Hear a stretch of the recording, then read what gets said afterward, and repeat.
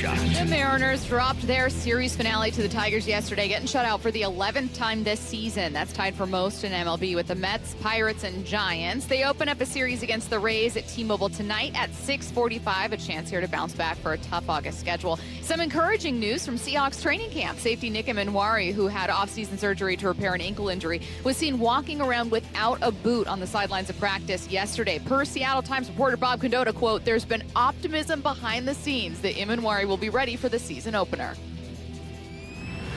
Snapshot brought to you by Miller Lite. When it's game time, it's Miller time. From the Quantum Fiber Studio. This is Bump and Stacy. On Seattle Sports. Streaming through the Seattle Sports app and at seattlesports.com. Now, here are your hosts, Michael Bumpus and Stacy Ross. Here we go now. The Mariners are running out of time. Curtis and I are live from Seahawks training camp. We got a lot of really fun stuff to get to with the Seattle Seahawks, but Curtis, I woke up this morning, much like I went to sleep last night, being worried for the Seattle Mariners. Now, maybe you're someone that just goes about your life and you're like, they lost, that's a bummer. I very much want this team to get to the playoffs, and unfortunately for me, maybe, and for I think many other people, I spent a good chunk of a very bad first half thinking they'll probably still do it, like it'll probably still be okay. You have less than 50 games to play. Yeah. You are out of first place right now, and you just got shut out for the 11th time this season. Time is one of those things in baseball that you have a ton of until it speeds up on you, and then you have no time at all. It's water in your hands. All of a sudden it gets to the bottom, and you're going, oh my God, exactly. I can't stop it. In May, you're telling yourself, it's okay. We've still got 100 games left. In June, you're like, we've got 80 games left. Even in July, you're kind of like, well, we got the season until second half. You got the trade deadline. It's a horrible division. And, they're bad. It's not like we convinced ourselves that, no, this is flukish. They were a bad team. But I've seen people kind of point to September and be like, well, you've got 17 of 22 against the Angels, the A's, and the Rockies. Okay, what about the games prior to September, the ones that are right in front of you, because you've got a series against the first-place Rays starting today. Yep. You've got a road series against the Yankees, who are firmly in the playoffs. You've got road series against the Brewers. You've got the Astros. You've got the Cubs. You've got the Phillies. Bad. Teams are in first place or teams that are all better than you. We look at this and it's like, if you enter September with a shot, then you're going to maybe make up some ground in that month. But, you're what? You're about what? 5 games under 500, something like that right now, and you've got the toughest portion of your schedule coming up. It's going to be really, really hard to tread water, and it's going to be really hard to make those games in September matter when you've got just a lot conspiring against you right now. Let's talk about what's conspiring against this team and kind of what they have to do. And I know that for a lot of people, this feels constantly and has felt all year long like a retread. But I will say this, and this isn't like an it's early thing. This is it's August thing. The playoffs are not tomorrow. And so me fundamentally as a person, even though I look at this and it feels like the writing's very much on the wall, I've also been wrong so many times when I thought that team's totally out of it. Now, I don't think this team's getting to a World Series. But I do wonder, can they make up ground against the Astros? You never know what's going to happen. Is there going to be some improbable thing? I think in order to do that, you need Cal, who I do not think is healthy. I don't care what I hear. I don't think he's healthy. Yeah. I just don't think you have that kind of drop-off for a 29-year-old catcher without obvious injury. And then Julio, he just hasn't quite become second-half Julio yet. You need those two things to happen. You're not going to have Cole Young carrying you to the playoffs. But you also just need a kind of fire and a want-to and a leadership. I can't snap my fingers, nor can this team snap their fingers and make Cal slug above 400. You just can't do that, unfortunately. And I'm sure he feels horrible, too. There are things that can be changed or that are more intangible but also more subject to improvement. And watching those things, Curtis, not be improved are what drives me crazy. Watching over and over and over again a team wave the white flag, a team have horribly sloppy play. I wasn't expecting the best defense in baseball. Sloppy play from a major league team feels pretty inexcusable. Yeah. There's a leadership void. There's a want to and a fire and an urgency void here. And I don't know where that comes from, but you need to see it because I'm not the only one mad here, Curtis. Cut 3. Take a listen to Jay Buhner after this game. This got ugly in a hurry, Ricky. I mean, I'm sorry. This is an embarrassing loss. I mean, the Tigers came in here and dropped a 55-gallon can on them. It's not good. And they better find a way to figure it out really, really damn quick. Because another really good ball It ain't club is gonna coming get in any, tomorrow it's not night. going to get any easier. Yeah. And it's going to be a special weekend. And the fans here and myself want to enjoy and celebrate with this team after a W. That sounds like a frustrated Jay Buhner who keeps it a buck. I'll be honest. I admire him for his candor. Jay Buhner has never minced words. It's not going to get better. And him after yesterday's game, you can hear it in his voice. He's so the annoyed. Frustration, and he puts it into great perspective too, because this is supposed to be the most fun weekend out of the entire Mariners calendar, where you've got all these legends, all these franchise legends coming back into town for this one weekend. We've never seen it before, where all these guys have been in the same place. You're gonna have Griffey. We know Alex Rodriguez is confirmed to be there. I'm sure Edgar will be there. You've got every franchise icon you can think of, except for like Kyle Seager and Luis Castillo. The only two guys we know aren't going to be there. But otherwise, there's going to be players that have been monumental to so many fans' lives. And this is supposed to be a weekend where you're just gaining momentum. It's kind of the capper to what should have been a really special season up until this point. And now it's kind of like, man, it on one hand, you're going to want to feel excited for what the pregame festivities will be, and you got the Alumni Home Run Derby after tonight's game too, but also it's like, I don't really feel in a very celebratory mood right now, especially given what we've seen out of this Mariners team. And yeah, they did have a nice win on, what was it, Wednesday night, but you look at the other two games that sandwiched that game, 8-0 on Tuesday, 11-0 yesterday. Pretty brutal stuff. From the 253, urgency has to come from the manager. I agree. This isn't me saying, like, Dan, you're not doing enough, get out of here, because there is a certain level of execution that needs to happen. And, like, Dan is not responsible for what we've seen from Cal. Dan is not responsible for Bryce Miller, with the tick down on his velocity month over month, looking, with an awful start yesterday. Dan's not responsible for that. Dan is responsible for culture.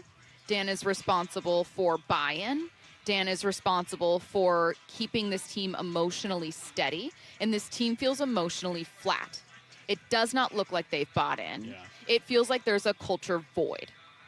What's Dan going to do? That's not my job. I'm not paid to tell you how to fix this team, but as someone who works in sports, has watched winning teams, has watched struggling teams, this is a team with all the talent in the world. Speaking of that 50th anniversary celebration, there are going to be current players. Think about that. Think of the number of players from this team that are going to be on the 50 at least a handful. At least a handful on the 50 all-time greatest Mariners list. And I'm not going to disagree with a single one of them.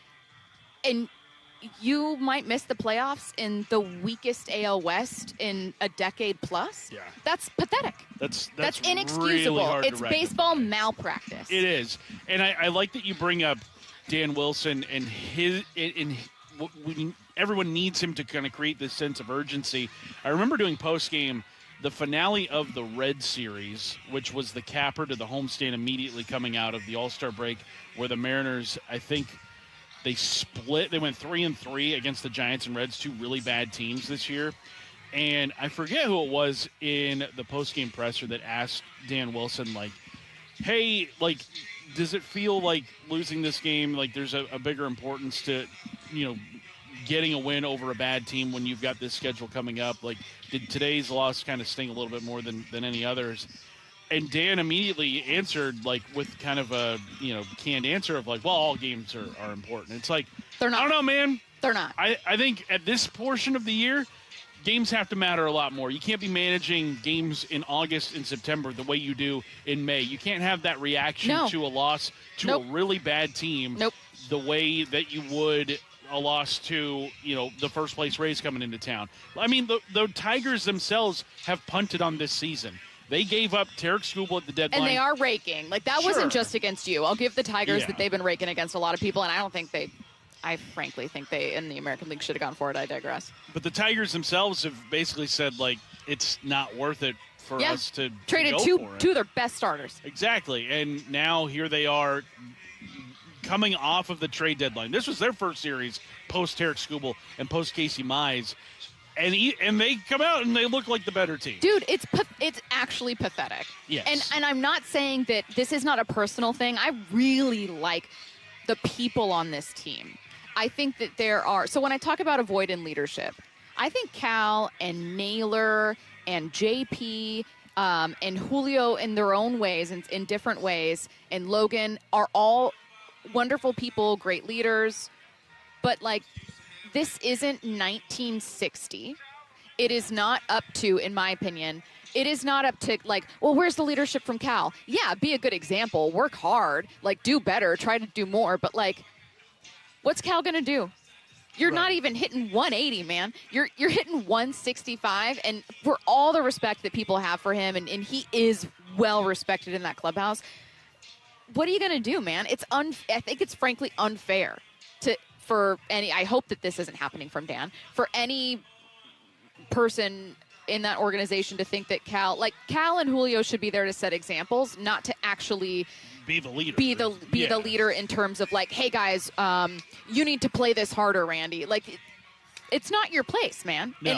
And so that's what I talk about, the void in leadership, where, like, there is something intangible missing here, and it drives me crazy. You can hear it in my voice. You can see it in the hand movements I'm making. It drives me crazy to see it missed day after day after day, month after month after month, and you are watching this season slip away from you. And that, to me, Curtis, is beyond disrespectful to the players you have here, to the fans you're going to have in the stands, and frankly, to the number of players you're going to be honoring who have put their own livelihoods into this team and weren't rewarded for amazing performances. Yeah, and I'm not going to complain every year a team doesn't make it to the World Series, because there have been, God, we were talking actually off air a while ago about that Braves. I was like, when do you think was the, like, best pitching staff ever assembled? And you went with the Braves. And I was like, how many World Series did they get out of that group? Only won one. They won one. They went to, like, so, 5, but exactly, only won one. Only won one. So far be it from me to be like, World Series is the expectation every single year. That's not what I'm saying. But what I'm saying is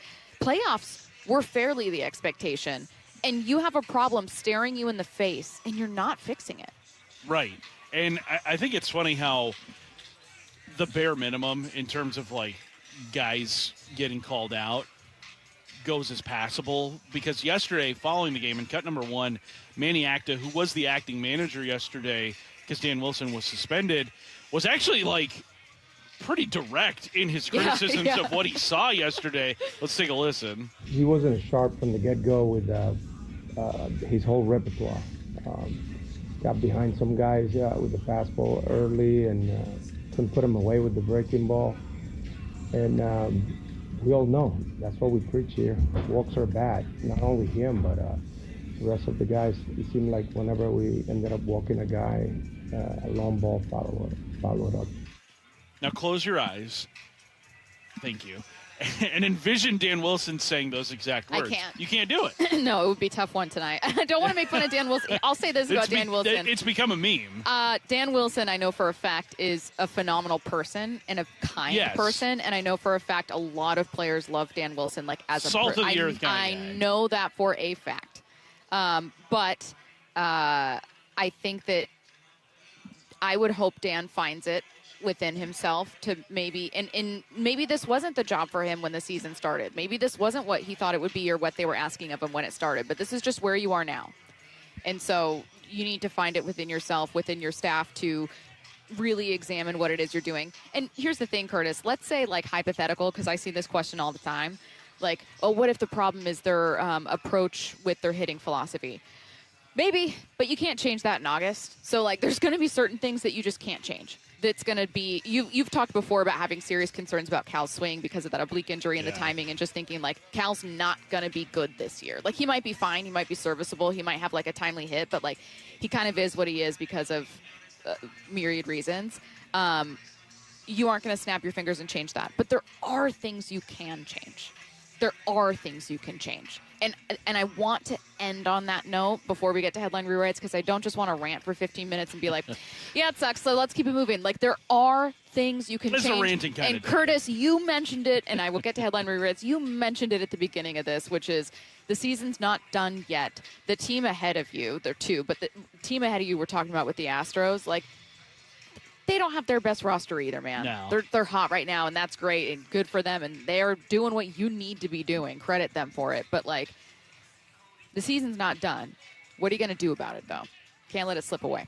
Let's get to headline rewrites. Extra, extra, Headline rewrites. We must make headlines. The real story behind the headlines in today's news. Powered by Bay Alarm Security Services. With Bump and Stacy. Headline number 1, Nick Eamon was seen without a boot during Thursday's walkthrough practice. What's the real headline? Everyone calm down, okay? Everyone fine. calm down. He's fine. He's fine. Now, I will say this. Bob Condotta, in his latest, talking about some kind of a Seahawks notebook from yesterday, he said Eamon was walking without a limp and said that there is belief inside the organization that he's going to be ready for week 1. I was doubting Would that. love to see that. For the record. Yeah. I was doubting that would happen. Well, I mean, gosh, just watching Hard Knocks. Now, Hard Knocks isn't like it's basically like a week prior to where we're at right now, the timeline of it. Yeah. So a week prior, Nick Eamon was on a scooter. He was scooting. in a boot. Scooting and booting. He was scooting. He was scooting and booting. But now, out of the boot, out of the scoot. So I guess, yeah, that bodes well. I mean, he's not out here today, at least not in pads or anything like that, like we're seeing. But if you had to bet your bottom dollar, my very bottom dollar, like the lowest, the last dollar, like the I last own. Dollar, your bottom dollar, you bet Is your he out bottom. there week 1? September 9th, yes, right? Yes, What? he's out there. Ah. I think he matters Nice. too much to a lot of Curtis, these. that was a fun twist. I thought for sure you weren't betting your bottom dollar. I was convinced. Look. Brother, I was convinced that dollar wasn't going anywhere. Headline rewrites. Headline number 2, the Mariners kick off their 50th anniversary weekend against the Rays on Apple TV's Friday Night Baseball. Come on. What's the real headline? Hasn't this fan base been through enough? Look. You can't even let us watch it on Mariners TV? I will say, though, God. they did do a solid, and they're going to put the Alumni Home Run Derby on Mariners TV Yes, which is tonight. great. So that'll follow the Apple TV broadcast. You're just going to have to switch apps. Or if you're watching on Apple TV and you subscribe via cable, then you just flip over to your cable. Yeah. I get that there's going to be some channel flipping needed. That's just what it is. Yeah. But, like, when I thought it wasn't going to be streamed at all, I was like, this is not cool, man. Like, I know that you kind of got a tough hand dealt by having that game on Apple. Like, the Mariners did not choose that. I will say, though. But you got to stream that, and I'm glad they did. Apple TV, the picture quality is immaculate. It is the best, best broadcast to watch with the volume off. But there is a great option that I don't think a lot of people know about, and I'm always trying to remind people of this. If you click the little waveform sound icon on your Great Apple advice, TV you guys. app, Listen. you can then switch the audio. Listen to me now. Listen. You can switch the audio to Seattle Sports, and you can hear Rick Riz and Gary Hill. It's great. perfect. No. You get Rick and Gary plus perfect picture. You can't ask for a better. Every time you viewing mention that, experience we at get at point. least one person going, oh, I actually didn't know that. I've been trying to Exactly. time it up with, like, the radio and then No. doing this. Can I also say something? Kevin and Callie goes, you can sure tell Stacey's been out for a few days. Poor Curtis can barely get a word in. Yes, but also, let me tell you, this is how it is. When you've been dying to talk about. I have Stacey's watched. a chatty Cathy. Listen, okay? I'm a chatty Cathy, but also I had so many thoughts after this game yesterday. I was getting so fired up and so the angry. group chats are on fire. I had no one to talk to about it. I have been dying to come in here and talk to Curtis and talk to you guys, like itching to get in here. But I will say this. I got. You had to perform your civic duties. I had jury duty on Wednesday. Yesterday, these just two happen to be aligned. I was getting my my front tooth is fake. I chipped it off when I was really little. Peeling back the curtain. Yeah, so I got it replaced. I have to get it replaced every 5-10 years or whatever. Anyways, I'm not. You learn saying, more about everybody with each day. I'm not saying that I was talking to the orthodontist about it. I was not. But like I had, when you get a filling and you have these like dividers all through your teeth, you cannot talk. But I have the game on my phone. It's midday. It's like 1 something. The game's going. And they were like, "Oh, so have you always been a baseball fan? What am I supposed to do here?" I hate when they talk to you. I hate when they talk to you at the dentist. I can't close my There's mouth. nothing I can say to this. It's Yeah. What am I going to say to I literally just paused for a moment like, I don't know what to do here. It's so pointless when they do that Huh? to you. Oh, it's Mina Kimes. Mina Hey, Kimes here. Hi, Mina. ESPN's Mina Kimes. Oh, we're We on are, it right now, but we that's will okay. gladly push whatever we need to Well, talk to yeah. you. Oh, I'll come over. We break in 2 minutes. Okay. All right. Just Mina Kimes. No Chilling. big deal. Yeah. Headline week. Matt, I wasn't done talking about my dentist strip. Matt was done with you talking about it. Headline number 3, the Panthers. New teeth is bright. Headline number 3, the Panthers beat the Cardinals with the last-second touchdown in the Hall of Fame game last night. What's the real headline? And if you already knew that result before hearing this headline, you have a serious problem. Michael Bumpus. Bump. He was watching it in an airport bar last night. Now, I get you're at the airport. There's not a whole lot for you to do, but, like, what are you doing with your time? He texted us and said, hell of a game, though. Yeah, he was coming down from the high of watching that game last night. I can't believe that he dedicated that much time to it. I will say this. I didn't even know what network it was on. I couldn't tell you. Yeah. The Hall of Fame game, no, I don't watch preseason games. I watch Seahawks preseason games. If the Seahawks were ever in the Hall of Fame game, I don't even know if I'd watch it.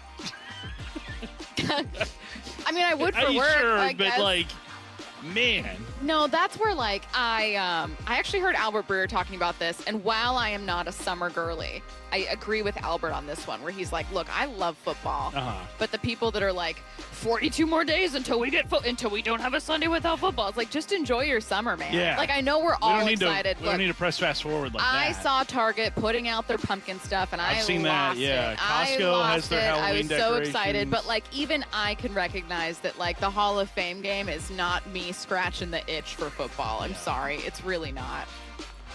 It's like only the sickos. I saw somebody on social media that was like, hey, I know this might be my worst tweet ever, but does anybody have a stream link for the Hall of Fame game? It's like, dude.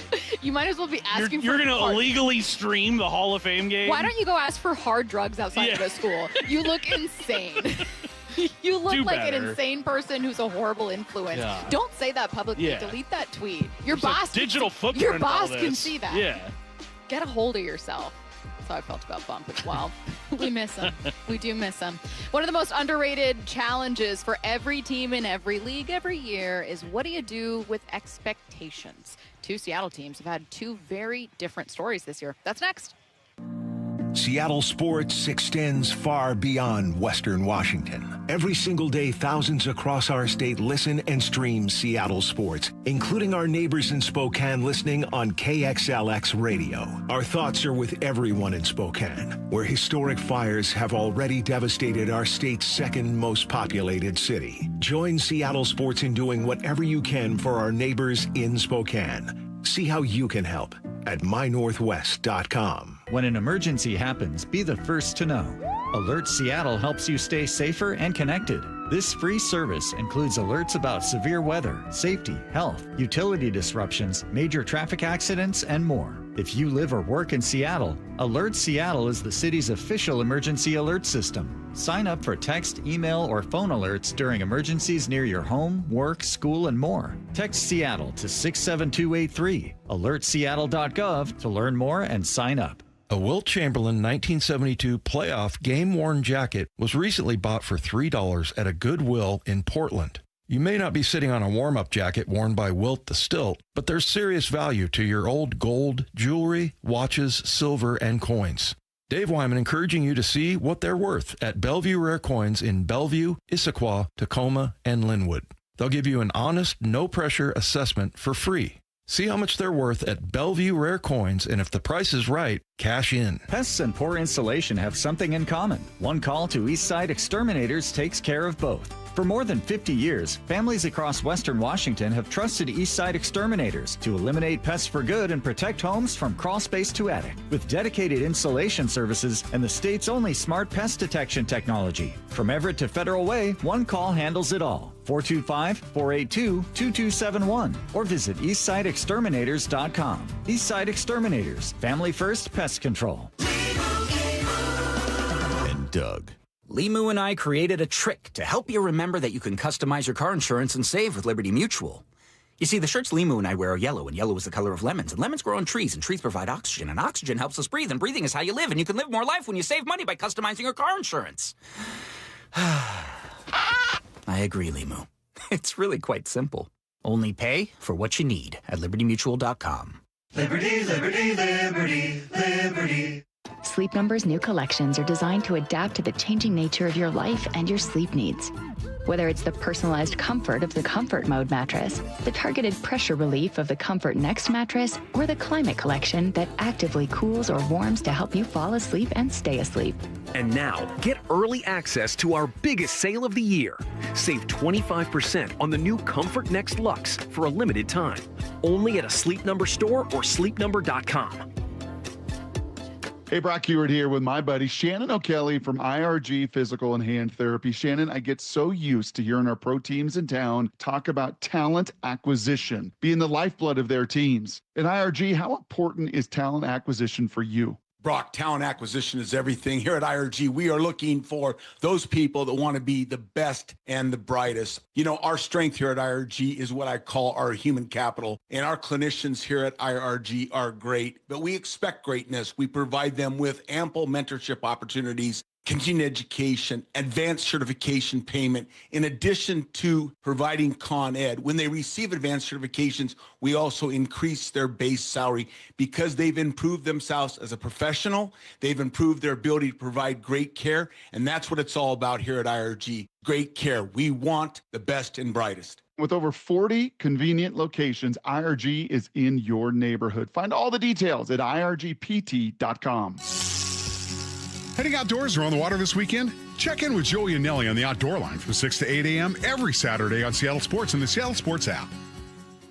Hey, Chuck here at Frank Lumber the Door Store in Marysville. We are back and open here Tuesday through Saturdays. If you're looking for doors, you need to come and see us. We have an incredible selection of doors to choose from, and currently you can take advantage of our quick turnaround time for pre-hungs and matchups. Please visit us here in Marysville at 1046 Cedar Avenue or Monday through Friday in Shoreline on 15th Avenue Northeast. And as always, don't forget to check us out online at franklumber.com.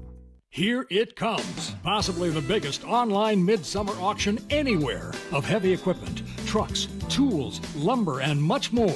Presented by the Murphy Auction Company, bidding is underway now. Featured items include a 2020 Bobcat E32i excavator with less than 1,000 hours, a 2016 Freightliner 2100 Hydrovac truck, a 2011 John Deere 310J 4x4 backhoe, and much more. 10 excavators, 4 backhoes, 11 forklifts, 5 boom and scissor lifts, 5 rollers, 28 golf carts, and more than 60 heavy trucks. But wait, there's more.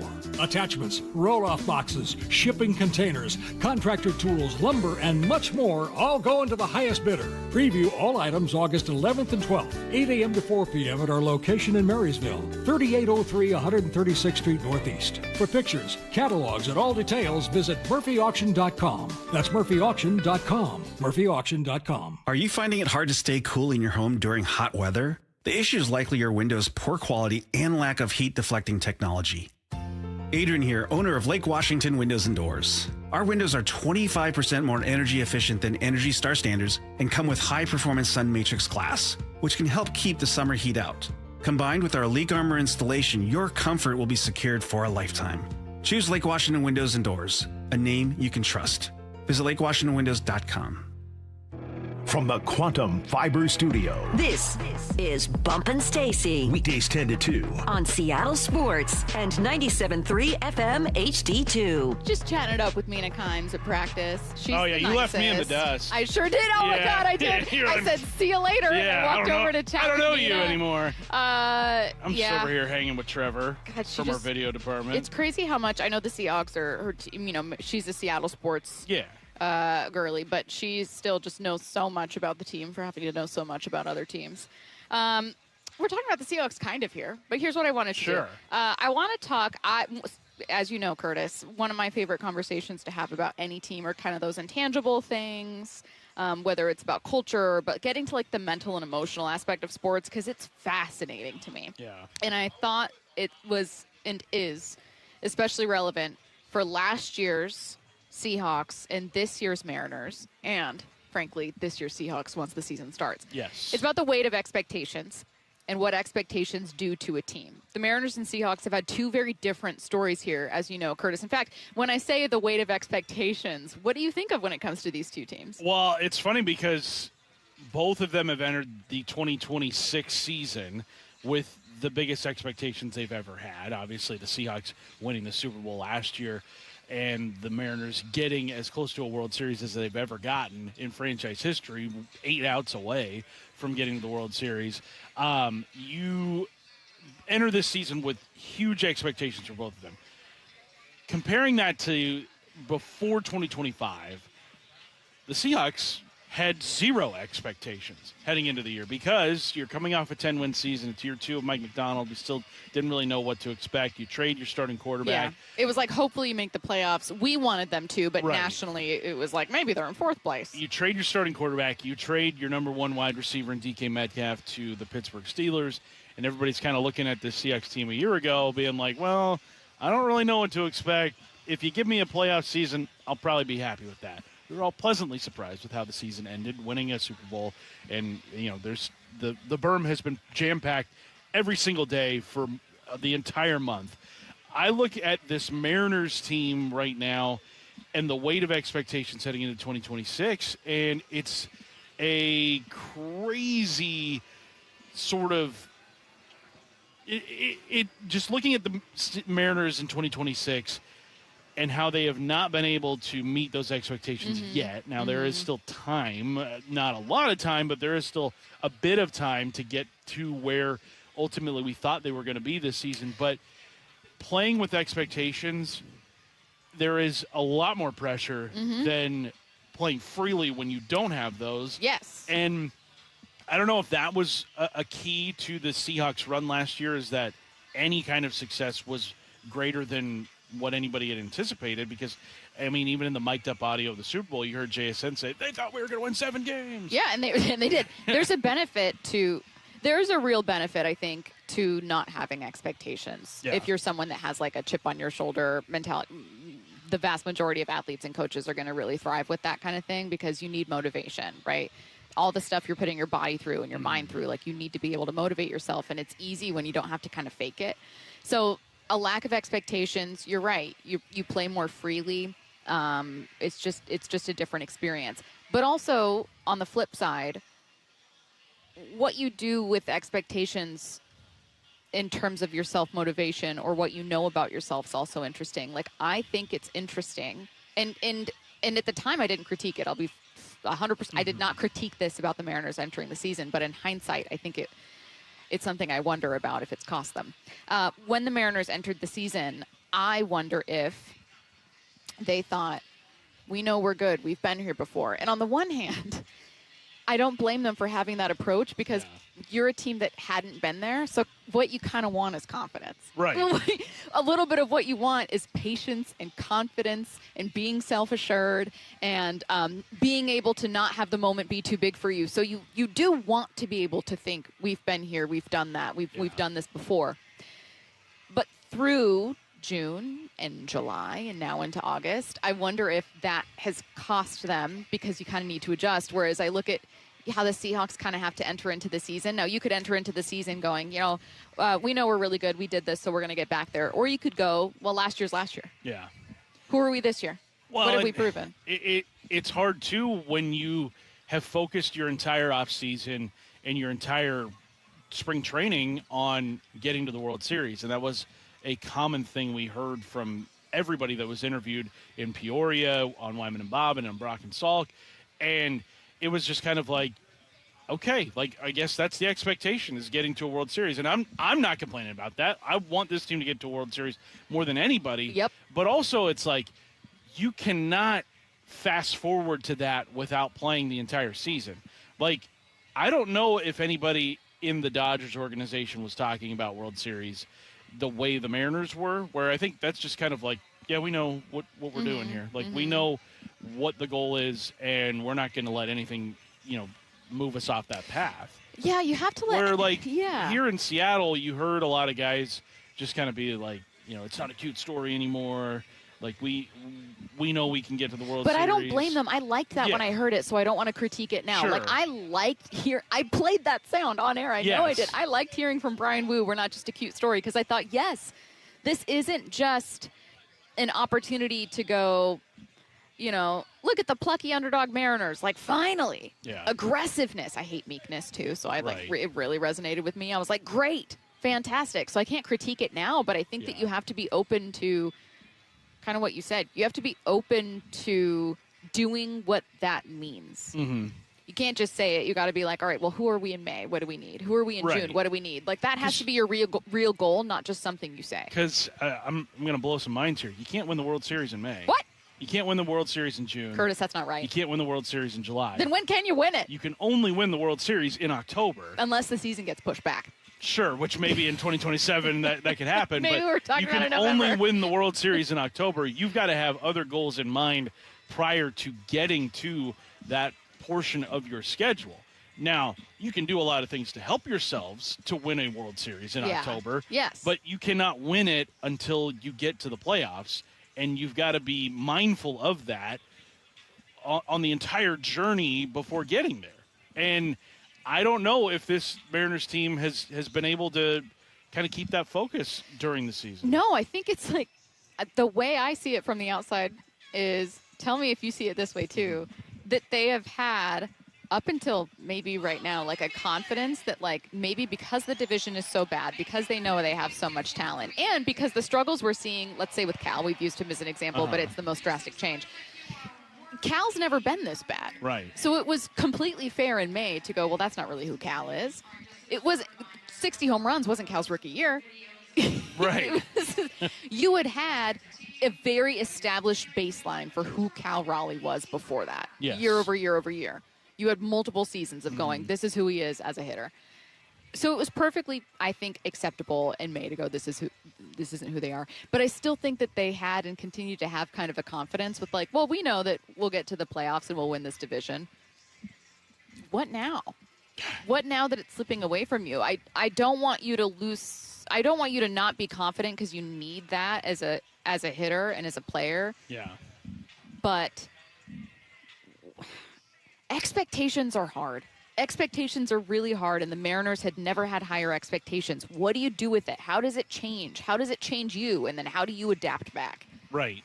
And I think you got to kind of throw out any sort of expectation of World Series right now if you're in that dugout and in that clubhouse, because there's no guarantee you're even going to make the playoffs. I think you have to adjust your goals of like, let's just get to the dance, and then we can focus on winning the World Series. Mm-hmm. Because right now, there are more important things, there are more important tasks at hand than just simply winning the World Series, because you're not going to get there if you don't make it to the playoffs. And making the playoffs right now should be the number one goal of this team. Yep. The World Series comes after that. That should then be the goal after that. But right now, get to the playoffs, please. Yeah. And series by series, yeah, right? You cannot look ahead and go, the Astros are probably going to fall off. We have a better run differential. No, our pitching's better. Right. You simply can't do it. So again, it's easy for us on the outside looking in to say, you just have to do this. And there's like an unreal amount of pressure and everything that these guys face. But it's a fascinating conversation. You're right, because for these two teams, the expectation conversation has drastically changed year over year. Like these are not two teams that had been, championship count, coming off multiple wins. And then the expectation is just, that's what it's going to be. These are two teams that either faced really low expectations, thrived, and then really high ones and didn't meet them, or in the case of the Seahawks, really high ones, and we just don't know yet. We don't know yet what they're going to do. We haven't seen it underway, but it's a very different feeling for this team, one they didn't have last year. All right. We are getting back to the Seahawks. We're obviously live at Seahawks practice from Virginia Mason Athletic Center. Brian Walters is going to join us at 11. Before we get to that, what a new Mariners record tells us about this team right now. Next. Sasaki, Raleigh, Alvin, the big unit. 1-2 pitch on the way. Swing and a miss and it's over. And he did it. He put it right on the rump of the old steer and burned it right in there. The top 50 Mariners of all time are unveiled tomorrow at 5:30 in a celebration 50 years in the making. The Mariners' 50 season celebration ceremony. Hear every moment live on Seattle Sports on 710 and the Seattle Sports app. Olympic Hot Tub has more ways than ever to achieve total wellness at home. Immerse yourself in a saltwater hot spring spa and let jets melt stress away. Enjoy a refreshing swim in an endless pool swim spa. Retreat to healing warmth and detox in a Tilo sauna. Then awaken mind and body with a cold plunge. You'll be saying, ah, in no time. Your path to wellness starts today at Olympic Hot Tub. Current specials with exciting savings at olympichottub.com. Better you, better life. Are you curious about who offers the best deals on top-rated Samsung, LG, and Sony TVs? The answer is surprising. It's not online, and it's not the warehouse clubs. The best deals on top-rated TVs are at Video Only. Don't believe it? Then check out the trade-in deals at Video Only. How about $500 for your old TV? Try doing that online. Before you buy that new TV, drop into Video Only. If you don't, you'll be sorry. Finding great candidates to hire can be like, well, trying to find a needle in a haystack, but not with ZipRecruiter. Its powerful technology actively finds and invites qualified candidates to apply to your job. So while other companies might deliver a lot of hay, ZipRecruiter finds you the needle in the haystack. See why 4 out of 5 employers who post a job on ZipRecruiter get a quality candidate within the first day. Try ZipRecruiter for free at ZipRecruiter.com/free. That's ZipRecruiter.com/free. ZipRecruiter. When you see this in your kitchen, the stainless steel fridge is covered in fingerprints. You hear this. Leslie, people are going to think you were raised in a barn or by wolves, or raised in a barn by wolves. Fortunately, Wyman Stainless Steel 3-in-1 cleans, shines, and protects to give you the best shine. A spray and a wipe will have your fridge shining like a mirror. Wow, my fridge looks brand new. Your fridge looks amazing, Leslie. Sorry, I was being a little dramatic earlier. Your kitchen says a lot about you. Let it brag with Wyman. Welcome to AutoZone. What are you working on today? My car is making this noise. Sometimes it's like doot doot, and sometimes it's like grrr. Do you have a dash light on? Oh yeah. Then we don't have to listen for clues. With the free Fix Finder service, we can read a check engine, ABS, or maintenance light to find the likely fix and even recommend a local shop if you need one. So you don't need to hear the grrr. Not with Fix Finder. Free at every AutoZone. Get in the zone, AutoZone. Restrictions apply. Out here, you know the drill. Animals are hungry, dogs are getting muddy, and you just noticed you're low on feed. Stocking up at Tractor Supply is easy on your wallet with our unbeatable prices on select shavings, retriever dog food, and Producer's Pride animal and poultry feed.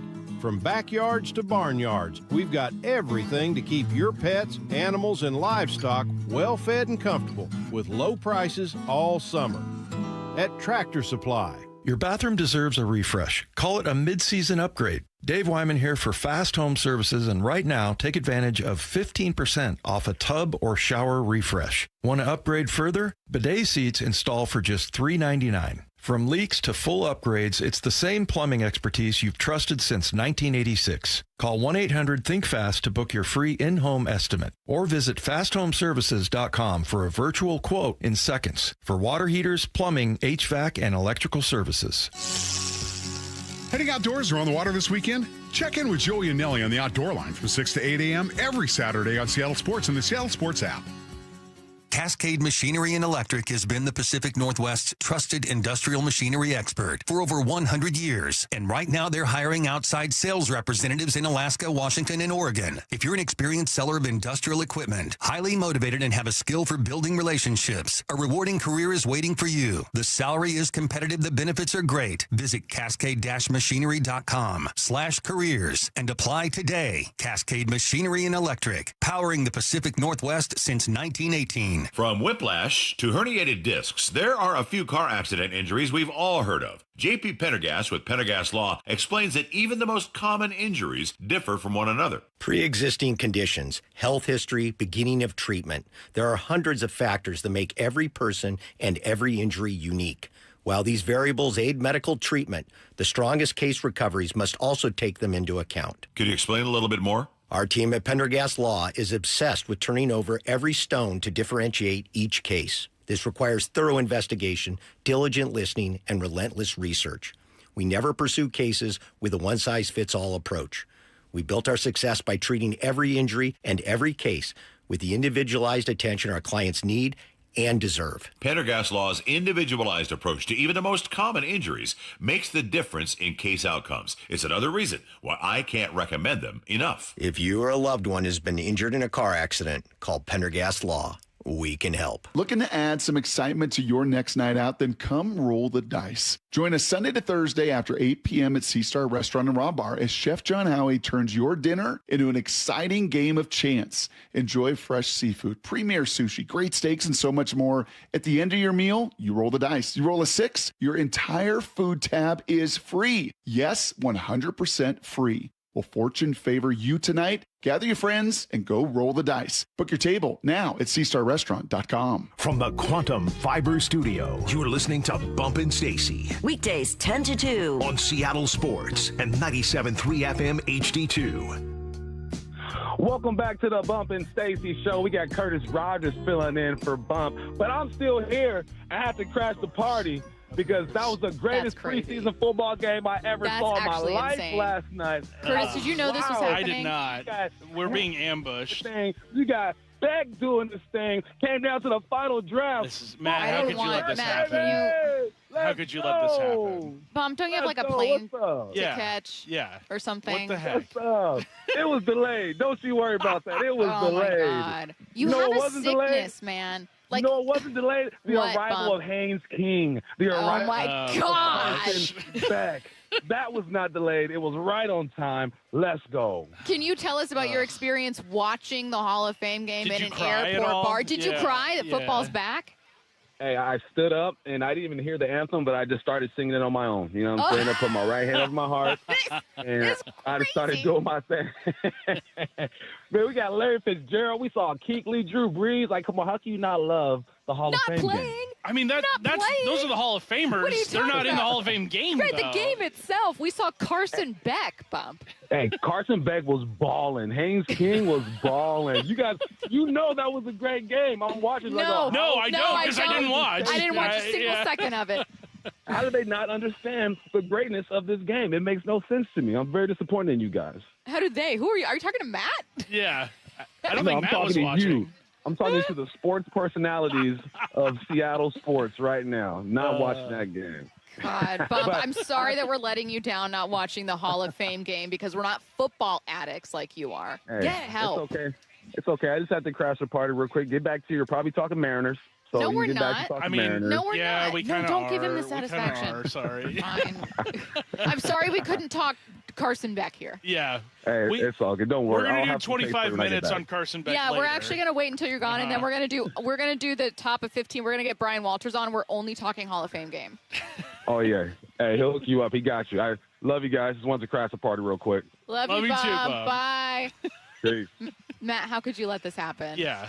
Like, did he pay you off? Oh, because I thought it'd be funny, and then it was funny, so I'm glad it happened. No, because listen, because obviously Bump's on a phone, he's at the airport, and I thought, even when I was talking, I was like, oh, is this like an audio issue? I'm just going to keep going.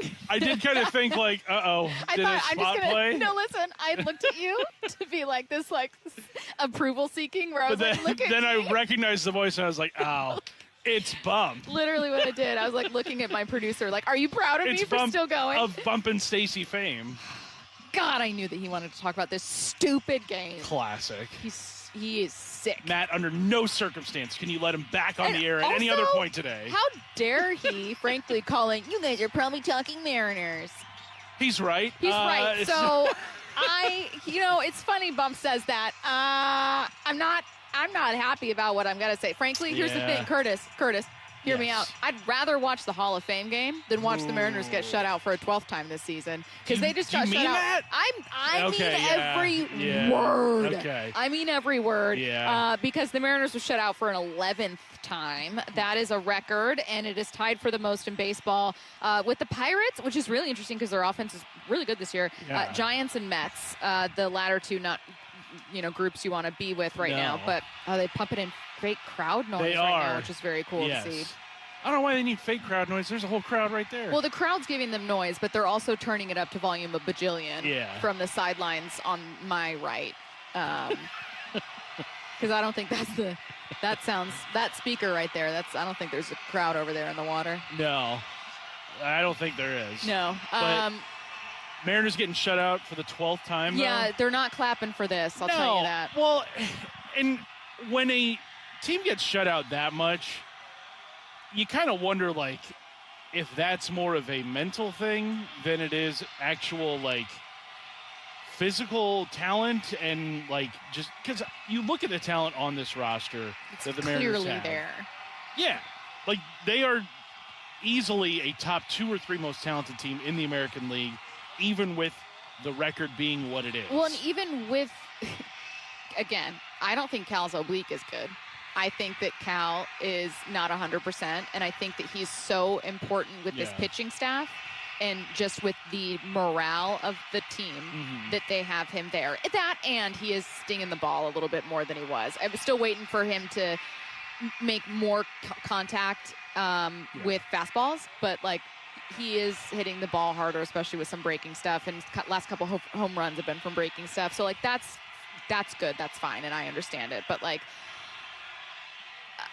overall, you're right. Even with that considered, like, the Astros aren't perfectly healthy. The Rangers just were straight up like, hey, PR flashing sign, we are selling. Right. DeGrom blocked a trade. Like, it's just, it's confusing. One of the most frustrating things about the run that they've been on, to me, in addition to the times they've been shut out, is the times that they've just fallen down early in games where you're starting the game out 1-0, 2-0, 3-0. That's what it was yesterday. You're down 3-0 before you even had an at-bat. Yep. Like, you don't even have a chance to give yourself a lead, really, by putting yourself in a hole that early. And that, to me, is that's obviously not on the bats in the lineup. That's on the starting pitching. That's on a lot of stuff. You know, people just walking through our set. I guess this is my question for you then. I'm glad you mentioned the roster being, even with injuries, even with absences, like, objectively better, because this is a record for the Mariners. They were shut out 11 times. That's a record. Even with the stats we've seen this year, there is, to your point, a 0% chance this is, like, the worst roster the Mariners have ever had. So are these shutouts, like, mental things? This isn't That's the like worst. really the only. You know what I'm explanation, saying? Like, this is not the worst Mariners team in terms of. I don't even mean in terms of talent. I mean, like, statistically where they are right now, not the worst ERA they've ever had as a team. Certainly, like. It does feel like this team does not respond to adversity. That's what I'm asking. In the way that other previous iterations of it have. Yeah. Especially, you know, from about 2021 to last year. Like, if the Mariners found themselves down, like, they would, you know, put up a good fight. But this 2026 version just has not been there in those games. They have not been able to claw their way back into any games. There just have not been opportunities this year where the Mariners have taken advantage of them. And once they fall down, and especially early in games, it just kind of feels like they punt on them. I totally agree. I think that that's more than anything. So I teased to this by saying what this stat tells us. More than anything, I agree with you 100%. That's what it tells me. It doesn't necessarily tell me, oh, this is the worst offense the Mariners have ever had. Like, yeah, there are other stats I can look at and say, wow, this offense is, like, really bad. But this is a team that mentally gets in holes and doesn't dig themselves out. Why? And how do they change that? Because they're going to need to. And we will explore that a bit later in the show. Coming up next, this team's trying to get back to a Super Bowl after winning it all last year. We know someone who's made that journey before. Seahawks Radio Network analyst Brian Walters joins us next. Wilson, Freddie, Ibanez, Ichiro. There it is, number 258, a Major League record for Ichiro. A celebration 50 seasons in the making. The top 50 Mariners of all time are unveiled during the Mariners 50 season celebration ceremony tomorrow at 5:30. Ahead of the Mariners and Rays at 6:50. Hear every moment live on Seattle Sports on 710 and the Seattle Sports app. Are you looking for the best deal on a new home? Discover the D.R. Horton Home of the Week. With new home communities from Lacey to Stanwood, ranging from the low 500s to the high 1 millions. D.R. Horton has the right home at the best value for you. Your new home is within reach, so what are you waiting for? Learn more about the D.R. Horton Home of the Week. Visit drhorton.com and schedule a tour today. D.R. Horton, America's builder, an equal housing opportunity builder. Do you need a new roof? Visit 3treeroofing.com to schedule your free estimate and secure $500 off your project this summer. Our technicians build a custom plan to ensure a high-quality roof installation every time. 3 Tree Roofing, your Puget Sound roofing experts. Lee Johnson Auto Family. The best path at that point was to stop for the night, and you go home and take a breath. She came back in the morning and bought the car. She was way happier. The LJ Way. Progressive provides protection for your boat and other outdoor vehicles so you can explore new things. Oh, I can finally try pesto. We meant like water skiing. I've just never had pesto. Or maybe take the boat somewhere new. I mean, is pesto spicy or sweet? Oh, guess we'll find out, right? Right. Bundle home or auto insurance with your boat, RV, or motorcycle and stay protected with Progressive while you explore. I don't know. Maybe I'm not ready for pesto. Progressive Casualty Insurance Company and Affiliates. Not available in all states or situations. Get in the zone, AutoZone. John's day is off to a slow start. So he heads to AutoZone, where he can get a battery for under $100. Lonnie, a local AutoZoner, tests his battery for free. Looks like he just needs a charge, and Lonnie does that for free too. In no time at all, John is back on the road. Ready to finish the day strong. Free battery testing and charging at every store. No hassles, just help. Get in the zone, AutoZone. Restrictions apply. Welcome to AutoZone. What are you working on today? My car is making this noise. Sometimes it's like doot doot, and sometimes it's like grrr. Do you have a dash light on? Oh, yeah. And we don't have to listen for clues. With the free Fix Finder service, we can read a check engine, ABS, or maintenance light to find the likely fix and even recommend a local shop if you need one. So you don't need to hear the grrr. Not with Fix Finder. Free at every AutoZone. Get in the zone, AutoZone. Restrictions apply. Out here, you know the drill. Animals are hungry, dogs are getting muddy, and you just noticed you're low on feed. Stocking up at Tractor Supply is easy on your wallet with our unbeatable prices on select shavings, retriever dog food, and Producer's Pride animal and poultry feed. From backyards to barnyards, we've got everything to keep your pets, animals, and livestock well fed and comfortable with low prices all summer. At Tractor Supply. Back to school starts now. Get long-lasting battery life on the Dell XPS laptop powered by Series 3 Intel Core so you can work from anywhere. Now starting at $699 with exclusive student pricing starting at $599. Complete your setup with savings on select monitors and must-have electronics and accessories. Limited time deals and free shipping on PCs and more await you at Dell.com/deals. That's Dell.com/deals.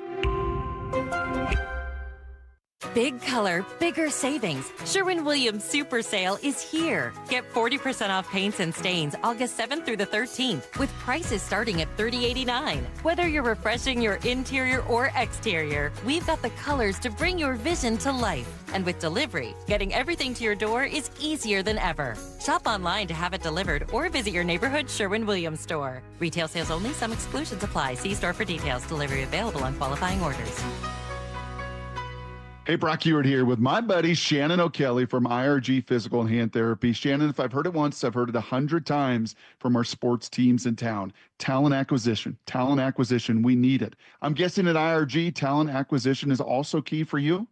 Absolutely, Brock. Talent acquisition is everything. You know, our strength here at IRG is what I call our human capital. These are the folks that work here at IRG with a passion, with a focus on building great teams, providing great care, and being involved in the community. We want the best and brightest. And if you're looking for an opportunity to be the best and brightest, IRG is the place for you. We will provide mentorship, continuing education, personal and professional growth. We have it all for you. We want the best and brightest. If you want to be a part of that team, all you got to do is go visit one of their 40 convenient locations. IRG is in your neighborhood. All the details as well, you can find them at irgpt.com. That's irgpt.com.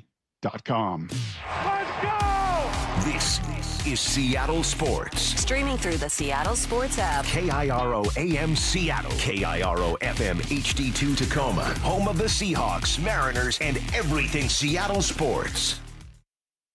Seattle Sports Snapshot. The Mariners dropped their series finale to the Tigers, getting shut out for the 11th time this season. That's tied for most in MLB with the Mets, Pirates, and Giants. Mariners open up a series against the Rays at T-Mobile tonight at 6:45. Some encouraging news from Seahawks training camp. Safety Nick Manwari, who had offseason surgery to repair an ankle injury, was seen walking around without a boot on the sidelines of practice yesterday. From the Seattle Times, Bob Condotta, quote, "There's been optimism behind the scenes that Manwari will be ready for the opener on September 9th. Snapshot, brought to you by Miller Lite. When it's game time, it's Miller time. From the Quantum Fiber Studio. This is Bump and Stacy on Seattle Sports. Streaming through the Seattle Sports app and at seattlesports.com. Now, here are your hosts, Michael Bumpus and Stacy Ross. Here we go now. Seahawks radio analyst Brian Walters, I almost said B-Walt, is joining us right now. He's more known as B-Walt. I answer to B-Walt as well. Yeah. Brian, I almost feel Who's bad Brian? asking you to turn your back to practice right now. It's for the cameras, so people watching our YouTube stream on Seattle Sports YouTube page can actually see you when you're talking. But I know that as a former player, you're like dying to be like, okay, and what's happening here? Can you tell us what they're working on right now? Well, first off, at least I don't have Jason Myers kicking football. Last time I was here, no. he was bombing this tent, and he was probably shaking aiming for everything. you. He was probably aiming for us, so I at don't least doubt this it. time I don't have to worry about that. He's a violent person. Notoriously difficult. Nearly Jason Super Bowl Myers. MVP, though. Yeah. That's true, nearly. You're right, yeah. Well, they actually just got done with doing a little kind of, I think, change of possession. They did a punt and then, mimic the offense going on, and they went one-on-one or ones versus ones, and then the offense just did a drive. So it's kind of just, they're trying to get into that game feel a little bit. Yeah. And now I think they're just back to their normal things here, a little team session here. The emphasis is probably like a team pass. It looks like it's team pass looking at it. And look at this. Sam JSN. I mean, smooth. Like they never left, right? I mean, that's just perfect. That was JSN right over the middle. Great catch. And beautiful. see, it looks like they got the timing down already. Yeah. So nothing to worry about, Seattle fans. Yeah, I hate to, give out state secrets here to the rest of the NFL because they're surely. It looks like listening Darnold's to targeting JSN. Yeah, I mean, I don't know if that's in the playbook this year or not, but I think they're going to be. I think they're working on something. Trying with those something two. new here. B-Walt, what was the most ridiculous scenario you guys practiced? Great question. Where Curtis. it was like, hey guys, if we're in a 4th and 32 and we need a play here, what was the crazy scenario? This is the earthquake for drill? starters, Pete, we practiced the drop kick situation one time Oh, where yeah. I was a punt returner, and you go and you call a fair catch, and then you can just have your field goal kicker go on and you have a free kick. Yeah. And we practiced that every once in a while. They I'm did. like, all Some right, team pulled that off. Was a it the couple years Patriots? ago. Was it Something Belichick? like that. Yeah. Or Yeah, I no, know. he did the drop kick where Yeah. the kicker throws it on the ground and kicks it and made an extra point. Yeah. But yes, did someone pull the you have to call a fair catch. I think so. Yeah. There it is. Then the kicker gets And it on you get, like a 1 tee or a point, holder right? or something. Yeah. You get something. I don't even know. I think it was the Chargers and Jim Harbaugh. They did say it recently. Yeah. So we practiced that. The most fun thing you practice, and every team kind of does this, is the kind of last hurrah miracle play where you have guys crossing, catch, then you're pitching it backwards, and you're throwing it across the field, and it's just, and every time you score. So everyone's like, this works. We're going to get this. And it never does in a game. But that was always the most fun one because, linemen are trying to get the ball. Yeah. They're trying to throw. And you're just lucky people didn't get hurt trying to do it. But What's it the was worst fun. one? The worst situation? No. What's the worst thing you do? Really You have to deep do at there. camp. Like if you could speak from just a receiver or special team kind of point of view, depending on All right. wherever you Yeah. might work, but where you're like, oh God, I hate this. So this was actually after the new CBA. This kind of stopped. But my first year in San Diego, it was like full contact 2-a-days every day, and then I hit the lockout. So I had to 100 experience degrees. one of them. Yes, but my least favorite thing to do was I was scout team kickoff return. And so they were working on kickoff coverage. And I'm a rookie, undrafted rookie. I'm just running this. And I'm on the front line as this 190-pound soaking wet wide receiver going against, his name is Brandon Seiler. He was like, big old Florida guy, 250-pound linebacker. Yeah. And I had never done this. I was a returner in college, right? I never blocked on kickoff return. And so I just remember rep after rep after rep, because that's what it was. Run it again, and you'd run back and do it, and I'd run 40 yards, turn my hips, and try to catch this block, and I'd get ran over every single time by Brandon Seiler. Like, just crush, and and the coaches are laughing because like, there's nothing, like, this is not your position, this is what you're gonna do, but good job, way to get in the way. I was like, oh my gosh, way to get in the way. Over and over again. You could hit in practice and stuff, so that was probably my least favorite thing ever to do. Luckily, I only had to do that for one season. Did you catch the Hard Knocks opener? I did catch it. How do you think your era of Seahawks teams would have handled that? Handled Hard Knocks, I think it would have been a great success. I think it would have been fun. A lot of personalities on that team. For sure. But it would have been a lot different, I think. I think it was almost like, the first episode was almost just like a perfect scenario, like, this is how a team's supposed to be right here. Like, that's what I got from that first episode. Well, and it's weird too, because in Hard Knocks normally we're looking at a team that is the absolute worst. Yeah, like a team that's won 3 games the year prior. They can't have made it for 2 seasons. And there's all this dysfunction, but like you said, it just felt like, wow. Yeah, like the worst, the drama they tried to pull is, someone said you got paid and you changed. And it's like, who cares? That happens all the time. Like, people are always trying to get in your head saying stuff. I mean, they're going to say, fans are going to say a lot worse to you. The opposing teams are going to say a lot worse to you. So, you might as well get used to it. So I thought that was kind of funny that was the one thing they really harped on. I did think Mike McDonald seemed pretty authentic, though. He did. But I also liked that he had a smile on his face. He was kind of like, this is... We're gonna go through this. This is nothing, but we're gonna make this a little something. Just, it was almost like he was acting. That's what I thought. Bit. Yeah. But I did get the feeling, part of it is that it's like confirmation bias, where like I felt like he was pretty authentic in watching it, but them having so much buy-in for a young coach who hadn't been a head coach before, I'm like, there's no way. I mean, you've been a player, and Bump's talked about this before, where he's like, you can just tell as a player where you're like, this guy doesn't believe in himself. Yeah. Like, this guy doesn't have it. Well, I think one of the good examples of that was when Nicky Manwari came into Coach McDonald's office right away. It was a great conversation. It was a great conversation, but it shows the players trust him, and they went to Coach McDonald for advice. Hey, what do I need to do? And Coach McDonald gave him advice. This is what I would do. I would do anything you can do to get back on this field, whatever that may be. Is it going to practice? Is it staying in the training room? Like, you do what's best for you. Mm-hmm. And I think Manwari really liked that, and I think that's just how he handles everyone out there, the players. He's a players coach like that, and so players just love to play for him because he is all about the player. Big scrimmage tomorrow at Lumen Field for these guys. Their first taste of being in the stadium. Yeah. What are you going to be looking forward to the most in seeing sort of the closest thing we're going to see to an actual game scenario with these guys? It's honestly it's not much different than what's out here right now. Really? They'll be a little more of what we just saw, where hey, here's a punt, it'll be a fair catch, offense take the field, more situational like that. There won't be hitting, there's not going to be anything like that, so it's still just, it's more scenario. But I think for the big thing for people, and this might seem like a little thing, people might not even think about this, but is a lot of these guys haven't played in a big stadium like that yet. Yeah. And so getting your eyesight, getting your eye lines, when you're a receiver, you're out here catching deep balls into the beautiful blue sky. Now you're in the stadium and you got some distractions. You got the stadium, you got lights shining down on you, and as weird as that is, it's just getting guys used to that, and that's what preseason's for as well. It's getting guys used to that stadium feel again, because I know a lot of them have done it, some of them haven't, but you haven't done it in a while. It's been a few months at least. So I think that's an important part for guys, just to get that, and then get another big thing too is get your game day routine going. Pretend it's a game day. Get your routine. Mm-hmm. What are you going to do? What are you going to eat? How are you going to handle, the hour or two before? What time are you going to show up? There's a lot of things guys are still trying to figure out, especially the young guys, the rookies, what they're going to do in the NFL. Manwari was, at least on Hard Knocks, in that conversation you talked about, still on a scooter. He was seen walking around on the sidelines at practice yesterday. Bob Condotta wrote for Seattle Times that the expectation within the building is still that he's ready to go week 1. I don't know, TBD. I mean, again, for the Seahawks, that's a day earlier than we all thought it would be on Wednesday, September 9th. That is not long from now. Assuming that, now, best case scenario, he can go. Assuming he can't.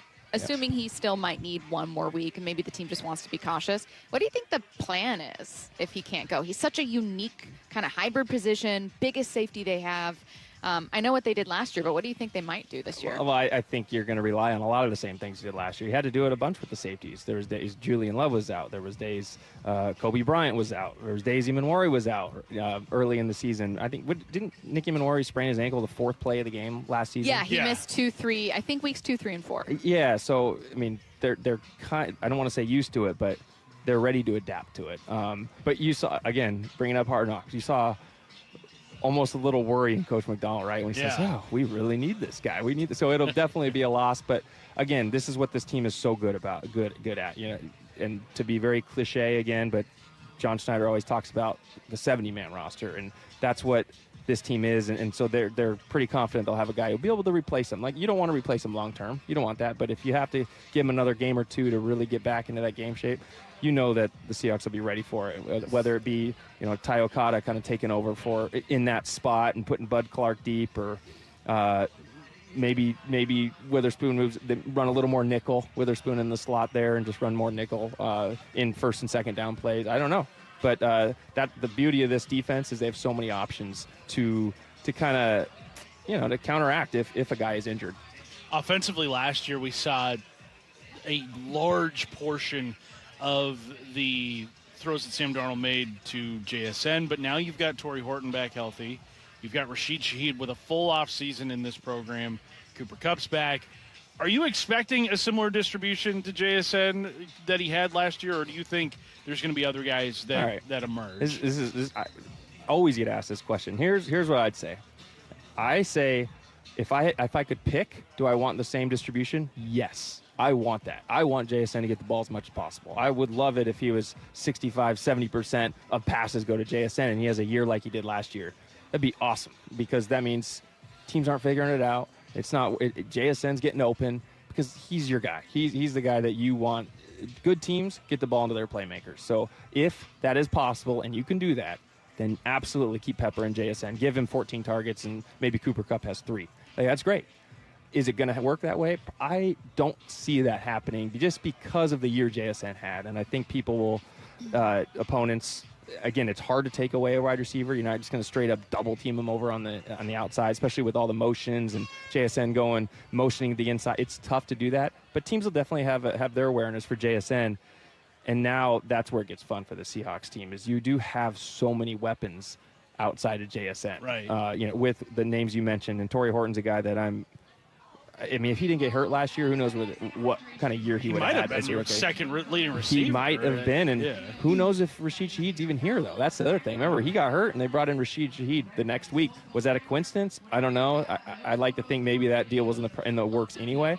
But, I mean, they have 4 guys as wide receivers that Sam Darnold will have no hesitancy throwing to. And we haven't seen kind of that depth in the wide receiver room in a while. Speaking of pass catchers for Darnold, it feels like there could be a big year here for tight ends. Bump has always been really, Brian, there's a spider in front of you, right in front of your face, that unfortunately you do. Just wants to listen. He's just dropping in. You should take him out Look at that. here. You want me to take him out? Nah, he's fine. He's not bothering anyone. There you go. I lost him. Now he's over by you. Now he's closer to you. And he's fine. I think that, sorry. Did you see Lindsey Theory on ESPN yesterday had like some huge bug come flying at her face too? God, that was in COVID. He's perched up on the support beam. In there. COVID, It's we fine. broadcasted from I broadcasted from my garage for all of our shows, and I was always terrified that there would be like on the stream or on the show like a giant spider would like crawl across my arm or something. Anybody. Yeah, I guess He's a big fine. Seattle sports fan. That's it. Bump has been a big proponent that maybe because of Brian Fleury's history with Kittle and the tight ends there in San Francisco, or maybe just because they have a really solid group here and we still want to see more from Elijah Arroyo, he's always been an advocate for like, I want to see more from the tight ends. How would you like to see them used this year? I think that's the big question mark going into this season is Fleury, the tight ends coach from the 49ers, and you saw what Kittle's been able to do. You saw what the tight ends have been able to do. I don't know if you remember week 1 last season. I mean, it was like tight end fest. Who could forget Jake Tonjes? Yeah, so like the tight ends were making plays against the Seahawks team. So I hope it's a big role for him. And A.J. Barn, I mean, he's got all the skills. I feel like this is his season that he's really going to come out on the national level. Yeah. You know, top 10 tight end maybe, hopefully maybe top 5 in stats. I mean, depends how many targets he gets, but I think that room is going to have a great year. And Elijah Arroyo, I think, is the one that you look at You say he was a rookie last year. That's tough, right? You always kind of give the benefit of the doubt there. And the skill set he brings, we still haven't seen. Yeah. We still haven't seen what he can bring, and having more confidence going into your second year. He's a guy that, man, some of these situations, maybe we see him out in the slot. A little bigger body, him being able to run by linebackers and things like that. So I think that'll be fun. The running backs group is another one. I think tight ends and running backs, just with that 49ers connection with Fleury and how they use the running backs and tight ends, I think we're going to see a lot more production in the pass game from them this year. You want to stick around for 4 football questions? I could do that. Great. I could do that. I'm so excited. Let's get to 4 down territory. This is 4 down territory, going inside the game with former Seahawks and Coug wide receiver Michael Bumpus. B. Walt in for Bump for this one. First down, you have been to back-to-back Super Bowls. What's the hardest part about getting back? Like after winning, what's the hardest part about getting back? Expectations. I think you expect to be back. I think that's the thing. So when things start to go wrong during the season, it's like, ooh, it's almost shocking sometimes because, but yeah, I think, one, you have a target on your back. Everyone knows who you are now. Everyone wants to be a piece of the defending champions. But now expectations, everyone expects you to be there. And so you can't surprise anybody anymore. And so you got to bring your A game every single game, or else people are going to be on you and say, hey, this team isn't like the team that was last year because look how bad they were today. B-Wall, were you listening to us in the first hour? Because we had a long conversation about expectations. We did. Yeah. We talked about it specifically with the Mariners, with just kind of how difficult it is to... Sorry to bring that up. Yeah, sorry to bring it up. Well, no, but it's interesting. And I do actually... I don't know that empathize is the right word, but like... I think the mental side of sports is always harder than people give it credit for. And people look at Cal or Julio swing through an easy pitch or a meatball or something, or they watch whatever and they just go, oh, these guys are bums. And it's like so many of them don't realize in a way that you do that mental grind is very, very real, especially when you have sky-high expectations. And so my follow-up, I'm not going to ask the follow-up because we don't have time, but we talked about, like, what do you think a team goes through when you don't immediately meet them? It's one thing if the Seahawks hit the ground running, but, like, what if the season starts and, I mean, you guys kind of did experience this. We did that. You know what I mean? What if the season starts and it's like, if you don't have the right people in the room or the right leader in the room and then things don't go right, well, then you guys are like, whoa, what? What is this? And I think that's what's happened for the Mariners is they kind of are like, what? Wait, but we're mostly the same team. This isn't working. What's not working? Well, we started 3-3, I think, the year after we won the Super Bowl. Yeah, you guys were 500 for a minute there, yeah. Made the big, I'm not going to say that was the reason why we started going on a roll, but it showed that the front office isn't afraid to make a big splash move. And they're like, nope, something's got to change. So it was like a message needed to be almost like sent. a message, I think. You know, hey, this isn't working right now. Let's go. Let's reset. Yeah. And then I think we rattled off. What did we win? We lost one game the rest of the season. Yeah, you guys went on a crazy run. So sometimes it takes something like that. But again, there is such thing. It's almost tough to get up for these early games after you've just experienced like the pinnacle of the sport. Yeah. But that's the process, and that's what you have to do as a player. Curtis, you want to ask the next one? Let's do it. Second down. All right, B-Wall, outside of JSN, who is your favorite receiver to watch on this team? Man, I have been loving watching Torrey Horton back and healthy. I have. Out here the other day, he was making plays in the middle. He caught a ball right in the middle on a tip ball, too. It was right in front of him, tip, adjusted his hands, made a big catch. He looks fast again. He looks out there. He looks like he's ready to pick up where he left off as that number 2, slightly, maybe 3 receiver for this team, because I think he brings a skill set that you don't really have from a lot of these guys. He's a little taller. He's lankier. He's a speedster.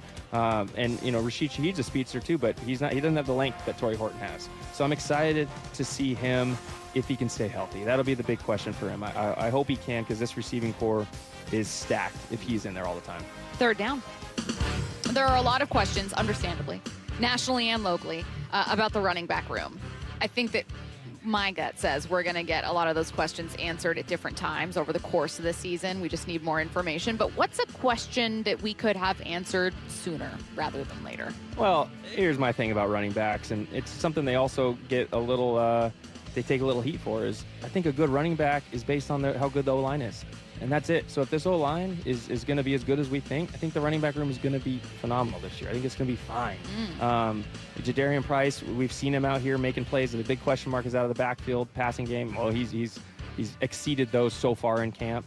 When Charbonnet comes back, we'll see how he is. George Halani has done his thing there, and Emmanuel Wilson's the vet. I mean, he's a guy that can step in as well. So I think there's a lot to look forward to in this room, but it all comes down to the offensive line. You can have Barry Sanders back there, and if the offensive line doesn't make the blocks, he's not going to get anything. Well, maybe Barry Sanders is a bad example of that. Yeah, I think I can block for Barry Sanders. But you know what I'm trying to say there. Yes. Just the fact that the offense, it's going to come down to the offensive line regardless. Speaking of the offensive line, I don't pretend to know how to watch offensive line with an analytical eye. However, you have played, you see it very differently. I have heard very good things about Anthony Bradford. I think he gets a bad rap too. I mean, he's a big man in there. He's stout and look, strong hands. He's strong. Yeah, he has a couple plays last season that you're like, what is that? But he's got huge calves. But he is a tough guy to move in that middle. So yeah. I mean, I'm for him. It's his position to lose. Really, that's what it is. Yeah. 4th down. Ewald, is there anything you learned about this year's Seahawks or Mike McDonald in that first episode of Hard Knocks? Man, it's exactly what I thought, and this is a good thing. I'm saying this, kind of boring. Yeah, it's a good thing. It's a good thing when I say it, but it's like, okay, like this is a team that's put together. Like this is a team that is functioning on all cylinders right now, and I don't think Hard Knocks is used to something like that. Usually you have a team that was a bottom feeder of the league, and they're trying to get back, and there's so much drama going on, but it's like this team's like, wow, this is how a fully functional team works. So in a weird way, in a good way, it was almost kind of boring in that sense. I think he was just more of like a therapist than I thought he would be. And again, I don't have that insight that you do in the conversations that players have with coaches. So in my mind, I imagine it is much more a hierarchical. I'm not even going to try. Structure where you don't get a ton of face-to-face time with a head coach. But I was, look, Emanwari is going to get more face time than a random person. But you keep going back to that conversation he had with Emanwari, which I thought was perfect because it's just he's so candid and so he knows the right thing to say. Yep, and I think part of this too, just to kind of go off that, is Coach McDonald. What you can tell he really cares about his players, because one thing he really brought into it, his wife and his kid were a big part of it too. They showed them a lot, but also breaking down a team after practice. Hey guys, go see your families. Yeah. Go, and he doesn't give them a time frame. He's not like, hey, we're in meetings in an hour. Go. He's like, hey, go see your families. Do what you guys need to do. Good practice, and then we'll see you in there when you do. But he cares about that. These guys all have lives outside of football. They're giving up. There's a lot of sacrifice at camp. You don't see your family. So for a coach to acknowledge that, and he recognizes that, I think that's a cool picture that they painted at Hard Knocks. As someone constantly fishing for compliments and attention, I appreciated Mike McDonald congratulating players on new additions to their families and then saying, actually, we're expecting another. No one says anything. Silence. He's and then you say congratulations. Yep. And now you clap. Yeah, I was like, wow, I've totally been there, and I very much identified with that. Yeah. So congratulations to Mike and Stephanie. I'll say it for them since they didn't get immediate applause. That was pretty funny. I it's really chuckled funny. at that. Yeah. B-Walt, thanks for taking the time. Yes, and we'll let you go. There's a lot of practice left to watch, so now you can get out of here and actually go watch some football. I forgot it was behind me. Yeah. It's ready to welcome you back, and we will shift gears and take a listen to the most awkward answer ever from Jim Harbaugh. Seattle sports extends far beyond Western Washington. Every single day, thousands across our state listen and stream Seattle sports, including our neighbors in Spokane listening on KXLX radio. Our thoughts are with everyone in Spokane, where historic fires have already devastated our state's second most populated city. Join Seattle sports in doing whatever you can for our neighbors in Spokane. See how you can help at mynorthwest.com. Olympic Hot Tub has more ways than ever to achieve total wellness at home. Immerse yourself in a saltwater hot spring spa and let jets melt stress away. Enjoy a refreshing swim in an endless pool swim spa. Retreat to healing warmth and detox in a Tilo sauna. Then awaken mind and body with a cold plunge. You'll be saying, in no time. Your path to wellness starts today at Olympic Hot Tub. Current specials with exciting savings at olympichottub.com. Better you, better life. Ward C. Moeller and Associates reminds parents swimming is a healthy outlet for kids if we remember to put safety first. Make sure your children are visible by a responsible adult or lifeguard at all times. Sign your children up for swimming lessons and provide them a flotation device for added safety. Always check swimming conditions in advance and coach your kids to never swim alone. Best wishes to all our kids from the entire team at Ward Seamuller and Associates. Family owned since 1955, providing top quality services for all your land surveying needs. Here it comes, possibly the biggest online midsummer auction anywhere of heavy equipment, trucks, tools, lumber, and much more. Presented by the Murphy Auction Company, bidding is underway now. Featured items include a 2020 Bobcat E32i excavator with less than 1,000 hours, a 2016 Freightliner 2100 Hydrovac truck, a 2011 John Deere 310J 4x4 backhoe, and much more. 10 excavators, 4 backhoes, 11 forklifts, 5 boom and scissor lifts, 5 rollers, 28 golf carts, and more than 60 heavy trucks. But wait, there's more. Attachments, roll-off boxes, shipping containers, contractor tools, lumber, and much more all go into the highest bidder. Preview all items August 11th and 12th, 8 a.m. to 4 p.m. at our location in Marysville, 3803 136th Street Northeast. For pictures, catalogs, and all details, visit murphyauction.com. That's murphyauction.com. murphyauction.com. Hey, Chuck here at Frank Lumber the Door Store in Marysville. We are back and open here Tuesday through Saturdays. If you're looking for doors, you need to come and see us. We have an incredible selection of doors to choose from, and currently you can take advantage of our quick turnaround time for pre-hungs and matchups. Please visit us here in Marysville at 1046 Cedar Avenue or Monday through Friday in Shoreline on 15th Avenue Northeast. And as always, don't forget to check us out online at franklumber.com. For over 113 years, Pacific Lamp and Supply Company has been your #1 lighting specialist in Washington, from the Space Needle in Seattle all the way to the Riverwalk in Spokane. With the largest lighting inventory in Washington, Pacific Lamp's knowledgeable and experienced staff can assist with any lighting issue, including intricate lighting and control designs. Plus, they work with all utilities in Washington to get you the best available lighting rebates. Pacific Lamp and Supply Company, Washington's lighting experts since 1912. Visit pacificlamp.com. Pests and poor installation have something in common. One call to Eastside Exterminators takes care of both. For more than 50 years, families across Western Washington have trusted Eastside Exterminators to eliminate pests for good and protect homes from crawl space to attic. With dedicated installation services and the state's only smart pest detection technology. From Everett to Federal Way, one call handles it all. 425-482-2271 or visit eastsideexterminators.com. Eastside Exterminators, family first pest control. Heading outdoors or on the water this weekend? Check in with Joey and Nelly on the Outdoor Line from 6 to 8 a.m. every Saturday on Seattle Sports and the Seattle Sports app. Hey, baseball fans, Rick Riz here. I'm excited to introduce you to my good friend Keith Dashafy, owner of Pella Windows and Doors of Western Washington. Keith? Thanks, Rick. At Pella Windows and Doors, we pride ourselves on delivering top-quality windows and doors that enhance the beauty and energy efficiency of your home. Our products are built to last with innovative designs and exceptional craftsmanship. Whether you're looking to upgrade your windows or install new doors, Pella has you covered. That's fantastic, Keith. Don't wait. Schedule your free appointment today at PellaPNW.com. Need a lift? Levitt Machinery is now your authorized JCB dealer in Washington and Oregon. From telehandlers to track and wheel loaders to excavators, JCB equipment is built to work as hard as you do. Whether you buy, rent, or lease, Levitt Machinery is here to support you. With expert service and local parts in stock, LevittMachinery.com. Talk to Levitt Machinery today. Stack it, reach it, lift it, Levitt. Guys, if your energy is down, your workouts feel harder, and your drive isn't what it used to be, it may not be aging. It could be low testosterone. At Revive Health here in Seattle, the first step is simple: a free testosterone exam and consultation with an experienced medical provider. We'll review your labs, symptoms, and overall health to determine if testosterone therapy could help improve your energy, strength, and performance. And for a limited time, qualified patients can get started with a free month of TRT. Revive has helped over 120,000 men since 2011 improve energy, sleep, mood, and confidence. If something feels off, don't ignore it. Get answers and take control of your health. Call 206-529-1111. That's 206-529-1111. Or visit revivehealth.com. Revive Health, elevate your vibe. Must medically qualify. Terms apply. Contact Revive for full details.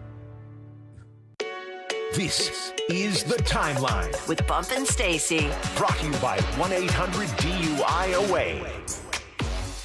Taking a look around the timeline on Bump and Stacy, Curtis Rogers in for Michael Bumpus. And we are live from Seahawks training camp, where you can hear not only a big crowd here, but some crowd noise getting pumped in for drills. So it is very loud. Forgive us as we move the through crowd timeline. noise, it reminds me of like being on a airport tarmac. Yeah, where it's just pretty loud. It is loud.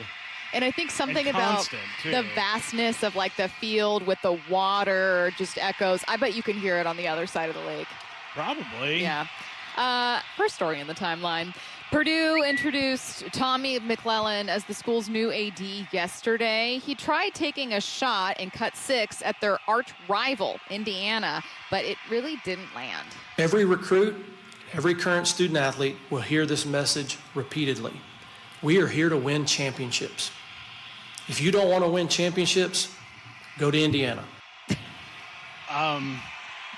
Sir, they're the reigning national champion. Oh my God! In college football, just so happens to be the Indiana Hoosiers. You know that's objectively hilarious, and like that's a great. You couldn't, if you wrote that as a joke for a show, you'd be like, is that too on the nose? Maybe we should make it a little less obvious. Like, that's the joke we want to get to, but that's so good. It's like, I don't know, man. They have the current title. If you don't want to win, it's not like they won it 25 years ago and they're still, clinging on to that. No, they have the most recent championship in the biggest sport in college. If you don't want a job in tech, then go to MIT. We don't stand for that trash here. I wonder how resident Purdue fan Mike Lefko feels about that line. That could not have sat well with him. He's the biggest doom and gloom sports fan. Which is weird because I get it as a Titans fan. Mike has experienced a lot of pain, and Purdue has obviously famously as a number 1 seed been hugely upset before, but he's also experienced. They went to a Final Four. They went to a Final Four. Yeah. Like it's. I forget that he's a Purdue fan sometimes because he didn't go there, did he? No, he went to Syracuse. No, he went to Syracuse. Yeah, I forget that everyone who went to Syracuse will tell you they went to Syracuse. Much like people who are from LA will tell you they're from LA. Those are the two truths of life. Next up, Chip Kelly had a pretty forgettable run as UCLA's head coach. Coming up in Cut 7 here, former Bruins Eric Kendrick and Anthony Barr shared a wild story of how Chip Kelly put his bonuses ahead of recruiting. He would get, I think, a certain amount of money for every kid that got above a 3.0 GPA. So he brought in all these walk-ons. Wow. And I'm just like, where's this LA talent? Because when he was at Oregon, it was like no dudes Thomas, on the field, right? Dang, that's actually crazy. I didn't even know that. I didn't even know that either. I didn't know you could do that. I found that out. I'm like, that's really interesting. So everybody knows this. It's football first. What is it? What is it? School first. School first. Football second. That's what they say. Should have got like a band of you guys just be like, we're gonna flunk this quarter, and we're all gonna get D's together, or maybe like C-. We're still gonna pass and be eligible, but we're gonna take his money out of his pockets. I love the idea of Chip Kelly. Hey, Coach, why do we have 16 kickers? Yeah.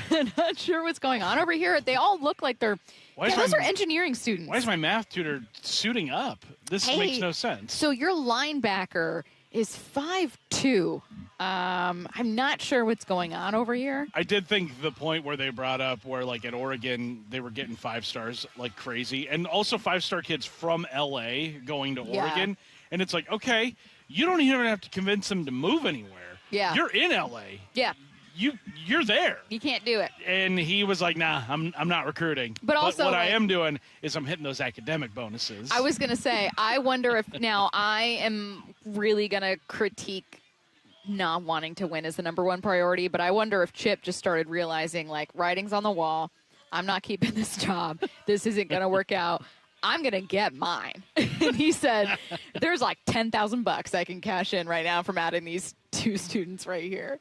I remember at the walk-ons. very end of his UCLA tenure, because he didn't get fired. He took the Ohio State offensive coordinator job. He left UCLA's head coaching job, a fellow Big Ten job, for an OC job at a conference rival. And I remember he was also rumored to be in the running for the Seahawks offensive coordinator job, too, that year, if I'm not mistaken. Was that the year Ryan Grubb got hired, or was it? I think so, because it was the year prior to that. It might have been the year Ryan Grubb got hired. I know we talked about Chip with Gino, But Yeah. wasn't Grubb fired prior to the team moving on from Gino? So maybe we were talking a lot. I think so, yeah. And then Gino did play under Chip as OC in Vegas. Yes, this last year. Yeah. And it did so not the go rumor well. had legs. Sure. But I don't remember when we were all talking about But it. I remember, I remember talking to somebody with the UCLA program because we were at the point where it's like, is Chip Kelly coming to Seattle? And I texted somebody to come on the show with us who was from the UCLA program, and I was like, hey, what's going on with Chip? Like, is this real? And he's like, honestly, I don't know. Like, this is somebody within the UCLA program. I'm not going to name names, but he was like, dude, I have no idea. Like, I really can't answer for Chip at this point. So there was some frustration within the UCLA program, too, where they were just like, dude. Yeah, we don't know what's happening. I don't know. Yeah. All right, next story here. Jim Harbaugh can't help being his painfully awkward self. It's why we love him, or you hate to love him, or you love to hate him. Cut 8, he joined Colin Cowherd on Thursday and gave this very confusing answer on defenses evolving. How many changes can you make to a great defense? You always. I mean, it's. I think these defenses, these systems, they're always evolving because they have to. And there was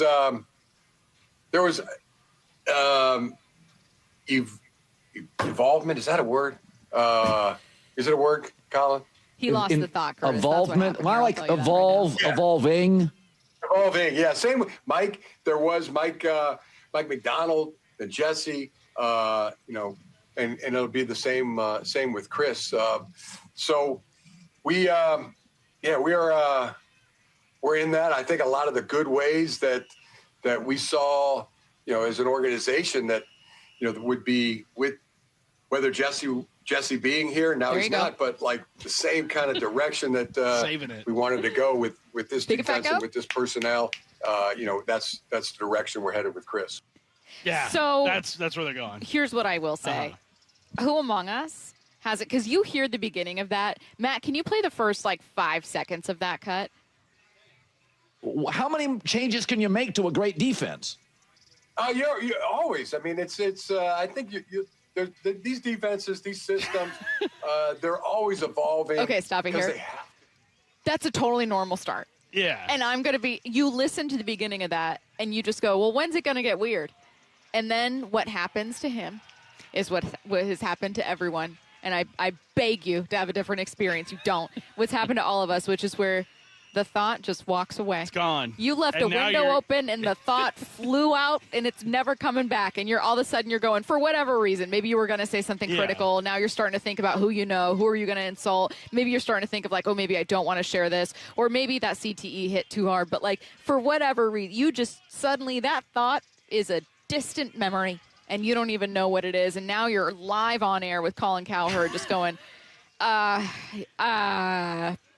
evolve, evolutionize. Is that a word, Colin? What do you have to say about that word? Give me 5 seconds here, Colin, if you could. That happens to me when people come up to our set here and act as though we're not on the air. You get distracted. I get very distracted because they look like they want to begin a conversation with us, and it's kind of like we're busy. I can't just be like, sir or ma'am, please go away. We're in the middle of something here.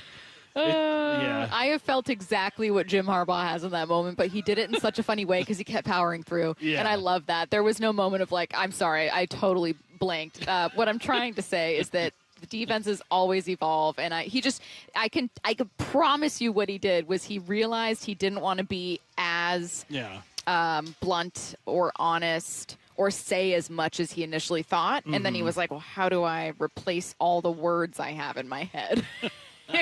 He didn't have anything. God, I love that answer so much. It's so amazing. Just, it's, well, Colin, it's a good question. It's a great question, one that I have an answer to that I'll give you eventually. Time for the IRG injury report brought to you by IRG Physical and Hand Therapy. Luke Raley will undergo season-ending surgery to repair a tear in his left forearm. Also, Nick Emanwari, who had ankle surgery, obviously, in the offseason, is out of his boot, was walking around in practice yesterday. Bob Condotta of the Seattle Times reporting the expectation within the building, at least, is that he'll be ready to go for that September 9th season opener. All right, back to the M's for a little bit, and then at noon, hoping to grab a player once practice wraps. And then looking like D'Anthony Bell. Looking like D'Anthony Bell, going heavy football in the noon hour. It's all coming your way next. Seattle sports extends far beyond Western Washington. Every single day, thousands across our state listen and stream Seattle sports, including our neighbors in Spokane listening on KXLX radio. Our thoughts are with everyone in Spokane, where historic fires have already devastated our state's second most populated city. Join Seattle sports in doing whatever you can for our neighbors in Spokane. See how you can help at mynorthwest.com. Welcome to IRG's Sports Injury Update. We're with Shannon O'Kelly, physical therapist and president of IRG Physical and Hand Therapy, and our guest, Dr. Kim Harmon, Deputy Chief Medical Officer of the NHL and head football physician at the University of Washington at Sports Medicine Clinic Husky Stadium. Dr. Harmon, tell us about sudden cardiac arrest in athletes. Sudden cardiac arrest is the most common medical cause of death in young people. And so while it's relatively rare, particularly in some sports, it can be reasonably common. It happens about 1 in 2,000 in men's basketball players that are NCAA. And so when an athlete collapses, you should consider that sudden cardiac arrest until proven otherwise. So if an athlete collapses, they may have some seizure-like movement. Don't be fooled that that's a seizure. You should implement your emergency action plan. That involves calling 911, getting an AED, an automated external defibrillator on the athlete, and starting CPR if they remain unconscious. If you put an AED on somebody and they're not having a sudden cardiac arrest, it's not going to do anything. It won't shock them. And so it's just really important to recognize and then to start the emergency action process. And diagnosis, I mean, you know, we have these preseason physicals. I mean, can you detect this electrical dysfunction in an athlete? You can detect about 2/3 of the things with an ECG. A regular physical, listening to the heart and listening to the history, is pretty unlikely to detect some of these things that mostly people are born with. Just be prepared. That's the key here. Be prepared. Yes. Good stuff. Dr. Harmon, thank you for your time. With over 40 neighborhood clinics around Washington, IRG has you covered. Let IRG be your family's physical therapist. Find the location nearest you at irgpt.com. That's irgpt.com. This summer, there are 250 reasons to join T-Mobile. Girls trip? Booked. And switching to T-Mobile helped make it happen. With Experience Beyond, switch and get $100 back. Plus, $650 in value in built-in plan benefits. That's $750 in your first year, guaranteed. And honestly, that $100 back, I'm putting it towards the zip line. Now that's how you do summer. Exactly. Best switch I ever made. This is just one reason to join T-Mobile this summer. There are 250 reasons. Find yours. Savings based on the value of benefits included with Experience Beyond, like entertainment and 1 year of AAA Classic and Dash Pass on us. Benefits may require activation. See plan for details. Get $100 via virtual prepaid MasterCard with eligible ported, no cash access, and expires in 6 months. Issued by Sunrise Banks, NA, member FDIC. Allow 8 weeks. Hey, you mind keeping it down up there, please? KeyBank will meet you in that I need new neighbors moment. Rick, it's your mortgage loan officer, Beth. I was in the neighborhood and wanted to let you know your home loan application's been approved. Beth, you're always there for me, and not a moment too soon. Are your neighbors bowling with grand pianos again? And apparently raising livestock? Ugh. For every financial need, we'll meet you in the moment. KeyBank opens doors. Equal housing lender. NMLS number 399797. The home of the Mariners. It is gone! Cal Raleigh, 2-run home run! Hear every pitch on 710 and the Seattle Sports app. If there's one thing you can count on, it's 24/7 protection when you bundle home and auto insurance with Progressive. And if there's two things you can count on, it's your smoke detector battery dying at 3 a.m. Not 3 p.m. on a Saturday when you have nothing going on. But in the middle of the night, when you're fast asleep, Oh, come on! get 24/7 protection when you bundle home and auto with Progressive. Just one more thing you can count on. Progressive Casualty Insurance Company affiliates and third-party insurers. Not available in all states or situations. This is the story of the one. As a maintenance engineer at a beverage manufacturing plant, he starts his day knowing every line is ready to run because Grainger delivers the industrial-grade products he needs to keep mixers, conveyors, and packaging equipment moving. With Grainger's vast selection of bearings, belts, and motors, he keeps operations running smoothly, so nothing grinds to a halt. Call 1-800-GRAINGER, click Grainger.com, or just stop by. Grainger, for the ones who get it done. So, how's your research going? Surprising! After I figured out the top-rated TVs in our price range, I went shopping for deals. And who's the best? It wasn't the internet, and it wasn't the warehouse club. But? It was video only. They had better deals on the Samsung, LG, and the Sony TVs that got the highest scores. Better than online and at the club? I know! Video only beat them all. And now we can afford an even better model for the same price. My research really paid off. If we buy it video only. Exactly. Otherwise, we'll be sorry. At Video Only, you won't find huge stores with refrigerators or microwaves, but you will find the best deals on top-rated TVs, soundbars, and monitors. Shop around. Just make sure you visit Video Only, because if you don't, you'll be sorry. In South Center, Bellevue, Linwood, Federal Way, and Tacoma, Video Only. From the Quantum Fiber Studio, you're listening to Bump and Stacy. Weekdays 10 to 2. On Seattle Sports and 97.3 FM HD2. You know, Curtis, I'm going to be honest about the start of the show. While we had a lot of fun talking Seahawks with Brian Walters earlier, and, you know, while we have still a ton of fun to come, we're going to be joined by D'Anthony Bell, talk about some of our takeaways and a look ahead to the rest of the offseason, take a look around the NFL. I feel like a lot of our Mariners conversation has understandably been kind of a bummer. And yes. I have found that, God, what have I had now? 3 separate segments where we just kind of said, hey, being shut out for an 11th time is horrible, and it's time for most in MLB. And, oh, my God, we need to have more leadership, and this is a bummer, and I hate this. It's been a lot of ranting. And I needed to get some of it off my chest. I'm going to be really honest. Like, I needed an outlet for it. And I know that people listening have probably felt the same. Maybe they're texting friends or they're texting into the show, or like you're angry and you need to like release it. However, I also don't want to feel down. Yeah. And so I am challenging myself to go, okay, well, what's here? You know more about baseball than I do. So like, what's here to be fixed? I mean, I don't see a team that is going to be as good as I thought they could. Right. I think that's definitive. But can they be better than they have been? I think they absolutely can be better than they have been, because the pieces have never been more in place than they are, at least at the beginning of the season, compared to, you know, seasons prior. Like, this team has the big league talent to compete at the highest level. Then they go out and add Taylor Ward, a guy who I think they've long had interest in, and it just finally made sense for them to go out and get at the trade deadline. It remains to be seen what kind of impact he could have. Mm-hmm. But I think this Seahawks team, or this Mariners team, I'm in a room with all sorts of Seahawks logos. I got distracted. But we've been going back and forth all day. Right. But I think you look at what the Mariners can do this season, there is obvious room for improvement in a lot of places, but also I still think there's also, you know, the potential for reinforcement as well.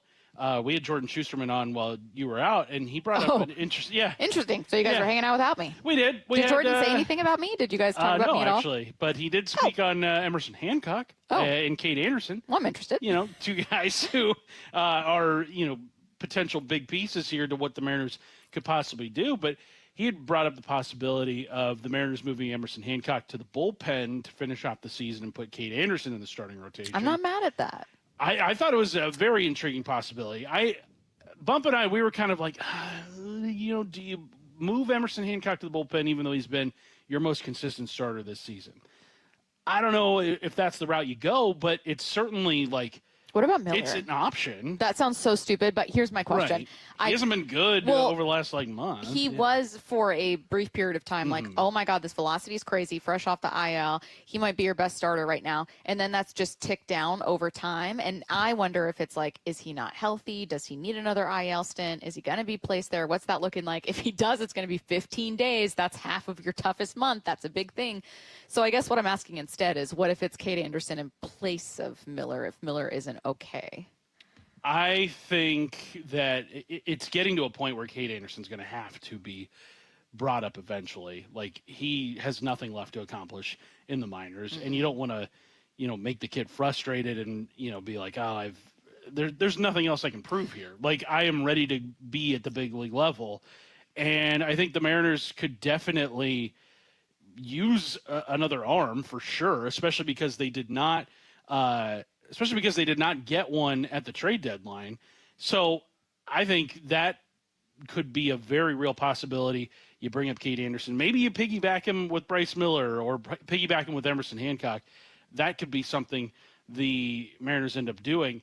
But, I mean, that is an option that exists to improve this roster. It's very intriguing. What about offensively? Offensively? Because tell me your very honest thoughts about Cal and Julio. I think that... Just be very honest. I don't think Cal is ever... I don't think he's going to find it this season. I really don't. Why? What do you think's wrong with him?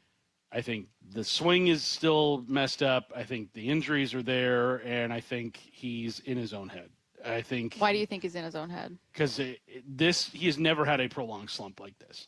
When a guy is slumping months into the season, we're on month 4, I think.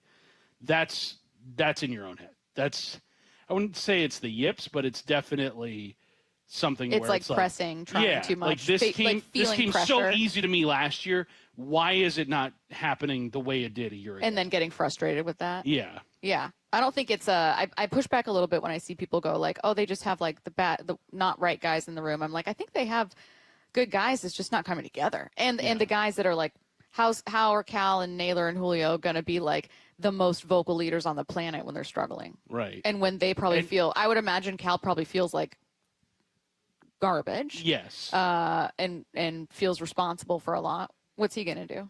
Right. Tell someone with a better average right now, just do this. Yeah, and if you're a guy who's not necessarily part of that like leadership group in the Mariners clubhouse, and you're like, well, this guy's hitting 160. Why am I going to listen to what he has to say? Okay, so what now? What, like, how do you? Well, you can't have this offense. You can't have the offense like this and make the the one guy that I'm still confident in that could have a good finish to the season, even though it has been a prolonged slump for him too since about the end of month of May, is Julio, because this is normally the time of year that he has done this. Unfortunately, again, it hasn't happened yet, but his sort of cratering this year has been significantly better than what it's looked like with Cal at his worst or Naylor at his worst. Naylor started the season off so terribly. He's actually getting on base. He's getting on base. That average. The power is not there. He hasn't homered it over. That's what it is. He's getting on base. He's hitting singles, but he's not hitting home runs. But Julio is the one guy offensively that I look at and say, like, there's something there. There's got to be something there. He did hit a home run recently, I believe, if I'm not mistaken. But that's one guy that I look at and I say, okay, all these guys collectively have struggled this season. Yeah. That's the one I'm like, okay. He can do something. I want to respond to something. The 425. Someone at Seattle Sports needs to be the first one to declare this Mariners season's toast, just to be a contrarian and state the most logical outcome. Everyone's still trying to offer hope. There is no hope. I'm not doing this to, like, sell you some idea. I genuinely, in the first, going into the second week now of August, I think that this is a division that can be won. And I don't know, who I am as a person is someone who's going to go, okay, well, what could they do here? If you were in the NL West, I'd be talking about, well, why didn't they get rid of Randy at the deadline? And why didn't you do this? And what about this? And, do you just put Cal on the IL and end a season and let him get healthy? And if he needs, let's say he hypothetically needs surgery, go let him do that so he's ready for spring or whatever it is. But you're not. Right. You're in the worst division in baseball right now. And I'm sorry, but just because you, 425, thank you for listening, but just because you fundamentally disagree with me, I don't think the season is absolutely positively over. It is just a way worse one. Yes. Objectively way worse than most people thought it would be. It doesn't mean you're right, and it doesn't mean I'm right. And, like, I don't think that, like, I think people sometimes confuse, and 425, I'm not saying you're doing this, but I think people sometimes confuse being super negative with being really smart. I think so, yeah. I do. And because I think that we conflate any level of hope or optimism with, like, a lower IQ take or a naivete or anything. Sometimes it's just looking at the reality of the situation and going, we still have Julio. Yeah. You have Julio and some solid pitching, and let's see what Cade looks like, and you're in a horrible division. That's not wrong. It's being curious. Yeah. And frankly, yeah, hopeful. Probably a little bit. All right, back to the Mariners here. We'll see if we can grab D'Anthony Bell as practice wraps up. It's coming up next. Sasaki, Reynolds, Tino, the boomstick. Hit a ton, deep left field. That might leave the entire ballpark, and it did. Boomstick, baby. Man, did he kill it. The top 50 Mariners of all time are unveiled tomorrow at 5:30 in a celebration 50 years in the making. The Mariners' 50 season celebration ceremony. Hear every moment live on Seattle Sports on 710 and the Seattle Sports app. Klein Jewelers is all about celebrating big anniversaries. What's a big anniversary? Year 1, year 5, year 25. If you forgot about it, you'll find out just how big it is. No matter the year, Klein Jewelers is here to help you celebrate with something beautiful. Maybe it's a 3-stone ring that honors your past, present, and future. Maybe it's a new band to stack or the diamond upgrade you've been dreaming about. And while we love anniversaries, we're here for all life's special moments too. Klein Jewelers by the Fountain in downtown Edmonds. Your jeweler for life. If it's blocking your view, keeping your yard dark or shaded, or impossible to mow around, get rid of that tree or stump this summer with P&D Tree Service. They'll do it safely and quickly, cleaning up your yard in the process. P&D Tree turns multi-day jobs into a few hours, saving you time and money. One tree or land clearing, they have the tools and expertise for the job. They specialize in large tree removal.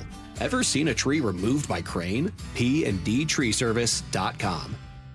Guys, I'll never forget the first time I saw somebody get results at our clinic. He was an 81-year-old man who hadn't been intimate with his wife in over 8 years. Viagra had stopped working for him, and he was desperate for help. After several treatments, he walked into my office and told me he couldn't believe the results. Needless to say, this was a very happy man.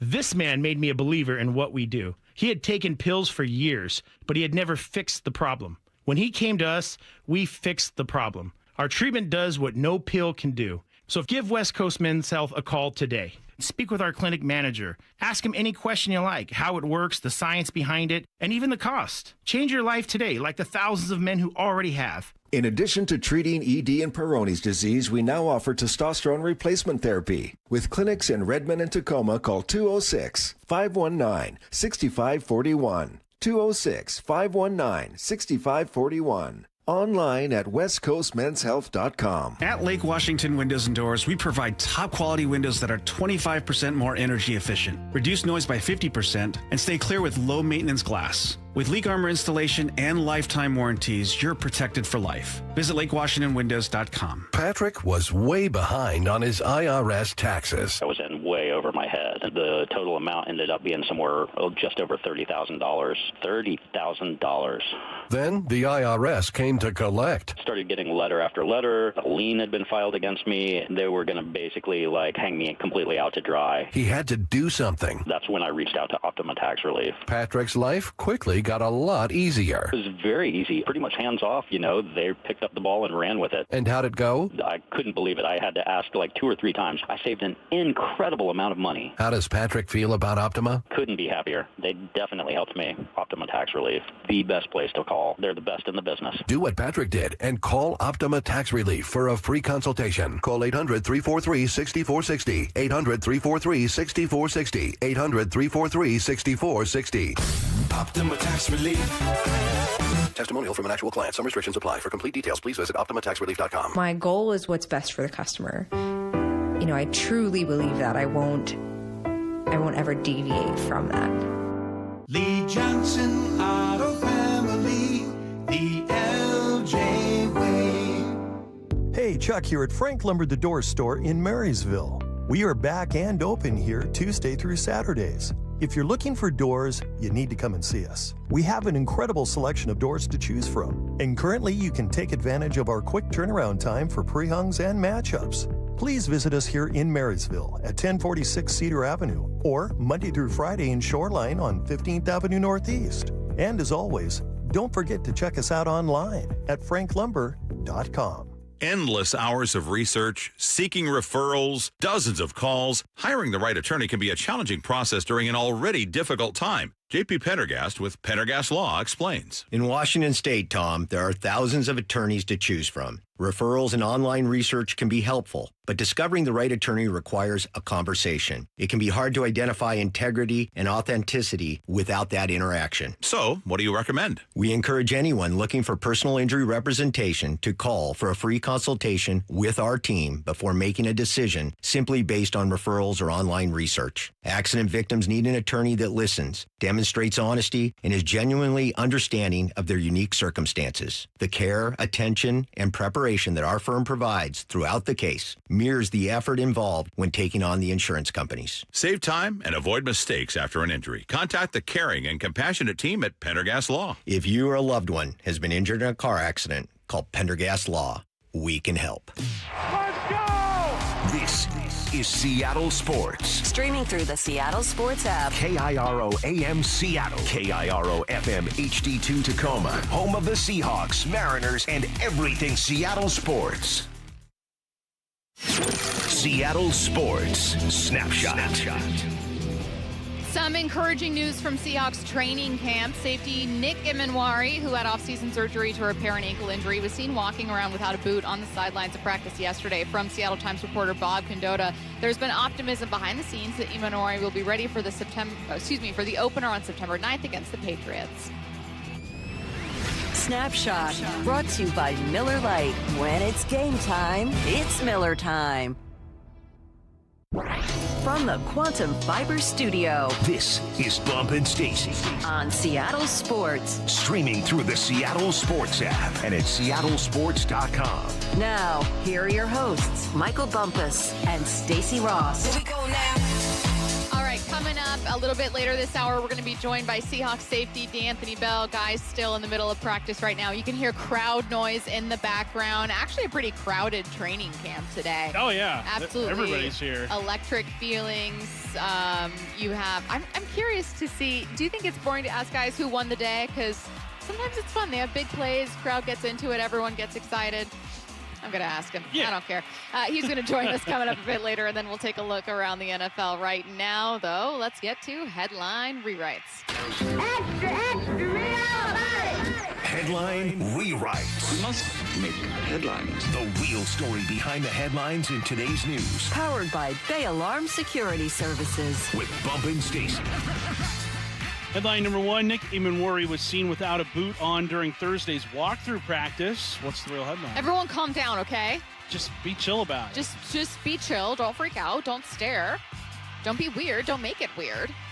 But what if he's ready to go week one, Curtis? I asked you if you would bet your bottom dollar that he plays September 9th, and you said yes. I think he does. There was, I think, what was it, Albert Breer who said last week, like, I don't know if he's going to be ready for week one, but... He didn't look it on Hard Knocks when he was booting around, scooting around. Look, no one looks ready if they're on the knee scooter. I've spent a portion of my life on a knee scooter. You have. It's no fun. People like Matt Nelson make fun of me for it. And as he should. Look, there's nothing I can do in those moments. Hang on a minute. Nick messed up his ankle playing professional contact sports. You tore your Achilles crossing the street, and and I fear that's the same. And it's part of your story, but it That's does unfortunately work against you in this case. I'm just saying, would you make fun of Nick Imanwari in the same way that I was made fun of?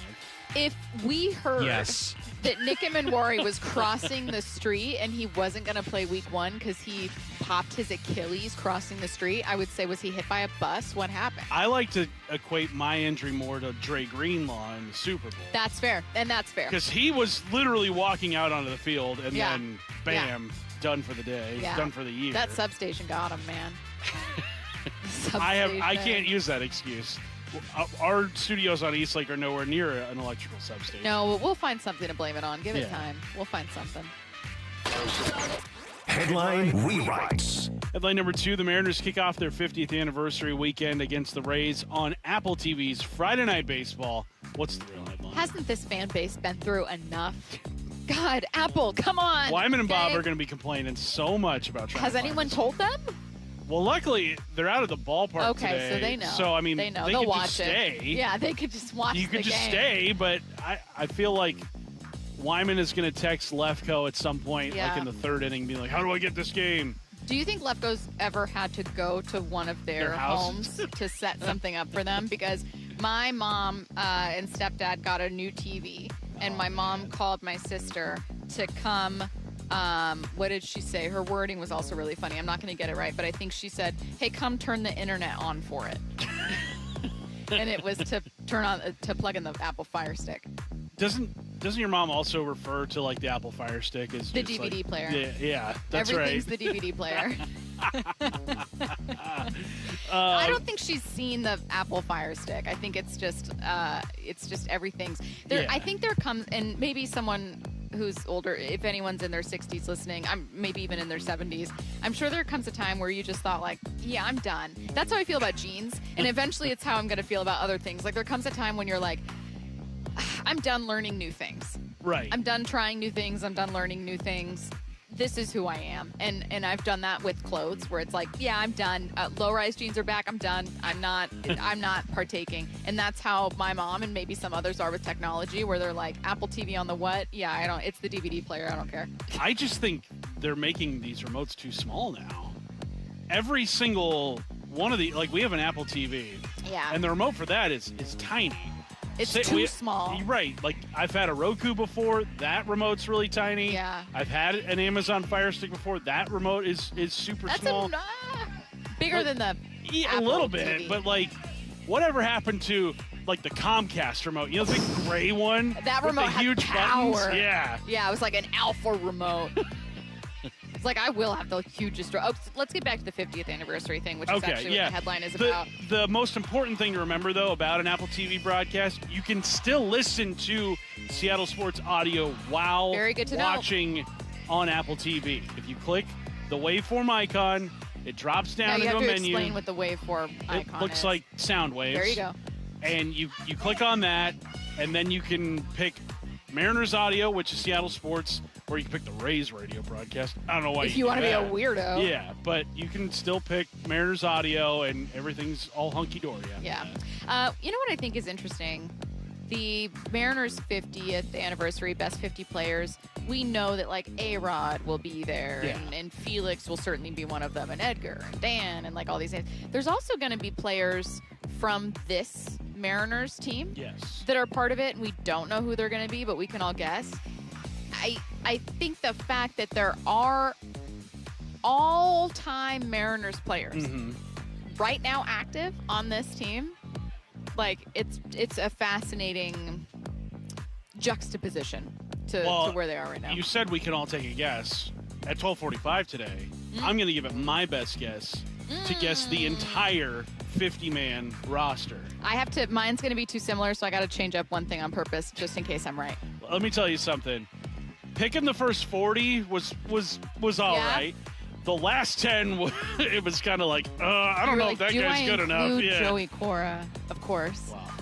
We'll see. You got to tune we'll in to find out. That's coming up. And now, where did Sean Figgins land? Sean Figgins, if they get to a Mariners 500th anniversary team.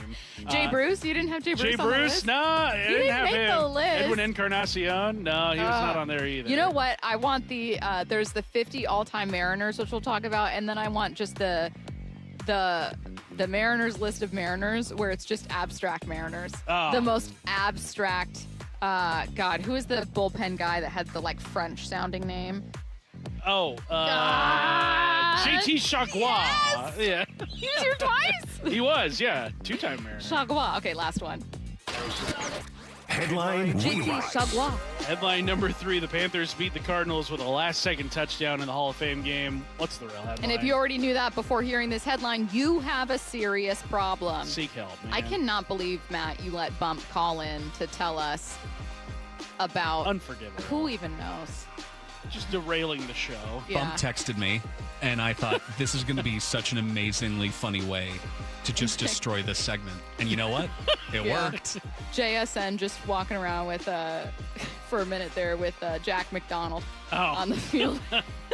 Jack just wandering out looking for his dad. Yeah. JSN Have you seen my dad? JSN was trailing Have you behind seen him my for a minute, dad? trying to say hi. Or maybe trying to be like, where are you going? Are you okay? Don't fall That's on the your thing, face. is if you see a toddler wandering near you, you're always kind of like, can I help you find your mom? Yeah. Can I help you find your Yeah, dad? yeah, yeah. Oh, Good on JSN Day. First team all name. That's exactly what it needs to be. All right, so practice is wrapped. We're going to see if we can grab safety D'Anthony Bell, talk about these DBs, get back, take a look around the NFL. Also, it's all coming your way next. The champs are back. So great. Weather's awesome. Guys are in good spirits. The home of the Seahawks, Seattle Sports, has your sideline pass every day with Bump and Stacy live from the VMAC from 10 to 2. We're going to be able to take in practice all week long. Then Wyman and Bob from 2 o'clock all the way up to Mariners pregame at 6. Byron Murphy is with us. How are you, man? Put in the work every day, you know. The very latest news, insight, and exclusive analysis at seattlesports.com. So, what are you reading? I'm checking out the ratings on the new TVs, and it looks like Samsung, LG, and Sony got the best scores. Just like last year. What about those new high dynamic range TVs? They got the highest scores of all, but their prices are really high. Did you check online? Yeah, their prices were about the same. Well, there's one place where we can get a hot deal on those top-rated models. Where? At Video Only. Check out the ratings on TV stores. I see. Video Only scored better than the others. So, if you want the best deal on the best TVs, then we should take our TV ratings and head over to top-rated Video Only.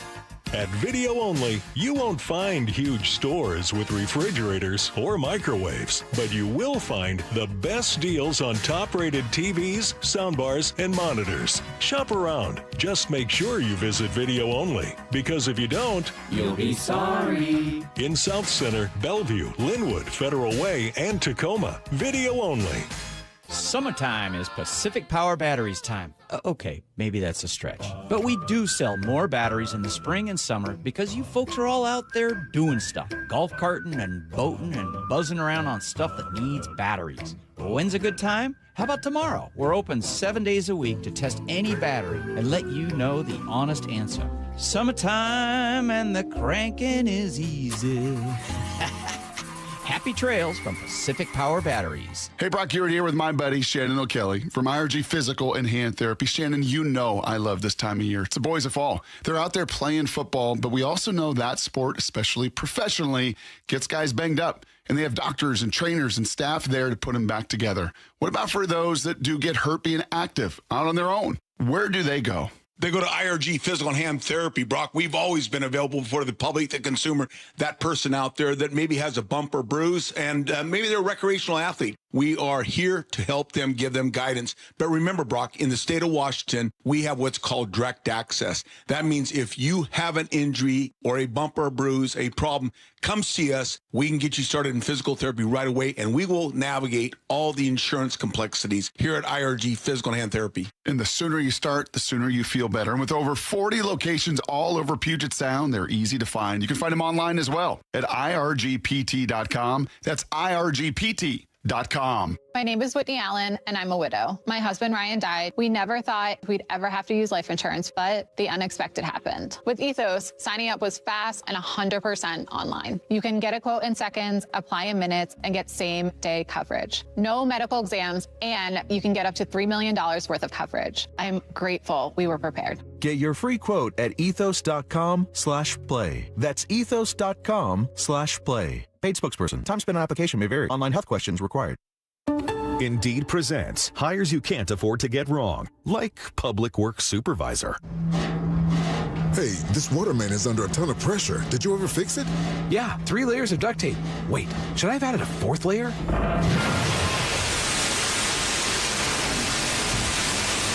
This is the job for sponsored jobs. This is what happens when you don't sponsor your job on Indeed. Next time, get matched with quality candidates with Indeed-sponsored jobs. Visit Indeed.com/hire now and sponsor your job today. The champs are back. Really excited to get going. Nobody covers Seahawks training camp like the home of your Super Bowl champions, Seattle Sports. Tired of hearing scary radio ads about the IRS? Tax Relief Advocates is different. TRA is here to tell you that if you owe money to the IRS, whether it's $5,000 or $500,000, we have a solution. TRA can eliminate or reduce what you owe to the IRS with zero risk to you. We have over 1,000 5-star reviews on Google and an A+ with a BBB. End your tax nightmare today by visiting TRA.com or call 800-583-6681. That's 800-583-6681. Liberty Mutual customizes your car and home insurance. And now we're customizing this late-night ad to make you more alert, which could help your driving. And science tells us that pulsing beats faster, stimulating audio like traveling sound, and voices on the higher, so-called brighter end of the audio spectrum like this can encourage focus. Also, a familiar tune can help, so... Liberty, liberty, liberty, liberty. How sweet it is! 50 seasons of moments. 50 seasons of legends. A once-in-a-lifetime event. Join Mariners past and present at T-Mobile Park August 7th through 9th for 50 Season Celebration Weekend. The festivities begin Friday with a post-game slugfest, the Alumni Home Run Derby featuring Ichiro and other former Mariners sluggers, presented by Muckleshoot Casino Resort.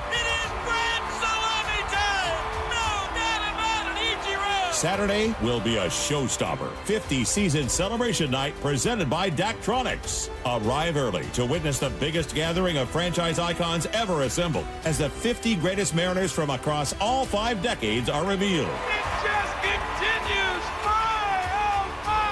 The weekend wraps up on Sunday with a collectible 50 Seasons pin giveaway thanks to KeyBank. Seats are going fast. Get yours at mariners.com/tickets. From the Quantum Fiber Studio. This is Bump Stacy. Weekdays 10 to 2. On Seattle Sports and 97.3 FM HD2. Seahawks practice is wrapped. Another hot day here at Virginia Mason Athletic Center, and we are joined by Seahawks safety D'Anthony Bell. Hey, how's it going? It's going good. How you doing? We're good. We're happy to have you here. We were talking to you during the break.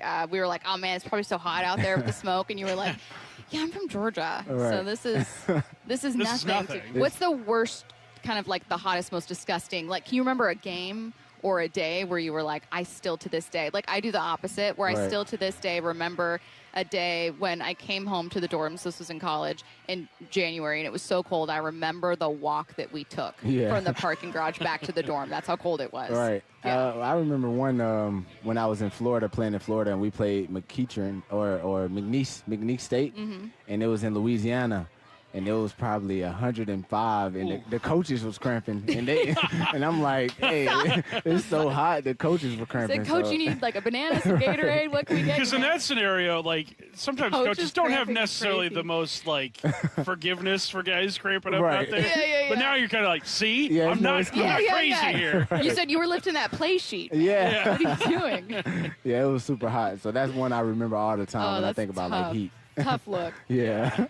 Well, D'Anthony, this is your second camp with the Seahawks, correct? Yeah. So you've got a year under your belt last year here in Seattle. Anything, I mean, last year you didn't have the Hard Knocks cameras around. I imagine that was a big difference. Any other big differences you noticed from year to year? I wouldn't say big differences, but I definitely, for me personally, is just honing in on the details on the defensive side of the ball. So, you know, somewhat knowing the playbook now, it's like I can focus more on the details of it. So just trying to get better on the details of everything that I can do with my job to help the team. Tell us a bit about your role with the team, because I know that you stepped up in a big way when Imanwari was hurt early last season. Right. And this team is already really versatile with how they want to use their DBs. But tell us a bit about just kind of like what that looked like last year for you and kind of how you fit right now. Yeah, so last year I was basically doing the same thing I'm doing now, big nickel, strong safety, free safety, dime. So I'm pretty much just moving around a little bit everywhere where they want me. So I'm doing I'm a kicker too. I'm a backup kicker. I did kick a ball in Cleveland.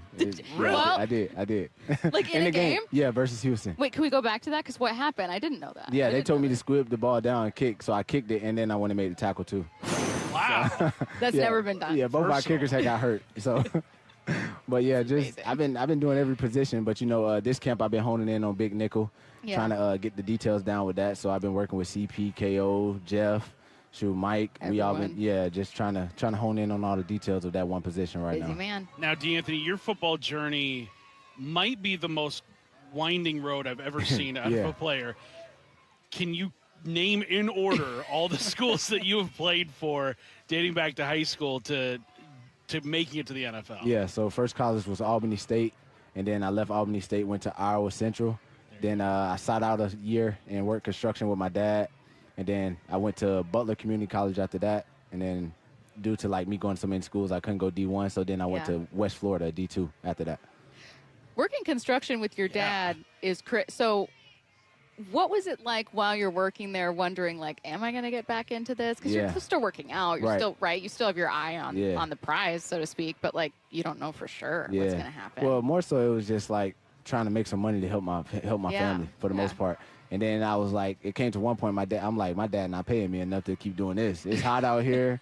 I'm moving rocks. Yeah, I'm moving rocks. These concrete bags. I'm nah, I ain't getting paid enough. So I just started sending my film to schools, and then Butler reached back out to me, and they gave me a scholarship to go play there. So that's awesome. Yeah, it was a blessing. Do you ever kind of look back on all those years of travel in your college years and just kind of be maybe looking it back and saying I didn't know if I was going to make it. Now here I am entering this is year 4 for you in the NFL? Year 5? Year 5. Year 5? That's not many guys make it past, year 1, year 2, year 5 in the NFL. Yeah, you're already longer than the average career Do you average ever kind of look most back guys. and say wow, I didn't know if I saw this coming for me? Yeah, sometimes in the moment I was kind of during that journey, I'm dang, I don't know if I can make it going this way that I was going. But, my mom always told me, believe in yourself, so I was always just believing in myself, and I felt that I had the talent to make it here. And I'm just blessed to be here still. So, yeah. Correct me if I'm wrong. You broke up a Hail Mary, right? I did. Okay. This was not with Seattle. But I always think, if I was a little kid pretending to be a football player, there would be 3 things I would pretend to do. One of them would be to throw a Hail Mary pass. The other would be to catch a Hail Mary pass. And the third thing would be to break up or intercept a Hail Mary pass. Yeah, I intercepted it. You actually got to do one of those things. Yeah, I intercepted Can you walk Hail us Mary. through it? Yeah, That's so, one of the all-time coolest things I think you could do in football. Yeah, it was during that week, we had been watching Hail Marys, and then we was talking about how all the people jump and a lot of people just stay in the front to try to catch the ball. Yeah. So my coach was man, everybody can't jump. So then the play came, and I'm I ain't gonna jump. So everybody else jumped, and they hit the ball and knocked it right into my hands, and I caught it. So I was well, good, I didn't jump there. Yeah, so, yeah. Amazing. You also had a blocked punt last year against the Saints for the Seahawks. On those kinds of plays, I think the casual viewer, it just kind of looks like chaos. Right. But in the diagramming of the play and the execution of the play, is it just kind of just getting my hand up, or is there an actual plan of attack on those block It's punts? definitely an actual plan of attack. You got to put your hands together. Your eyes need to see the ball, and I give all credit to Coach Jay on that. We had went over that all week, and he was hey, when they get in this formation, I need you to just go, no matter what, just go. And then all week I'm man, somebody got to block me. Somebody got to touch me and try to block me, but it happened in the game. Nobody went to block me. Yeah. Eyes on the ball, put my hands on the ball. Well, you mentioned special teams too here. I mean, it really goes without saying, but special teams played a huge part in the success of the Seahawks last year. Yeah. How proud of you?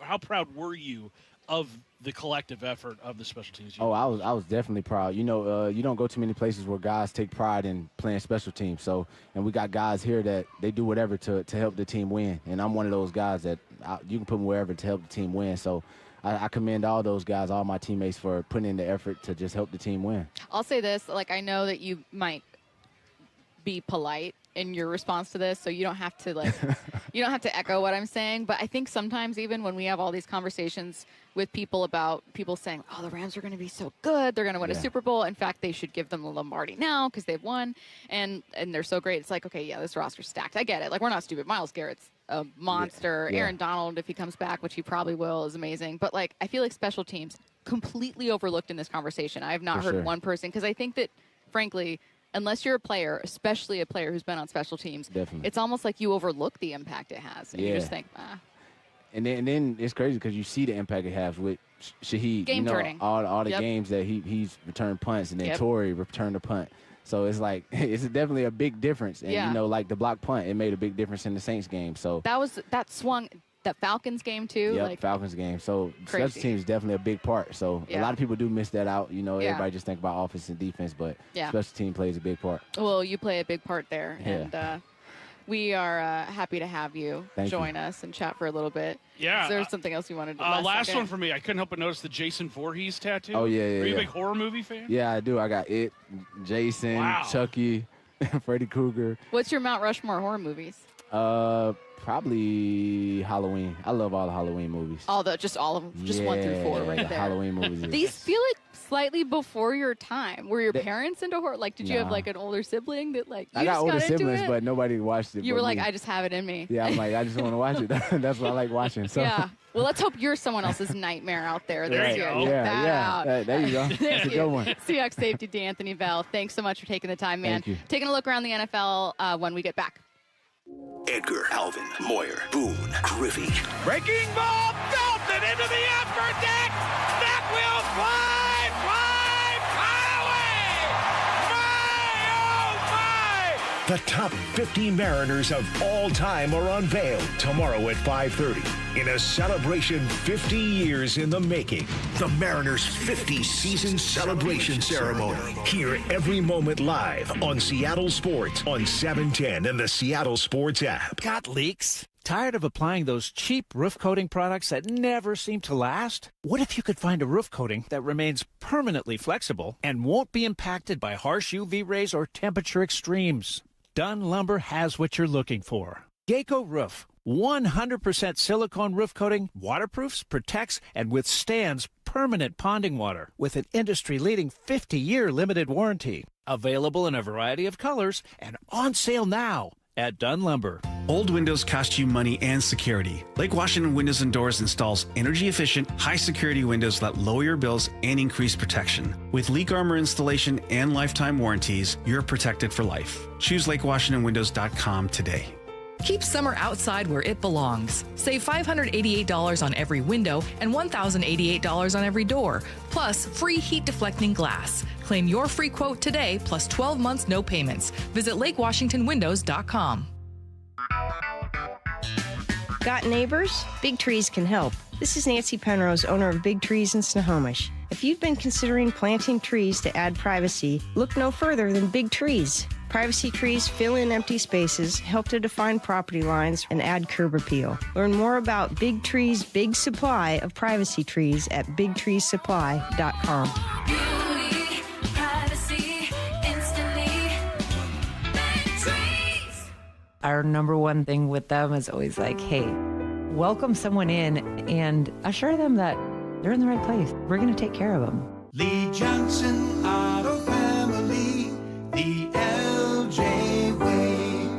Looking for the best deal on a new home? Discover the D.R. Horton Home of the Week. With new home communities from Lacey to Stanwood, D.R. Horton has the right home for the best value. Visit drhorton.com. D.R. Horton, America's builder, an equal housing opportunity builder. I'm not one to say I told you so, but I switched to Pure Talk over a year ago, and ever since, I've been telling people there's no better wireless company out there. Well, a few months ago, a massive survey was conducted. 123,000 people were asked to rate their wireless carrier in 4 categories: coverage, support, data, and overall value. Well, the results are in. Guess which wireless company was the only wireless company to get 5 stars in every category? Yeah, Pure Talk. 5 stars, every category. To celebrate, Pure Talk is offering the first 3 months of any plan for just $15 a month, including their top-tier unlimited plan. No contract, no commitment, just a very inexpensive way to test drive the only American wireless company with 5 stars in every category. Just dial pound 250, say micro, and Pure Talk's U.S. customer service will take it from there. Again, pound 250 micro. And yes, I told you so. Your neighbors at Three Tree Roofing love telling you no. No high-pressure sales pitches. No Band-Aid fixes that will fail come wintertime. No outrageous pricing from some corporate-owned roofing company with headquarters thousands of miles from here. Three Tree Roofing is local, family-owned, and their team will build you a worry-free plan for your roof replacement, completely free. Visit threetreeroofing.com to schedule your free estimate and call today to say yes to an additional $500 discount. That's 3 Tree Roofing, your Puget Sound roofing experts. The home of the Mariners. It is gone! Cal Raleigh, 2-run home run! Hear every pitch on 710 and the Seattle Sports app. This is the story of the one. As a maintenance engineer at a beverage manufacturing plant, he starts his day knowing every line is ready to run because Grainger delivers the industrial-grade products he needs to keep mixers, conveyors, and packaging equipment moving. With Grainger's vast selection of bearings, belts, and motors, he keeps operations running smoothly, so nothing grinds to a halt. Call 1-800-GRAINGER, click Grainger.com, or just stop by. Grainger, for the ones who get it done. Tired of hearing scary radio ads about the IRS? Tax Relief Advocates is different.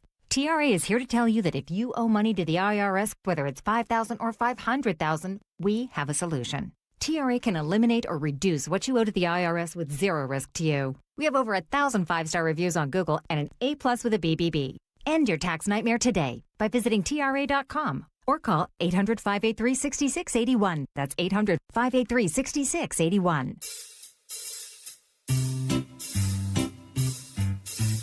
1-877 Cards for Kids. KARS Cards for Kids. 1-877 Cards for Kids. Donate your card today. 1-877 Cars for Kids. KARS Cars for Kids. 1-877 Cars for Kids. Donate your car today. Ready to get rid of that old car? Donate it to Cars for Kids. Call 877 Cars for Kids to speak to a friendly live agent. Donation is super easy, and your car can be picked up as soon as tomorrow. Go to carsforkids.org now or call 877 Cars for Kids to donate your car today. 1-877 Cars for Kids. KARS Cars for Kids. 1-877 Cars for Kids. Did you know you can donate real estate too? Go to carsforkids.org. That's cars with a K. From the Quantum Fiber Studio. This is Bump and Stacy. Weekdays 10 to 2. On Seattle Sports and 97.3 FM HD2. Taking a look around the NFL, the Pro Football Hall of Fame class of 2026 gets inducted this weekend. The star-studded class includes Larry Fitzgerald, Drew Brees, Luke Kuechly, Adam Vinatieri, and Roger Craig. And I'm going to pause this by saying the thing about Drew Brees that got me is the photo there with his son, and then the picture of in 2009. That's when the Saints won, right? When he was the little baby wearing the headset. I thought, no, this is a different baby. No, that child has to be maybe 5 max. It's not right. That kid's an adult now. An adult. Oh, I hate that. What really stinks about that mind. is 2009 is when I graduated high school, and it's like, oh wow, kids born the year I graduated high school are going to college. So here's the thing: people heard you say in 2019 or 2009 is when I graduated high school, and someone hearing you say that said, I was 40. Yeah. So, like, you being like, I'm so old. Oh, God. That's half my life ago. And, like, someone out there was born in 1998, and guess what? To someone born in 2005, you're unk.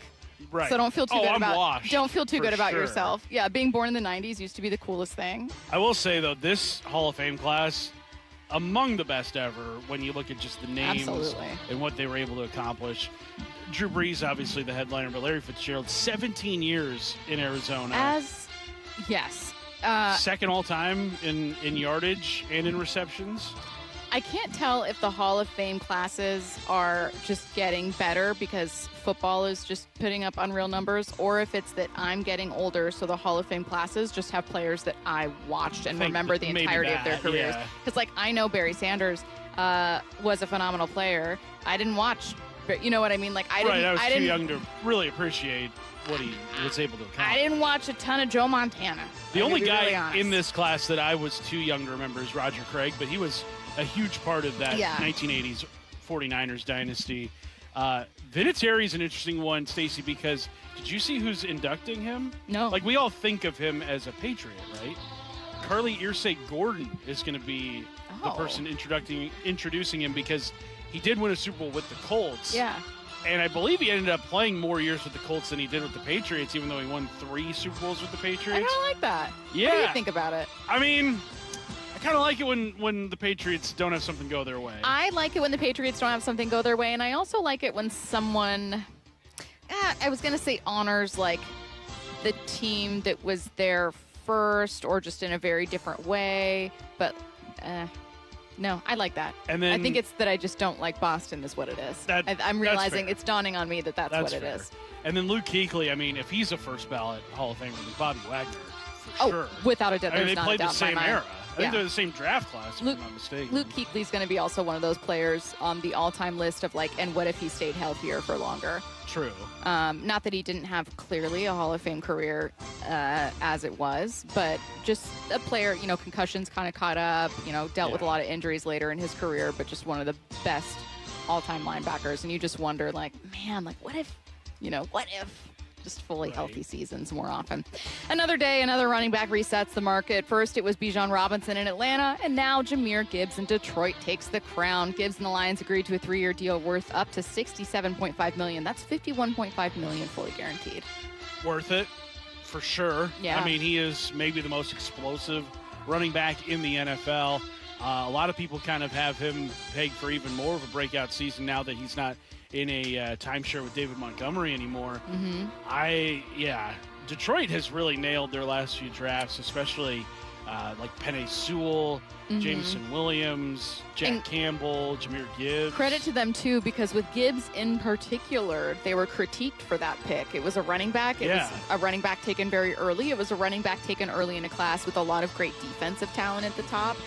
And that people gave them a hard time, and it's ended up working out. Now, obviously, there are other players in that class that have certainly worked out and would have worked out in Detroit too. But it was the fit that was right for them and made sense, and they got the most out of them. I think the running back contract conversation is much more than any other position what works for this team. So you just kind of have to, if you have a great quarterback, even a good quarterback, pay that quarterback a lot of money. There are some positions where you just have to pay that guy. Running back is one of those things where a contract that makes sense for the Lions doesn't make sense to a lot of other teams. There are so many other teams that would go, that's a little too much for me. I'm not paying a running back that much. But it makes sense for who he is for them and how he fits with their scheme and how it works. I think. I know some people will disagree no matter what, but I think with running back, you kind of have to do a case-by-case basis. Lions are a team that I'm going to be watching out for because everybody assumed they were going to be a contender last year. It didn't happen. They had a lot of injuries. But, I mean, the Seahawks didn't have to worry about the Lions at all last year, but they've been really good over the last 3 or 4 seasons. So I'm kind of expecting a bounce back from them. They also have the 6th easiest schedule in all of football this year. That's right, because I think they finished in last. Something to consider. Bucs GM Jason Licht gave updates on a pair of disgruntled players in Tampa Bay's camp. First, let's start with Cut 9. He gave a response to Baker Mayfield. Yeah, we do think he is, and we love Baker. Our feelings for Baker haven't changed. Baker, as we all know here, is a very fiery competitor that's not afraid to speak his mind. I'm sure, I know he's disappointed, frustrated. We were too. But like I said, he is, we're in a good place.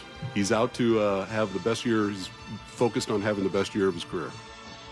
And then next, just in case you were wondering whether Vita Vea could be a trade target for the Seahawks or Rams for that matter, Cut 10, no. I have no plans on trading Vita.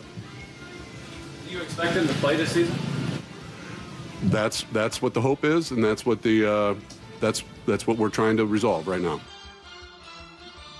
I think it's probably too early to make a definitive move with Vita Vea, especially because I think ultimately the Bucs want to re-sign him, and we've seen it a lot where guys will request a trade just to kind of force things along in terms of contract negotiations.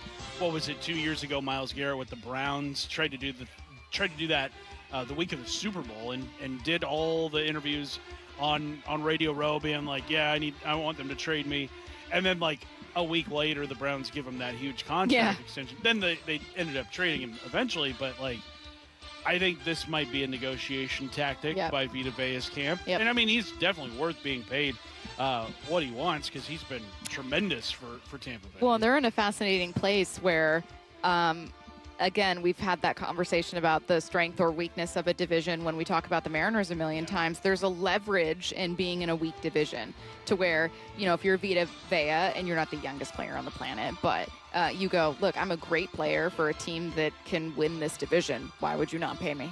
Does it feel like Tampa's maybe nearing the end of their window? Yes, I think so. I think so as well. Well, and I think that the Falcons are in some quarterback trouble, so I don't know what that's going to look like. But the Panthers have a chance to really improve. I don't know that Young's the answer, but there were times last year in games when they played the Rams tough twice. Yeah. Twice. And I know that defense was a weakness, and that's why the Rams sought to fortify it. But 30-plus on that team is still something not everyone was able to do. And likewise, the Saints with Tyler Shuck looks like they could be pretty fun. And so many of those questions, every team in that division has a lot of questions. Yeah. So there's no surefire, that's it. But I agree with you that it certainly feels like the Bucs are, for as many young pieces as they have, like Ibuka, who are really fun, it feels like they're nearing the end of something and need to revamp and yeah, because you don't have somehow. Mike Evans. Who knows how long Chris Godwin has. Well, and Baker clearly, once the season's done, he's someone else is going to pay me. I'm out of here. All right, next up, we'll go to cut 11. How much has Myles Garrett actually been in contact with Aaron Donald? Turns out, not much. No, we haven't had a discussion. Hopefully they'll link up here soon. See where his head's at, and just break bread with him as well. I don't know how he's feeling or where he is in this process, but it is a process. Coming back from no such time off, but not going to push him either way, but just get a feel on him. Doing it from a Harley-Davidson dealership? That was right? It sounds like Aaron Donald. Somebody's just peeling out. Just kidding. I have been talking to him, and here he is now. Whoa. It's the Maury. Whoa! Oh, my God. We're bringing him onto the stage. I have a hard time believing they have not spoken to one another. They have absolutely spoken to each other. The only thing I have a hard time believing is they were breaking bread. You don't eat carbs. I've seen what both of you look like. Yeah, you guys. It was nothing. You guys did nothing but protein. Nothing but protein. I hate how the Rams are trying to downplay this whole thing. It's really annoying. We talked to him. We've talked to him. It's like, no, shut up. Is He's this playing. jockeying for more money from Aaron Donald or whatever this is? Because it just feels like a really dumb, you already have the spotlight on you. Why are we stretching this out into more and more content? Why are you being a content creator? Yeah, Sign Aaron Donald or don't. I believe Aaron Donald would have been owed $30 million in his final season if he had not retired. And since he hadn't retired, the Rams basically kind of put a pause on his contract, being like, hey, if you do want to come back, we'll pay you this much. But now the Rams are up against the cap, and they're like, how are we going to make the room for this? And Aaron Donald's kind of like, I'm not coming back unless you meet this number. Mm-hmm. So I think that's kind of where everything is at. Eventually they will end up meeting that number because it's the NFL. Contract numbers aren't real. None of it's real. You can do whatever you want to the salary cap. No one's going to say anything to you. We only have 2 more stories until you have to list out your Mariners. I'm ready. 50. I've got all 50. A couple. Okay, I was going to say you've got 1 minute. No, I've got them right all. Here. Okay, here we go. 2 more stories. Yeah. One of 2. The Commanders, next story, signed Stephon Diggs to a 1-year deal earlier this week, cut 12. Did that come at the expense of Brandon Ayuk? Here's Adam Schefter. One of the playmakers that was under consideration was Brandon Ayuk, who's currently under contract to the 49ers on the reserve list right now. He has yet to apply for reinstatement. And there were so many social media posts from him that those posts managed to dwindle the chances that he would wind up in Washington. And at one point when he was critical of Jaden Daniels and Jaden Daniels responded back, that then shifted the focus to Stephon Diggs and enabled him to get more involved in the picture to where eventually Diggs now gets done the deal that easily could have gone to Brandon Ayuk. And Brandon Ayuk certainly felt like or seemed like it was going his way for a while. But in the end, it's Diggs back in that area, and he now gets a chance to help elevate the Commanders' offense. Curtis, you won't believe this, but the behavior everyone thought could be costly from Brandon Ayuk did, in fact, cost him. What? No one saw this coming. What is this? The consequences of my own actions? Staring you right in the face. I mean, when you're behaving like that on social media, it just kind of gives everybody an excuse to be like, yeah. You mean if I'm a problem publicly, this ain't people gonna- will think I'll be a problem privately? I think so, yeah. That doesn't check out for I don't me. know if Brandon Ayuk ever plays in the NFL again. I think he honestly. might, but it won't be the opportunity he wanted or thought he deserved. It won't be probably for the money that physically he deserved. I don't know. I think it's kind of like the Antonio Brown conundrum with like a tenth of what Antonio Brown accomplished out on the field. Like when it got to Antonio Brown and the headache that he was post Raiders, yes, he did get another chance and it was with the Bucs, but that was also a Bucs organization that like didn't ask a whole lot of him because they had Tom Brady, they had Mike Evans, they had Chris Godwin, they had Rob Gronkowski, they had tons and tons of guys already there, and so they didn't ask a whole lot of him. But where like Brandon Ayuk, man, you've had one good season in the NFL. Was Raiders pre or post Tampa Bay? Raiders was before Tampa Bay. Before Tampa Bay. I always forget because that was a weird one too. Where And it's then like Tampa he Bay never ended really with did him walking off the field in New York. Okay, ripping yeah. his shirt off. Yeah. Totally normal behavior. There's a Seahawks game going on. I can't remember if it was the Seahawks game was actively happening or if I was just I there. believe But so, yeah. I remember watching that moment in the Seahawks press box, just going, "What is happening?" I remember right doing now? an update on the game during a Seahawks broadcast and being like, and we go to New York, and Antonio Brown has actually walked off the field. He ripped his shirt off. Bucks lead 7-3. Back to you, Steve. I'm going to skip our last story because I want to get to our 50 Mariners of all time. Okay. Someone said they want to hear your Mariners names all time, but we don't Mariners have names. time for that. Archimedes Pozo, number one. All right, Archimedes Caminero, number two. Curtis is going to two Archimedes. The only two Archimedes in Major League history have both appeared played for the Mariners. And also, fun fact. This is a fun fact. I promise no, you. there's another. Yeah, the player whose last name appears first alphabetically, David Aardsma, and the player whose name appears last alphabetically, Tony Zick, have both played for the Mariners. Wow, that is a fun fact. So not surprisingly, Curtis is probably going to be able to accurately predict the 50 greatest Mariners of all time. I'm not entirely sure if I have all 50. But walk us through your reasoning here. Like why Griffey Jr.? You know what I Well, I mean, his resume kind of speaks for Should we itself. go by position? Yes. Okay, let's go who do you got? Position by position. For my catchers, Cal Raleigh and Dan Wilson. Disagree. Wow. Cal Raleigh, Dan Wilson. Those were the two locks. Third, I put Mike Zunino. I have I'm three not mad at catchers on my top 50 Not mad at it. Mariners list. Zunino had some pretty, he had prodigious power. I believe, prior to Cal's 60 home run season, Yes. I want to say statistically the best catcher season in Mariner history. That's true. So I've got Fan three favorite. catchers right there. That's 3 out of 50.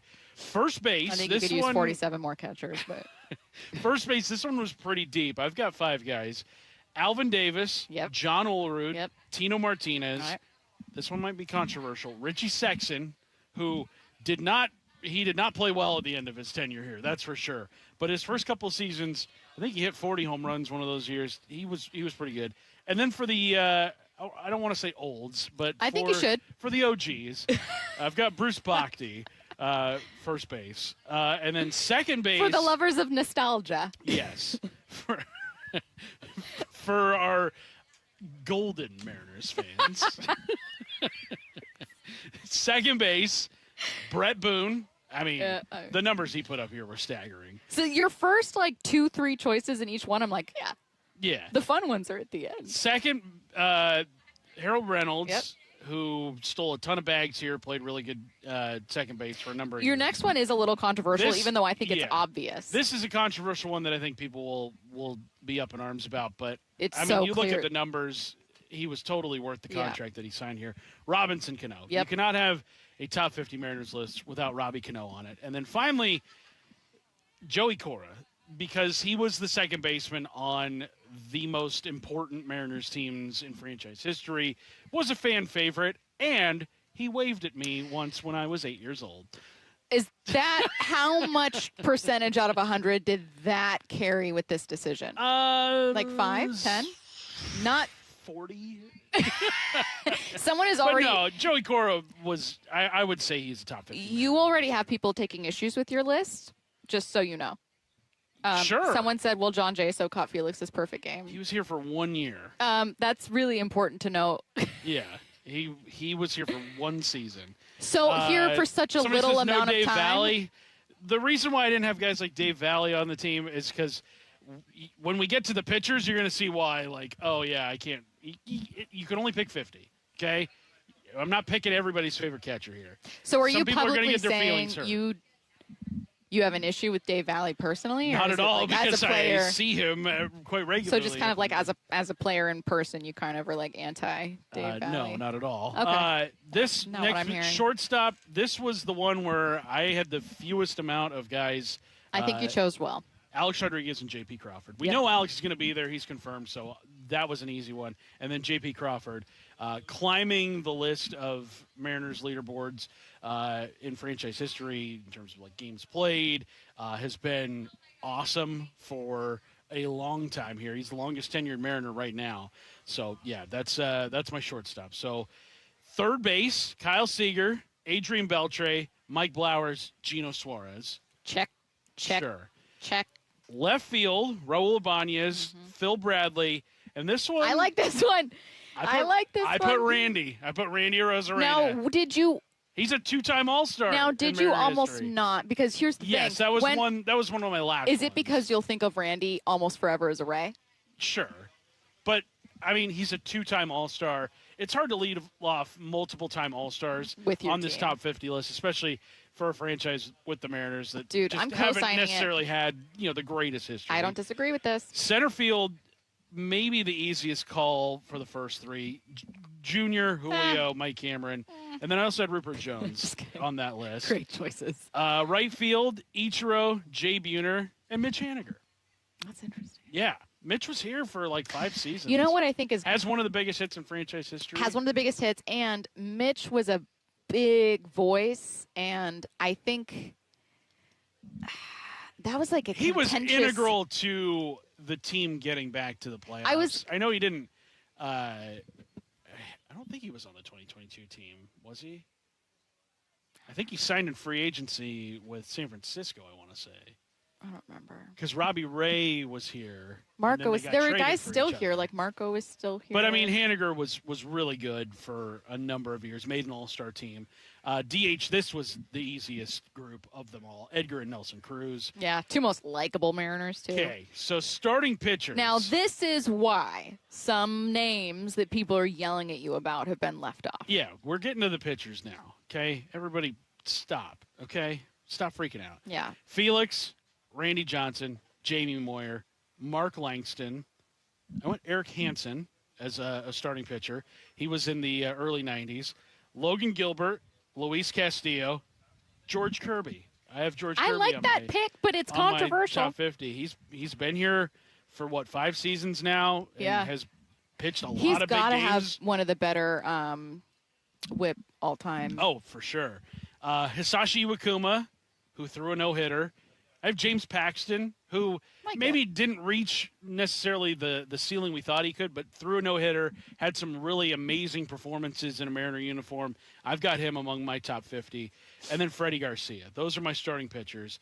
Sure, you're leaving off names like Jeff Facero and Brian Holman is another guy, but those are my starting pitchers. And then relievers, Kazuhiro Sasaki, J.J. Putz, Edwin Diaz, Jeff Nelson, Arthur Rhodes, Andres Munoz, Norm Charlton, and then these last two, Mike Jackson and then Mike Schooler. So, look, there is a lot of interpretation. This is the beauty of a list like this, is you can make cases for darn near everybody. Who almost made the list and didn't? Almost made the list and didn't. Because you're getting yelled at from people. I am, sure. But I like it. Somebody didn't pay attention because they're like, Raul Ibanez would like a word. Why would he not? If you were listening, you would have heard his name first. If there's a as name that left seems fielder. startlingly obvious, like he said it. 206. Did I miss Ichiro? Yes, you did. He was the first name among right fielders. No, Ichiro. I gave him honorable mention. 360. Curtis is out as mine. Omar Vizquel is a borderline Hall of Famer. Yeah, and he barely played here in Seattle. So was that one of the things that kept a few names off as being Well, it's like this if you- guy, I don't think yeah. of him as a Mariner? Well, it's if you put him as a shortstop, then you got to take somebody else off. That's the other, yes. Yeah, That's and more I feel of it. like You had a lot J.P. of Crawford arms. and Alex Rodriguez are definitively the best shortstops in franchise history, making it an easy call at that.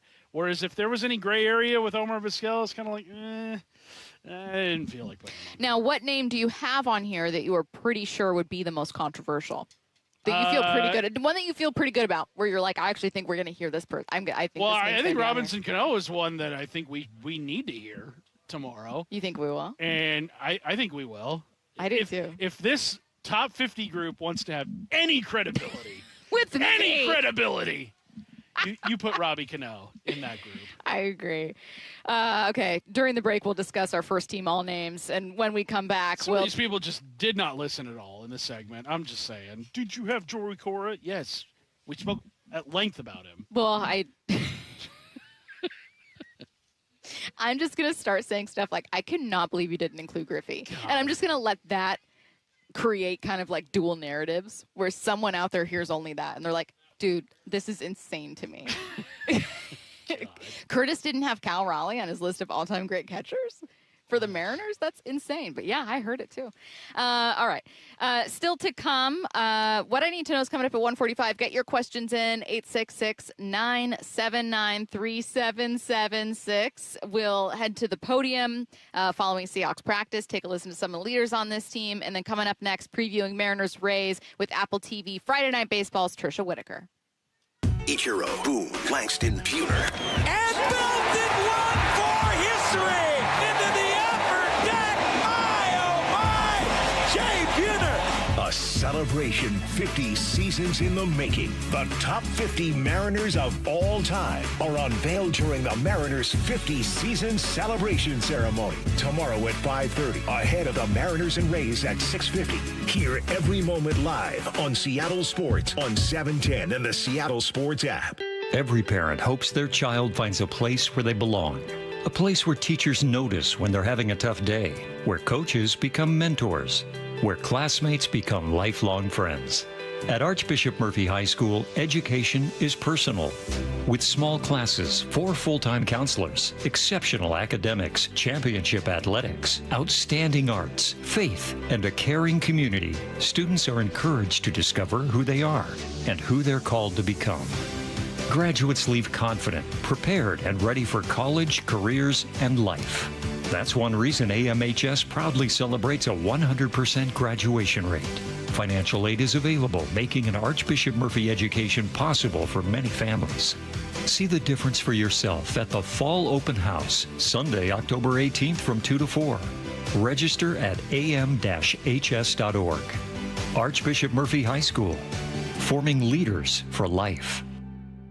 Here it comes, possibly the biggest online midsummer auction anywhere of heavy equipment, trucks, tools, lumber, and much more. Presented by the Murphy Auction Company, bidding is underway now. Featured items include a 2020 Bobcat E32i excavator with less than 1,000 hours, a 2016 Freightliner 2100 Hydrovac truck, a 2011 John Deere 310J 4x4 backhoe, and much more. 10 excavators, 4 backhoes, 11 forklifts, 5 boom and scissor lifts, 5 rollers, 28 golf carts, and more than 60 heavy trucks. But wait, there's more. Attachments, roll-off boxes, shipping containers, contractor tools, lumber, and much more all going to the highest bidder. Preview all items August 11th and 12th, 8 a.m. to 4 p.m. at our location in Marysville, 3803 136th Street Northeast. For pictures, catalogs, and all details, visit murphyauction.com. That's murphyauction.com. murphyauction.com. Get in the zone, AutoZone. John's day is off to a slow start. So he heads to AutoZone, where he can get a battery for under $100. Lonnie, a local AutoZoner, tests his battery for free. Looks like he just needs a charge, and Lonnie does that for free too. In no time at all, John is back on the road, ready to finish the day strong. Free battery testing and charging at every store. No hassles, just help. Get in the zone, AutoZone. Restrictions apply. Liberty Mutual customizes your car and home insurance. And now we're customizing this late-night ad to make you more alert, which could help your driving. And science tells us that pulsing beats, faster, stimulating audio like traveling sound, and voices on the higher, so-called brighter end of the audio spectrum like this can encourage focus. Also, a familiar tune can help, so... Liberty, liberty, liberty. Liberty, Liberty. Free consultations, no fee guarantees, 5-star reviews. J.P. Pendergast with Pendergast Law explains the importance of going beyond these familiar offerings. Accident victims want an attorney, Tom, that satisfies their needs. Someone who handles those needs with the highest degree of care. Pendergast Law offers the no-fee guarantees and free consultations, but these only scratch the surface. Okay, explain more. We make sure that every member of our team is genuinely passionate about helping others. Customer service and communication are our top priority. It's how we take care of our clients so they always feel one step ahead of the insurance companies. Our strong reputation for high standards provides comfort and confidence when it's needed most. Pendergast Law offers the free consultations, the no-fee guarantees, and, of course, they are 5-star rated. But what really makes them different is their genuine passion for helping others. I can't recommend them enough. If you or a loved one has been injured in a car accident, call Pendergast Law. We can help. That's PendergastLaw.com. So, how's your research going? Surprising. After I figured out the top-rated TVs in our price range, I went shopping for deals. And who's the best? It wasn't the internet, and it wasn't the warehouse club. But? It was video only. They had better deals on the Samsung, LG, and the Sony TVs that got the highest scores. Better than online and at the club? I know! Video only beat them all. And now we can afford an even better model for the same price. My research really paid off. If we buy it video only. Exactly. Otherwise, we'll be sorry. At Video Only, you won't find huge stores with refrigerators or microwaves, but you will find the best deals on top-rated TVs, soundbars, and monitors. Shop around. Just make sure you visit Video Only, because if you don't, you'll be sorry. In South Center, Bellevue, Linwood, Federal Way, and Tacoma, Video Only. Let's go! This is Seattle Sports. Streaming through the Seattle Sports app. KIRO AM Seattle. KIRO FM HD2 Tacoma. Home of the Seahawks, Mariners, and everything Seattle sports. Seattle Sports Snapshot. The Mariners dropped their series finale to the Tigers yesterday, getting shut out for the 11th time this season. That's tied for most in MLB with the Mets, Pirates, and Giants. They open up a series against the Rays at T-Mobile tonight at 6:45. A chance here to bounce back for a tough August schedule. Some encouraging news from Seahawks training camp. Safety Nick Emenwari, who had off-season surgery to repair an ankle injury, was seen walking around without a boot on the sidelines of practice yesterday. Per Seattle Times reporter Bob Condotta, quote, "There's been optimism behind the scenes that Emenwari will be ready for the season opener." Snapshot brought to you by Miller Lite. When it's game time, it's Miller time. From the Quantum Fiber Studio. This is Bump Stacy on Seattle Sports. Streaming through the Seattle Sports app and at seattlesports.com. Now, here are your hosts, Michael Bumpus and Stacy Ross. Here we go now. The Mariners open up a series against the Rays tonight for Friday Night Baseball at 6:45 on Apple TV. One member of that Apple TV broadcast team, Trisha Whitaker, joins us now to preview a big weekend for Seattle. Trisha, how's it going? Good. How are you guys? We're good. Been a frustrating season, and while I do want to get to some fun stuff given the festivities of the 50th anniversary weekend, I am going to start by asking you this. There's a lot to love about this Mariners team in theory. I certainly did heading into the season, but we just haven't seen it, as you know, in action all season long. Are you as confused as we are about this year's Mariners? Yeah, definitely am. It's really been disappointing when you think about it. They've just really struggled to hit the baseball. They've struggled to deliver in clutch situations. Their top hitters are just not performing right now. And it's just a far cry from what we saw last year in that amazing playoff run that everybody was just excited about last season. So this year, the drop-off from a strong 2025, despite the fact that this lineup is stacked with talent, has been really jarring. And I think it starts, right at the top with guys like Julio and Cal Raleigh. If you can't get them going, it's not looking good. Trisha, you mentioned Cal Raleigh and his struggles, and he's not the only guy that struggled coming off of the World Baseball Classic this year. You cover the entire league. You've had lots of conversations in many different markets. What has kind of been the prevailing reaction to the World Baseball Classic and just kind of its impact on guys across the league? Because here in Seattle, it feels like it's not just Cal, but like Josh Naylor participated. He struggled. What has been sort of the common thought or two that you've picked up on about the WBC? I mean, I think that's a valid argument back in April, but it's August. So I don't think the World Baseball Classic at this point has anything to do with why guys like Raleigh and Naylor and some of the other guys are struggling. At the beginning of the season, perhaps, maybe they were tired, maybe they were gassed, maybe their timing was off because it disrupted their spring training and their buildup. Totally understand that, but it's August. So at this point, it's got to be something mechanical or mental that's not going right for some of these guys. I think to blame it on the World Baseball Classic in August doesn't make any sense to me. Do I think it could affect guys at the beginning of the season? Like I said, yes, it can, but not anymore. That excuse doesn't resonate with me anymore. Yeah, I'm with you. It's hard not to look at the timing issues, especially for Cal, and think that it's that's something. I don't know if it's impacted by a lack of spring training time, and maybe that started it, or maybe the oblique made it worse. And then you get to August, and you're thinking, I'm with you, Tricia. Like, this has to be between the ears. This has to be confidence. This has to be mental. This has to be overthinking or pressing or what have you. Now, one thing I will say is that Cal's as healthy as he's gonna get with an oblique strain, and Naylor's as healthy as he's gonna get. No one's getting healthier in August, so you kind of have the team you have. So I think, just so you know, kind of behind the scenes what's happening here in Seattle, a lot of the fan conversation has then turned to Dan Wilson and kind of like, well, what's a manager do here? And part of that's because the different story. He didn't have a ton to do last year in terms of that. This clubhouse was pretty tight, at least from the outside looking in. They were winning. Cal was hitting bombs. This was a completely different beast. What's a modern manager do here? Like, what is Dan Wilson's responsibility with where this club is right now? I mean, there's a lot of responsibility, but I've always said this at the same time. Managers can't go out there and hit. Like, if a guy's not hitting, it's really difficult to figure out a way to make him hit. I mean, I guess you could infuse some urgency and ask for some accountability, but I'm not sure that that's really going to work either.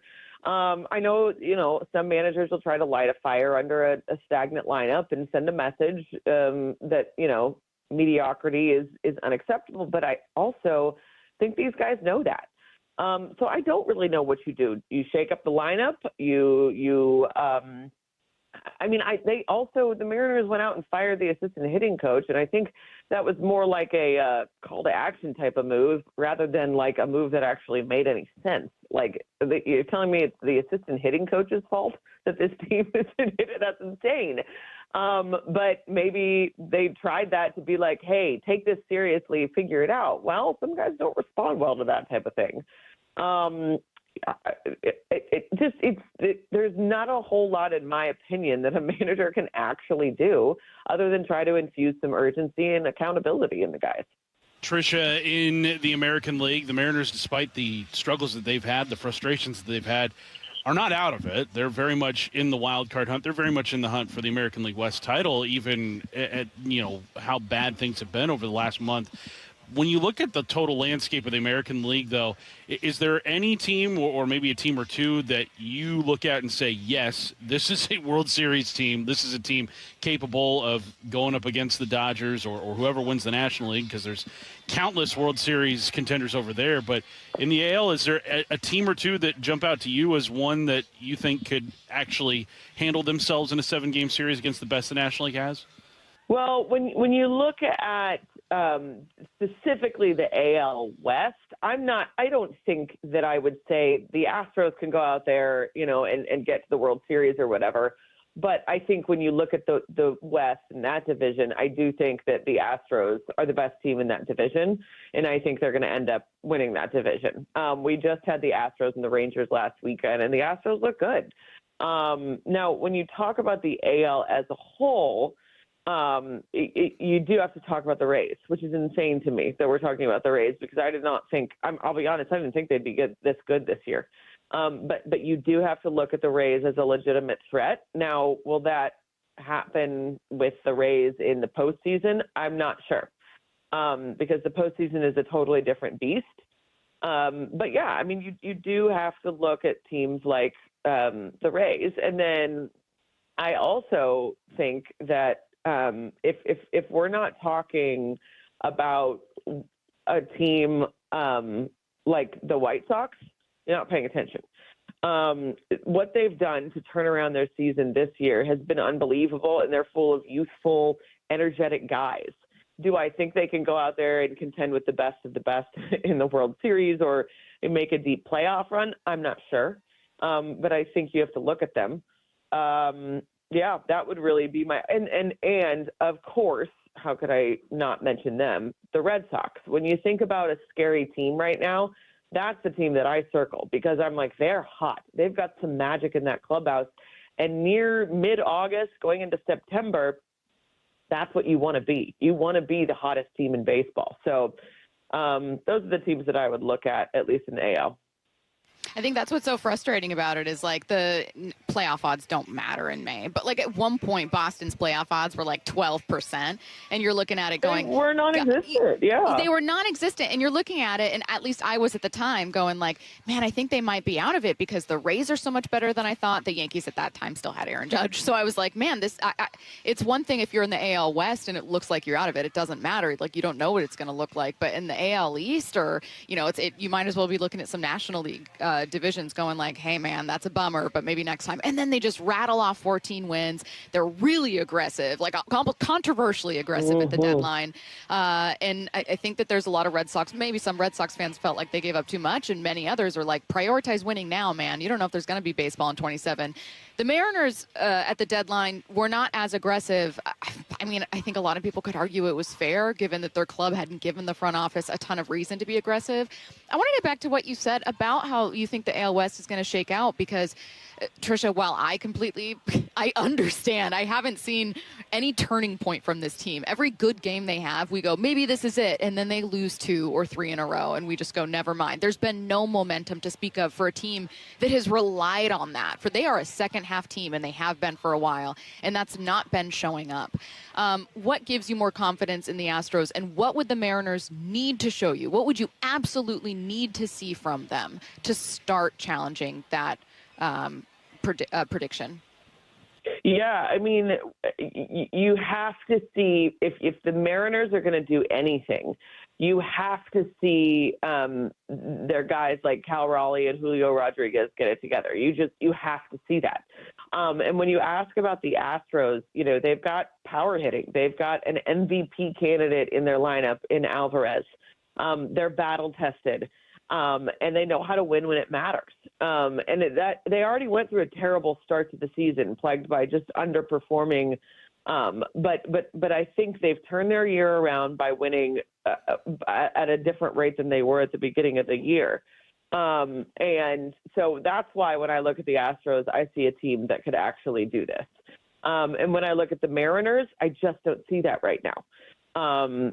They don't have, in my opinion, what it takes right now to make a run. Now, they are very lucky that they're in the West, and they're very lucky that the West is crowded. Because let's say all of a sudden Julio and Cal and Naylor and those guys get it going. Yeah, you can make a run at it. But I don't know if I see all of them getting it going at the same time. But I would love to be wrong. Like, I would love for in September to look back and be like, damn, like they did it. They got it together. Because they have the talent. It just hasn't happened. Can I ask you what I just love asking broadcasters and analysts this question because we've been it's interesting to look at the similarities and then see how you guys see it differently. What do you see as the issue with Cal? And I'll throw in and Julio, I guess, who just hasn't gotten hot yet. Oh, yeah, that's a really, really good question. And I think I'll probably have a better answer for you after the game tonight because, of course, we're going to talk to Dan Wilson a little bit, but I think, you talked about the oblique injury, and listen, I don't have a clue if it's still affecting him. I haven't talked to him. I haven't interviewed him, whatever. But obliques are tricky, and I've seen guys struggle through obliques and think they're okay, and then they're not okay. And then that probably messes with your mechanics a little bit and your timing. It's hard to swing when you're injured. I mean, it's just hard. And then when you come back from that, and your timing was also disrupted with the spring training stuff and going to the WBC, that's not an easy combination to work through. I've also read a little bit about, and I'm not sure the numbers on this, so don't quote me on this, but I feel like I've read a little bit about how he's struggling with the fastball this season. Oh yeah. But again, I mean, I think it's, in my mind, it's about timing at the plate, the oblique injury, and a little bit of disruption with the whole spring training at bat thing. And maybe he's just tired. We also, I feel like, forget that's a pretty massive workload, right? So he came, like, that playoff run by the Mariners last year. Man, that was amazing. And his season last season was unreal. Okay, and then they deal with the disappointment of losing in the postseason. You saw how much that affected guys like Cal and Julio in the moment, right? I'm a grown woman, but I'm sitting there with tears in my eyes watching Cal and Julio do these post-game interviews after they lost. That meant a lot to them. So let's combine that with then going straight into the WBC and having your spring training a little bit disrupted. That can be hard. That's a lot of weight to put on somebody.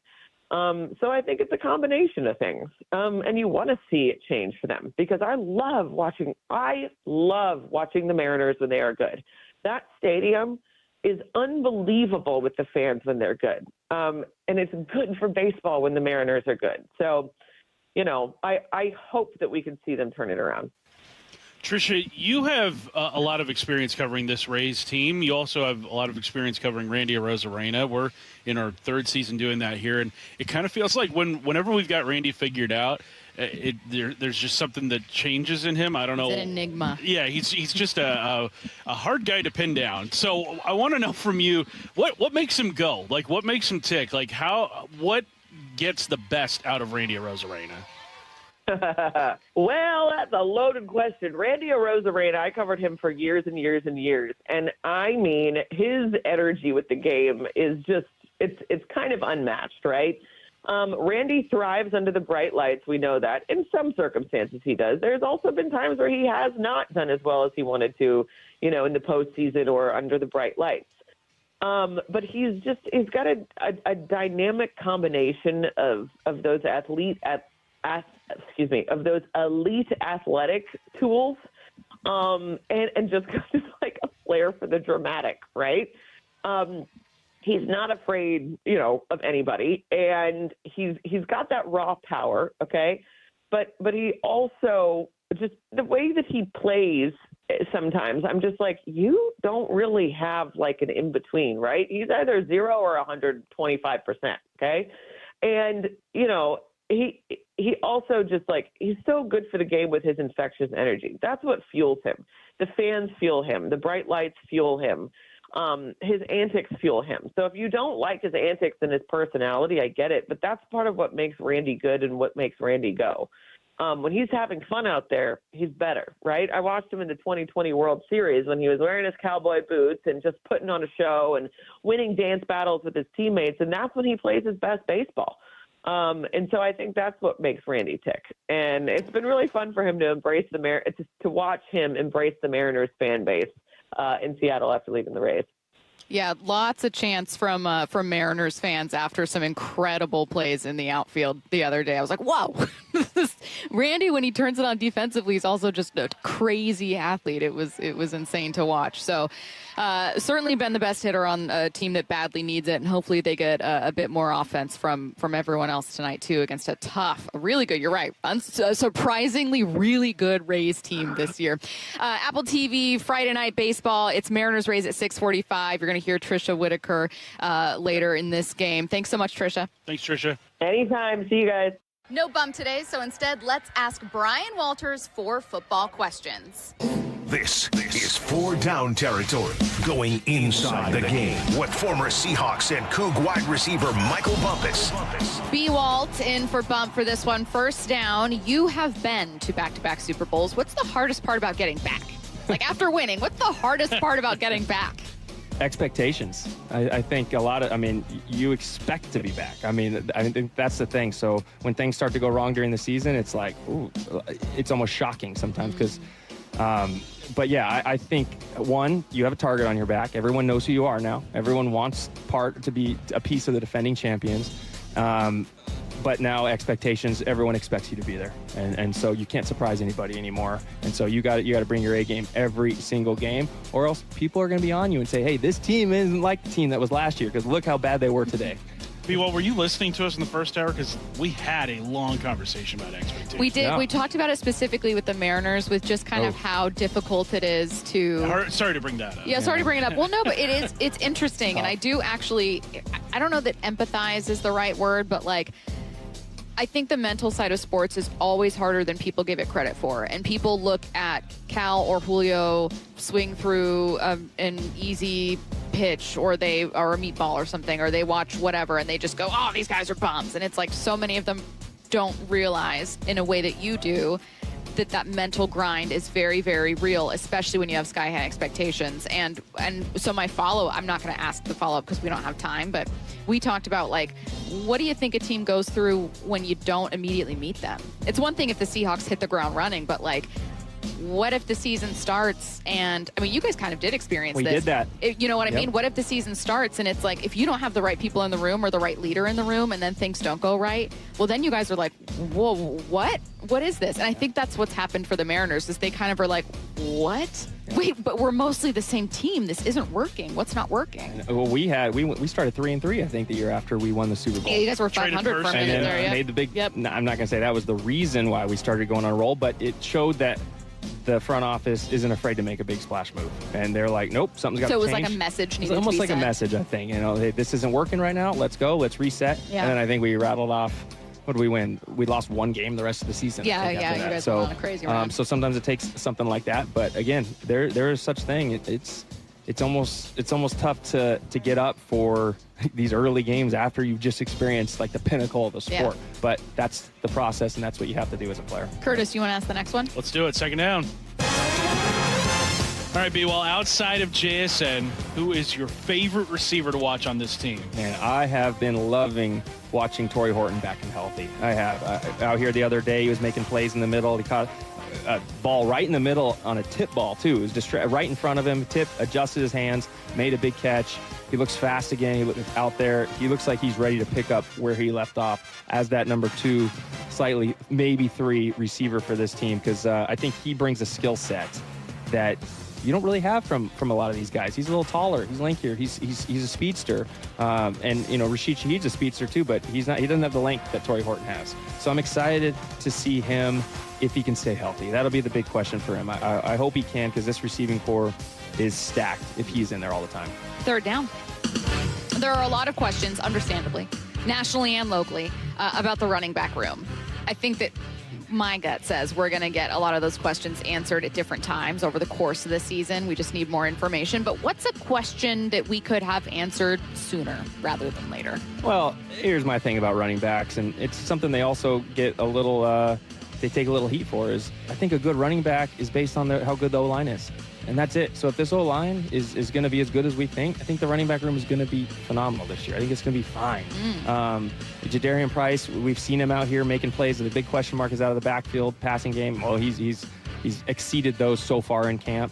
When Charbonnet comes back, we'll see how he is. George Halani has done his thing there, and Emmanuel Wilson's the vet. I mean, he's a guy that can step in as well. So I think there's a lot to look forward to in this room, but it all comes down to the offensive line. You can have Barry Sanders back there, and if the offensive line doesn't make the blocks, he's not going to get anything. Well, maybe Barry Sanders is a bad example of that. Yeah, I think I could block for Barry Sanders. But you know what I'm trying to say there. Yes. It's just the fact that the offense, it's going to come down to the offensive line regardless. Speaking of the offensive line, I don't pretend to know how to watch offensive line with an analytical eye. However, you have played, you see it very differently. I have heard very good things about Anthony Bradford.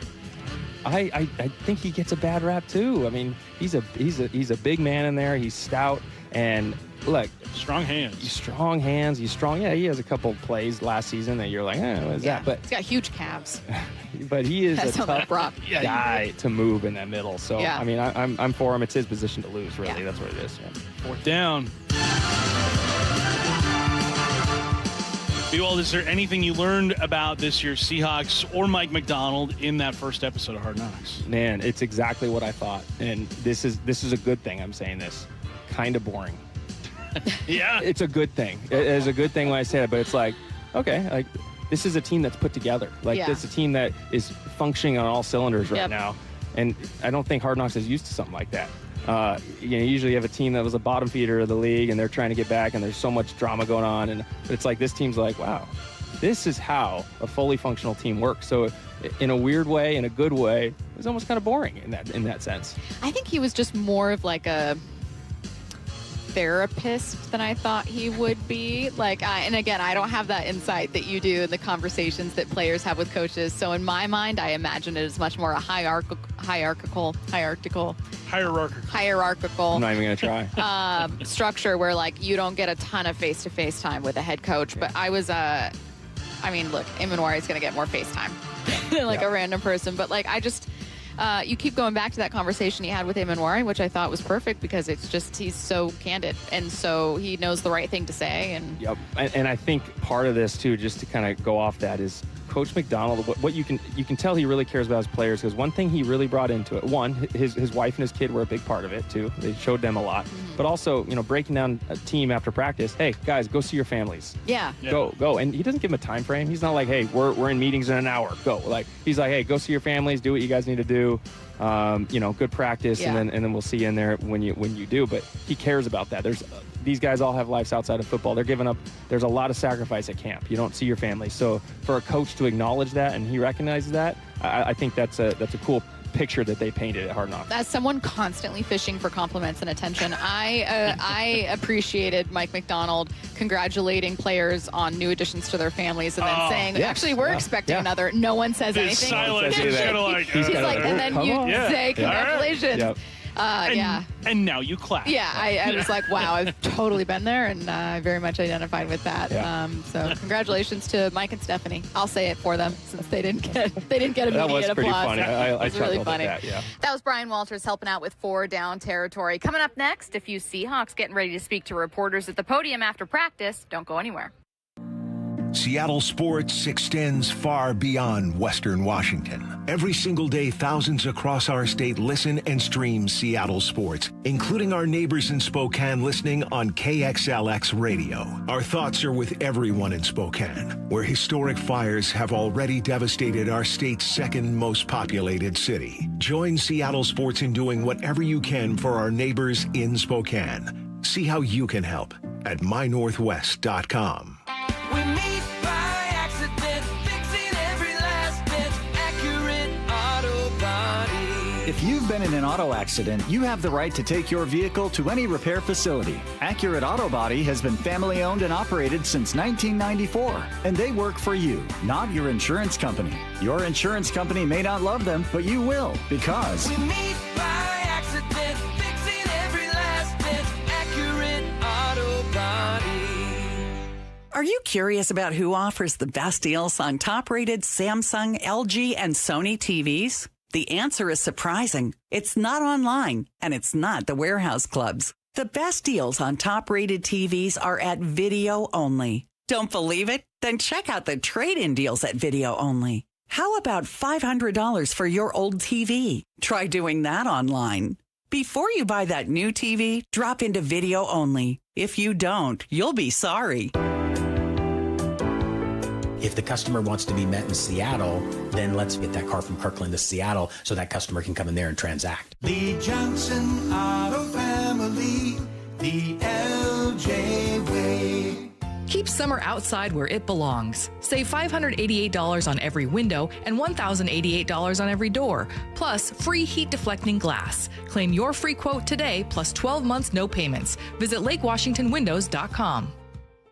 Washington drivers share the road with thousands of semi-trucks, but new reporting and federal investigations have unveiled that as many as 1 in 5 of those trucks are operated by chameleon carriers, trucking companies that rack up crashes and safety violations only to close and reopen under a new name with a clean record. If you've been injured in a trucking accident, time may be running out to recover. Call Davis Law Group today at 206-888-8888 or visit davislawgroupseattle.com. Sparta's Sparta's Pizza reminds parents 460,000 children are reported missing in our country every year. Please plan with your kids a safe, visible route to and from activities with at least one friend. Coach your kids to stay alert and be aware of their surroundings, and caution your children to never accept gifts or rides from strangers. Best wishes to all our kids from the entire team at Sparta's Pizza and Spaghetti House, serving the best pizza in the universe in Linwood, Bothell, and Mill Creek, or find them online at spartaspizza.com. Did you know in Washington State you can see a physical therapist without a referral from your doctor? That's right. Thanks to Direct Access, you can skip the wait and get the care you need right away. Shannon O'Kelly, how has Direct Access changed the game?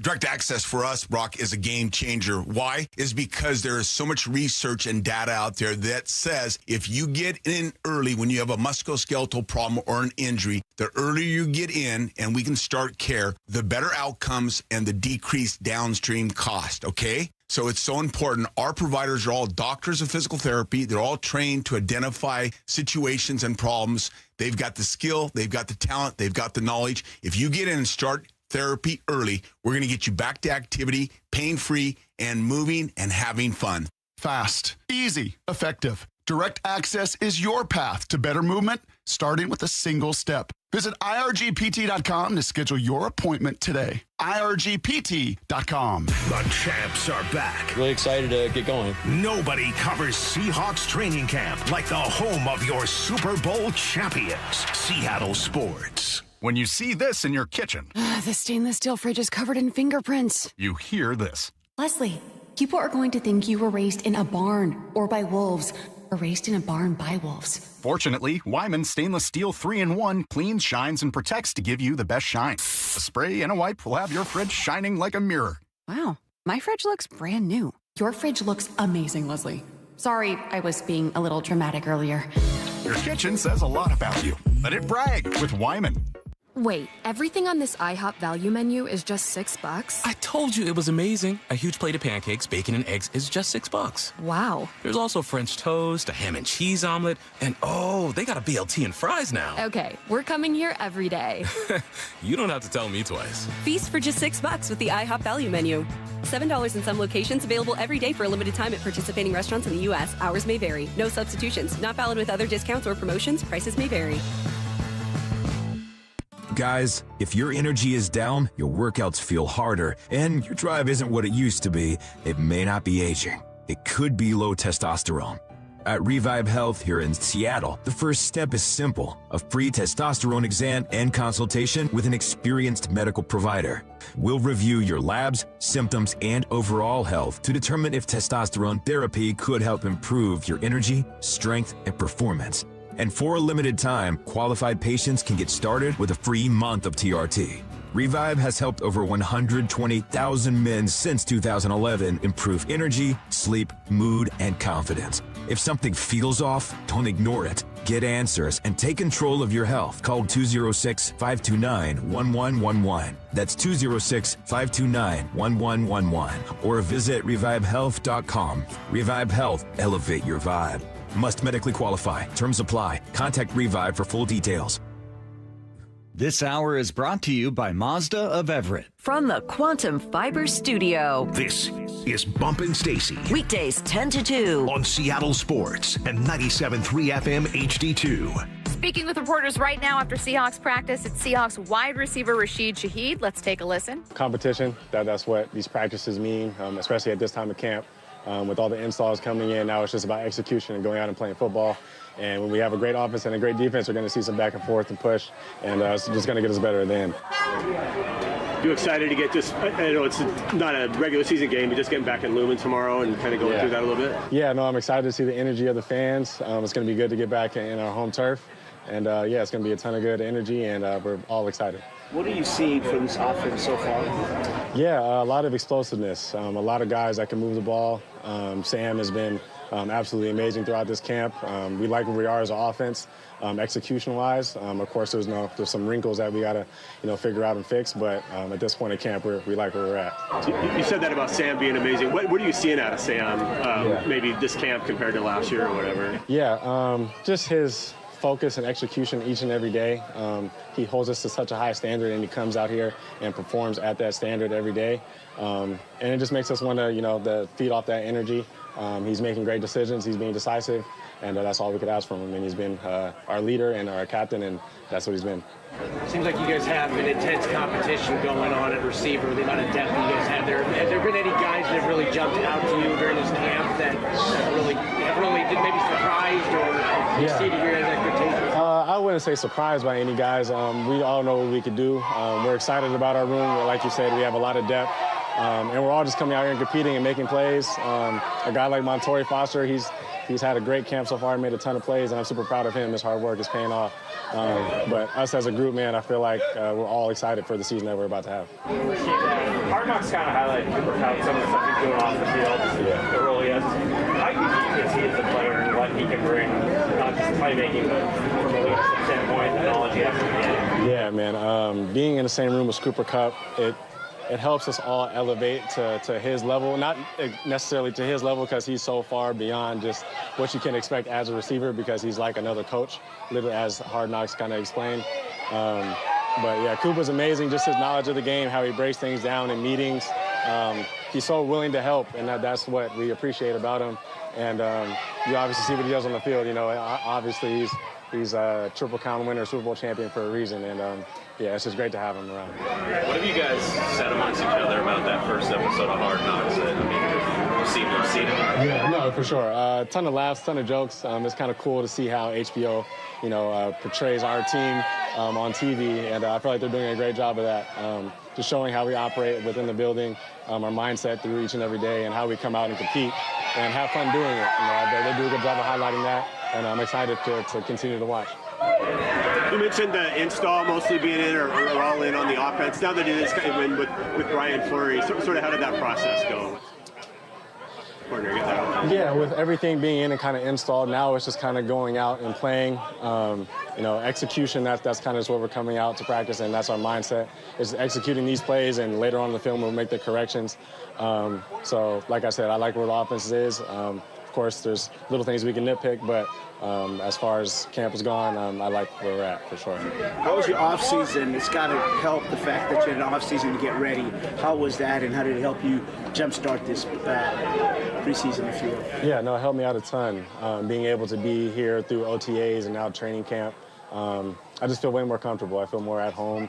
I don't feel like I'm as rushed to feel accommodated to things. I just feel like I'm a part of what we have going on now instead of, kind of hopping on, mid-season how I did last year. I get a feel for how we operate in the off-season.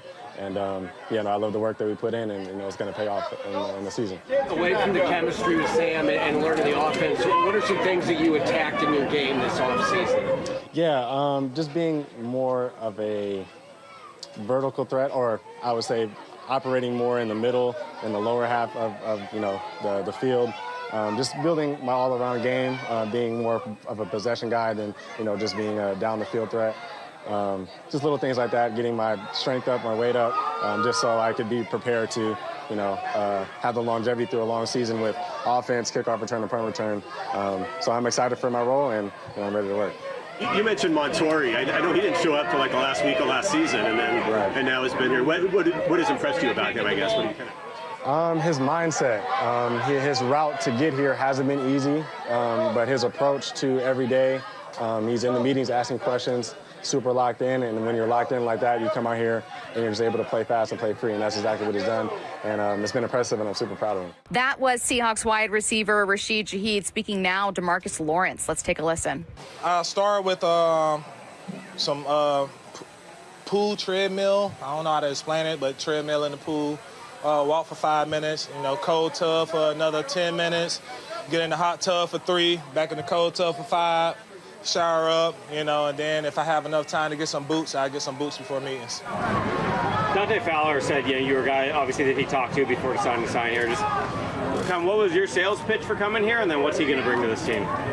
I mean, it wasn't too much I had to sell. The proof is in the pudding. He was able to see what we was able to accomplish last year. We have a tight-knit group around here, so I told him if, you want to be a part of a Super Bowl winning defense, a real brotherhood, come to the Hawks. Days around the Squaw Lake where you had a kid on the way a few days afterwards? Yeah, man.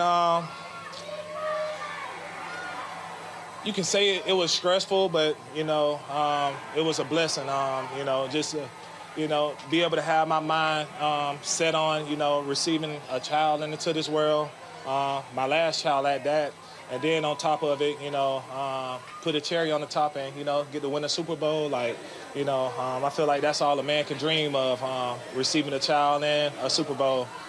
So. How long after the game was the baby born? Baby was born next day. So we was in there partying with T-Pain, and the baby came 12 hours later. That was your sixth child, right? Sixth child, correct. Scott, for those of us who only have a couple, what having 6 children is like? Man, all honesty, you wouldn't believe me if I told you. Everybody has their own, personality, different characteristics about themselves. It's just, really finding out what each child likes, their demeanor. My girls are meaner than my boys, but my boys know they can't touch the girls, so, the girls just be wilding off on the boys. So we got an interesting dynamics in the household, but it's all love. How many nannies do you have? Enough. You mentioned the brotherhood earlier, in particular with the veteran guys like Jay Reed, Chenna, obviously you and Leo. Just what's that like, all you guys, with all the experience you have? A lot of you played different places. Just how's that come together? It's genuine, man. Just to be able to play with these boys over the last year, and just what we were last year, what we're trying to build on, and become. It's just great to have those caliber of leaders in the locker room with you, like-minded guys. And, yeah, man, couldn't ask for a better, front four to be a part of. With all that was going on at the end of did it take you a little while to decide to come back and play this year? Or? Yes and no. I kind of had my mind made up that, if I won, I was done. But I kind of had a bittersweet feeling in my heart. Understanding that, with the type of team that we have, we should have been where we were last year. This is where the hard part begins, and, staying on the top. So. What do you like about that challenge? Shoot, they say there's no fun when the rabbit has the gun. We're the ones with the dot on our back, so, I just want to, see how that feels. See the different obstacles that we can overcome. How we're going to stay together in those tough moments throughout the season. And just be a part of this brotherhood once more. I saw you when the crowd noise went on, and you're kind of up there trying to get the crowd into it. I mean, even as long as you played, it seems like you still enjoy that part of it and being out here and everything. Oh yeah, most definitely, man. We got the best crowd in America, so If we're out here working, I believe they're out here working too. That's what, the 12 is 1 is for. Just wanted to, get their juices sparked, let them know that I see them being a part of everything that we do here. Marcus, when did you decide that you're coming back? At what point in the offseason did you flip and decide to come back? When my wife said it was okay. I don't know. When you made it back after the Super Bowl, how much time did you have to spare? Baby came next day. Sunday Super Bowl, Monday baby was here. It wasn't no time to spare. That's why I got to do it again. What I Need to Know is coming your way next. Get your questions in, 866-979-3776. Seeger, Griffey, Julio, King Felix. Strike 3 called. Oh, did he get Mike Trout? What a night for Felix. He is on his stick. He is a humming, baby. The top 50 Mariners of all time are unveiled tomorrow at 5:30 in a celebration 50 years in the making. The Mariners' 50 season celebration ceremony. Hear every moment live on Seattle Sports on 710 and the Seattle Sports app. Here it comes, possibly the biggest online midsummer auction anywhere of heavy equipment, trucks, tools, lumber, and much more. Presented by the Murphy Auction Company, bidding is underway now. Featured items include a 2020 Bobcat E32i excavator with less than 1,000 hours, a 2016 Freightliner 2100 Hydrovac truck, a 2011 John Deere 310J 4x4 backhoe, and much more. 10 excavators, 4 backhoes, 11 forklifts, 5 boom and scissor lifts, 5 rollers, 28 golf carts, and more than 60 heavy trucks. But wait, there's more. Attachments, roll-off boxes, shipping containers, contractor tools, lumber, and much more all go into the highest bidder. Preview all items August 11th and 12th, 8 a.m. to 4 p.m. at our location in Marysville, 3803 136th Street Northeast. For pictures, catalogs, and all details, visit murphyauction.com. That's murphyauction.com. murphyauction.com. The IRS finally caught up with Louie. I hadn't paid my taxes in 8 years. I owe the IRS a lot of money. Louie was in deep trouble. We're going to take your house, put a lien on your bank account, garnish your pay. They don't care. They're going to take your paycheck. Louie found out about Optima Tax Relief, the leading tax resolution firm. A+ rated by the Better Business Bureau, they've resolved over $3 billion for their clients. Optima Tax, they help me. They calm me down. They make me feel comfortable, and I trust them. Louie has a lot to be thankful for. I don't owe the IRS anymore, and I'm able to live a comfortable life, a lot better life. It was because of Optima Tax. For tax help you can trust, call Optima now for a free consultation. Take it from Louie. If you owe the IRS, don't go it alone. Give Optima Tax a call. They can help you. Call 800-343-6460. 800-343-6460. 800-343-6460. Optima Tax Relief. Testimonial from an actual client. Some restrictions apply. For complete details, please visit OptimaTaxRelief.com. You know what you can trust? The protection you get when you bundle home and auto insurance with Progressive. You know what you can't trust?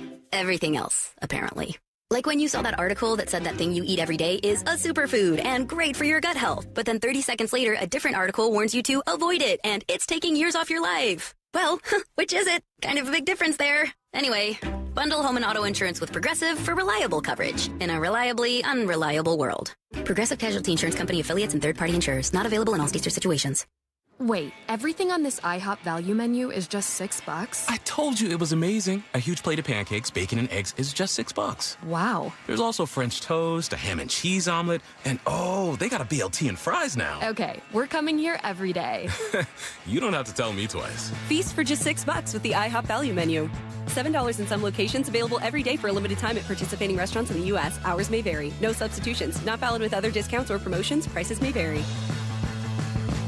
Hey, Mike Salk here for Snoqualmie Casino and Hotel, and not all getaways are going to earn 4 diamonds, but you can experience the 4 Diamond Snoqualmie Casino and Hotel, where the breathtaking views, elevated dining, and world-class gaming and entertainment make the perfect escape. Also, check out upcoming shows. You got 80s pop sensation Taylor Dane on September 6th, or local rock legends Queensryche on October 10th. Tickets at snocasino.com. You can elevate your next getaway. That's 4 Diamond and Seattle's closest Snoqualmie Casino and Hotel. Please game responsibly.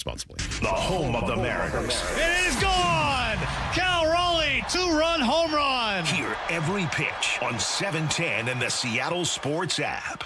So what are you reading? I'm checking out the ratings on the new TVs, and it looks like Samsung, LG, and Sony got the best scores. Just like last year. What about those new high dynamic range TVs? They got the highest scores of all, but their prices are really high. Did you check online? Yeah, their prices were about the same. Well, there's one place where we can get a hot deal on those top-rated models. Where? At Video Only. Check out the ratings on TV stores. I see. Video Only scored better than the others. So, if you want the best deal on the best TVs, then we should take our TV ratings and head over to top-rated Video Only. At Video Only, you won't find huge stores with refrigerators or microwaves, but you will find the best deals on top-rated TVs, soundbars, and monitors. Shop around. Just make sure you visit Video Only, because if you don't, you'll be sorry. In South Center, Bellevue, Linwood, Federal Way, and Tacoma, Video Only. Progressive knows it ain't easy navigating the open plains of home insurance, but there is one man who can help tame that wild herd of options. The Home Quote Explorer. Note, Progressive's Home Quote Explorer is not a real person, but an online tool that lets you compare home insurance. He's the type of feller who helps you decide on the right insurance, even if it ain't with him. Again, Again, not a person, just an online tool that helps you find great home coverage. A real pioneer. Okay, fine. Just do the thing. Progressive Casualty Insurance Company affiliates and third-party insurers. Comparison rates not available in all states or situations. This is the story of the one who keeps multiple buildings running smoothly day after day. Plumbing that flows, HVAC that hums, cleaning supplies that keep surfaces sparkling. That's why she counts on Grainger. With easy reordering online and 24/7 support, Grainger helps her keep the products she needs on hand. So shelves stay stocked and buildings stay ready. Call 1-800-GRAINGER, click Grainger.com, or just stop by. Grainger, for the ones who get it done. This hour is brought to you by Mazda of Everett. From the Quantum Fiber Studio. This is Bump Stacy. Weekdays 10 to 2. On Seattle Sports and 97.3 FM HD2. Get your questions in for What I Need to Know. Any question, text it now. 866-979-3776. Curtis Rogers in for Michael Bumpus. Hey. Curtis, you put together what you think the 50 That's greatest right. Mariners list will be when it's unveiled on Saturday. 425, Curtis, you can only pick one. Only one. I'm going to take Griffey off the table because I know that's your Okay, answer. yeah, who's your all-time favorite Mariner? Well, yeah, if it's not Ken Griffey, which as a left-handed kid growing up in Seattle, I mean, it was obviously Ken Griffey Jr., but outside of him, I'll go Edgar. I mean, just a What if I take the big names off? 'Cause all of them You're just off? going to go, well, we'll take Ichiro. What about no Ichiro, We're no talking Edgar, names no that, like, Griffey? ball knowers would know? No. Actually, yes. Your favorite ball knower Mariner. Favorite ball knower Where you're like, Mariner. if you said this name and someone was like, "Ah, man, I remember when you'd be like, we're friends." I'm going to go with Deep cut Mariner. Deep cut Mariner. I mean, I'll go Doug Strange. Okay. Yeah, had a huge walk in Game 5 in 1995 that tied the ball game and was like a fourth outfielder. Oh, you just remember? Solid guy. That's yeah. going to be someone's Luke Raley one day. Sure, yeah. 40 years, they're going to be like, you remember Luke I think he Raley? did much else besides being the fourth outfielder on the 95. Who's your all-time least favorite Mariner? All-time least favorite Mariner? One that I have just enjoyed booing. I know someone. Who? Jesse Winker. Oh, yeah. I don't Did think not you like like that Jesse guy. Winker. Did not like that guy. I would say that is my all-time least favorite in, like Like been an doing intangible- Mariners professionally. Yeah. But back when I was like a kid, least favorite, Bobby Ayala. Bobby Ayala hated any time he would come into the game, and it felt like he had maybe like bad photos of Lou Piniella. Like, why would this guy come into the game so much? Does he have is he trying to blackmail people in the organization? Maybe. 866-979-3776. What I need to know. Wow, Stacy and Curtis, you guys are moving so fast back and forth today. I got whiplash, lots of crosstalk, but it was good. My question, who's smarter, Stacy or Curtis? Great question. I'm glad you asked this. I'm glad you asked this because it is me. And that's not what the cognitive test said years ago. Curtis and I, for fun, one day took an IQ test at the same time. And I think it was actually the Wonderlic, wasn't it? We took a sample Wonderlic test, and I want to say that I think IQ is measured in lots of different ways, and that this isn't a way to definitively gauge someone's IQ. I've taken IQ tests. No, listen, I've taken IQ tests that put me in the 120s. And so we took this one, and we had to reveal the percentile that we ranked it at the same beat, time. yeah. So we said 1, 2, 3, 95. 2. It was about as opposite of results as you could get. I think part of it is that I've always been very bad at math. And there were lots of, if I saw a question that was like shapes, geography, or I'm not great at geography, Yeah. I'm not great at some history things, I'm not great at, lots of multiple things that don't matter as Uh-huh. much, science. Well, the Wonderlic, it's basically like logic puzzles, right? It's just kind of like Yeah. they try to trip you up with the options that they give you because it's a multiple choice. I'll tell you what test. the problem is. This is how I know. Maybe the only reason I couldn't be a professional quarterback. I'm not big on patience. If I see something and I don't know the answer, I'm smashing it. Sure. So I said, If it jumps I'm out so to you, bored it's like, of this this question. is it. I don't know, B, and then you move on. And then wait a minute. Yeah. B was like one letter off. I would have made the most incredible throws you'd ever seen and the dumbest interceptions you'd ever seen. So, like, it would have been the same game. Drive after like drive. Will Levis? I would have been Jameis Winston 30-30. Yeah. 866-979-3776. Are the Mariners showing signs? I'm trying to understand this one. Are the Mariners showing signs of being in transition from being a team trying to get into the playoffs and old players leaving? Wait, hey, I'm just going to read it. I'm just going to read verbatim what it says. Are they transitioning from bringing up the young guys in waves to having a more established older roster? That's what they're saying. Okay. I don't think that churn ever stops in baseball anymore. No, it can't. Because you look at how the timelines of guys in the Mariners rotation right now. Logan Gilbert is entering his final year of club control next year. And George Kirby, I believe, will have 2 years of club control after this year. You time that out with Cade Anderson, who is knocking at the door of the big leagues, and also Ryan Sloan. Not to say that the Mariners are going to, get rid of Gilbert or Kirby here over the next year, but it all kind of times up where, like, if they do say goodbye to either one of those guys, you do have in-house options. And that kind of is a sign of a good organization, always having a young player available to step in if needed. Quick roster move, not surprising given what happened in yesterday's game, but from Daniel Kramer, Cole Wilcox heading to the 15-day IL with a left oblique strain, Nick Davila being recalled from AAA Tacoma. This person as part of this question says, did they lose their identity to do all of that? I just want to throw on, and this is a philosophical thing. There are GMs in baseball that would disagree with me on this one, but I think that your process can be subject to change, but your principles should, as much as possible, remain the same. So one of your principles should be like competition. Yeah. That we want to win, that we, whatever. And then the process can be, we draft, trade, and develop. I don't think you should we develop that's our identity. That's not an identity, that's a process. And so that's the one thing I push back on a little bit. Your identity should be we win. Yes. Maybe you could make it like we really want to have pitching forward teams in a pitcher-friendly park. That can totally be one of your principles, but like, if this person is asking about losing your identity, meaning the identity is draft, develop, whatever, that's a process. That's not an identity. Yeah. So you don't have to stay true to that all the time. That's my opinion. No, you don't. Some people would disagree. Thanks for helping out, Curtis. Yep. All right, we are heading out of here. Wyman and Bob coming up next. Ibanez, the big unit, King Felix, A-Rod. Well hit ball deep to left field. Sutton going back. Goodbye, baseball. A-Rod does it again. A celebration 50 seasons in the making. The top 50 Mariners of all time are unveiled during the Mariners 50 season celebration ceremony tomorrow at 5:30, ahead of the Mariners and Rays at 6:50. Hear every moment live on Seattle Sports on 710 and the Seattle Sports app.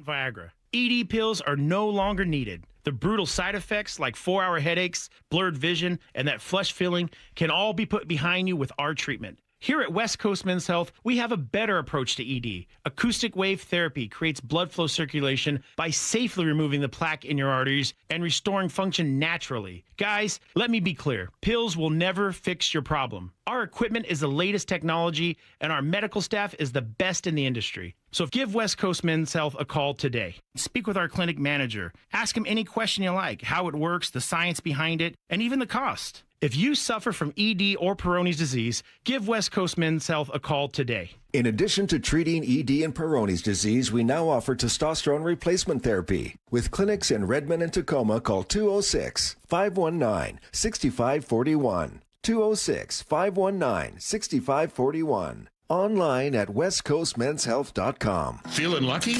Don't miss the Lucky Fall Classic Collector Car Truck and Boat Auction. Saturday, August 29th at Tacoma's LeMay Marymount Event Center. Up to 200 collector, vintage, and classic vehicles, many going to the highest lucky bidder with absolutely no reserve. Get lucky, get local, and get in line. Visit luckyoldcar.com for a list and pictures of auction vehicles. Or call 206-467-6531 for bidding and consignment details. Emerald Queen Casino Event Center presents the main event, powered by WFC, Saturday night, August 8th. A night of professional boxing, where champions are made and every punch counts. Contenders from the region go toe-to-toe, ready to prove they belong at the top. Tickets at emeraldqueen.com. Don't miss Fight Night, August 8th at Emerald Queen Casino. Always entertaining. 21 and older. Need gambling help? Call 800-547-6133 or visit emeraldqueen.com. Looking for the best deal on a new home? Discover the D.R. Horton Home of the Week. With new home communities from Lacey to Stanwood, D.R. Horton has the right home for the best value. Visit drhorton.com. D.R. Horton, America's builder, an equal housing opportunity builder. Pests and poor installation have something in common. One call to Eastside Exterminators takes care of both. For more than 50 years, families across Western Washington have trusted Eastside Exterminators to eliminate pests for good and protect homes from crawl space to attic. With dedicated installation services and the state's only smart pest detection technology. From Everett to Federal Way, one call handles it all. 425-482-2271 or visit eastsideexterminators.com. Eastside Exterminators, family first pest control. Lee Johnson Auto Family. The best path at that point was to stop for the night and you go home and take a breath. She came back in the morning and bought the car. She was way happier. The LJ Way. This might be the most surprising statistic I've shared in decades of doing local news. More than 75% of commuters will be involved in a car accident at some point. JP Pendergast of Pendergast Law with more. What makes it more surprising? The average person will be involved in 3 to 4 collisions in their lifetime. With accidents unbelievably prevalent, what are some safety tips if it happens to you? Safety first. Secondary collisions are not uncommon while awaiting help. Turn on those hazards and remain in a safe place. If a bystander witnessed the accident, capture their information and encourage them to remain at the scene. Seek medical attention immediately if needed, as delaying can be a costly mistake. Lastly, remember that statements made to police and insurance adjusters can affect your case. Collisions are more common than we'd like to think. If you find yourself in one, follow these helpful tips and then call my friends at Pendergast Law. If you or a loved one's injured in a car accident, call Pendergast Law. We can help. PendergastLaw.com. August is always a time of excitement because football is back. But anyone that watches practice or preseason games knows how much work needs to be done before the season starts. If you're feeling the same about your home project, Harley Exteriors wants to help you get a head start on making sure your home is ready for fall football nights. $500 off each window, $750 off patio and entry doors, and $200 off your final project. Spend a few minutes with the folks at Harley Exteriors during your free estimate, and you'll realize you have a lot in common. They love our local teams, they're good at what they do, and they'll take care of your home. Use Harley Exteriors to complete your home project this month and receive 12 or 18-month promotional financing. Qualified buyers only. Subject to credit approval and lender terms. Minimum purchase of 4 qualifying windows required. Windows must be 36 by 36 inches or larger. No size minimum on patio or entry doors. Financing subject to approved credit. Offers cannot be combined with other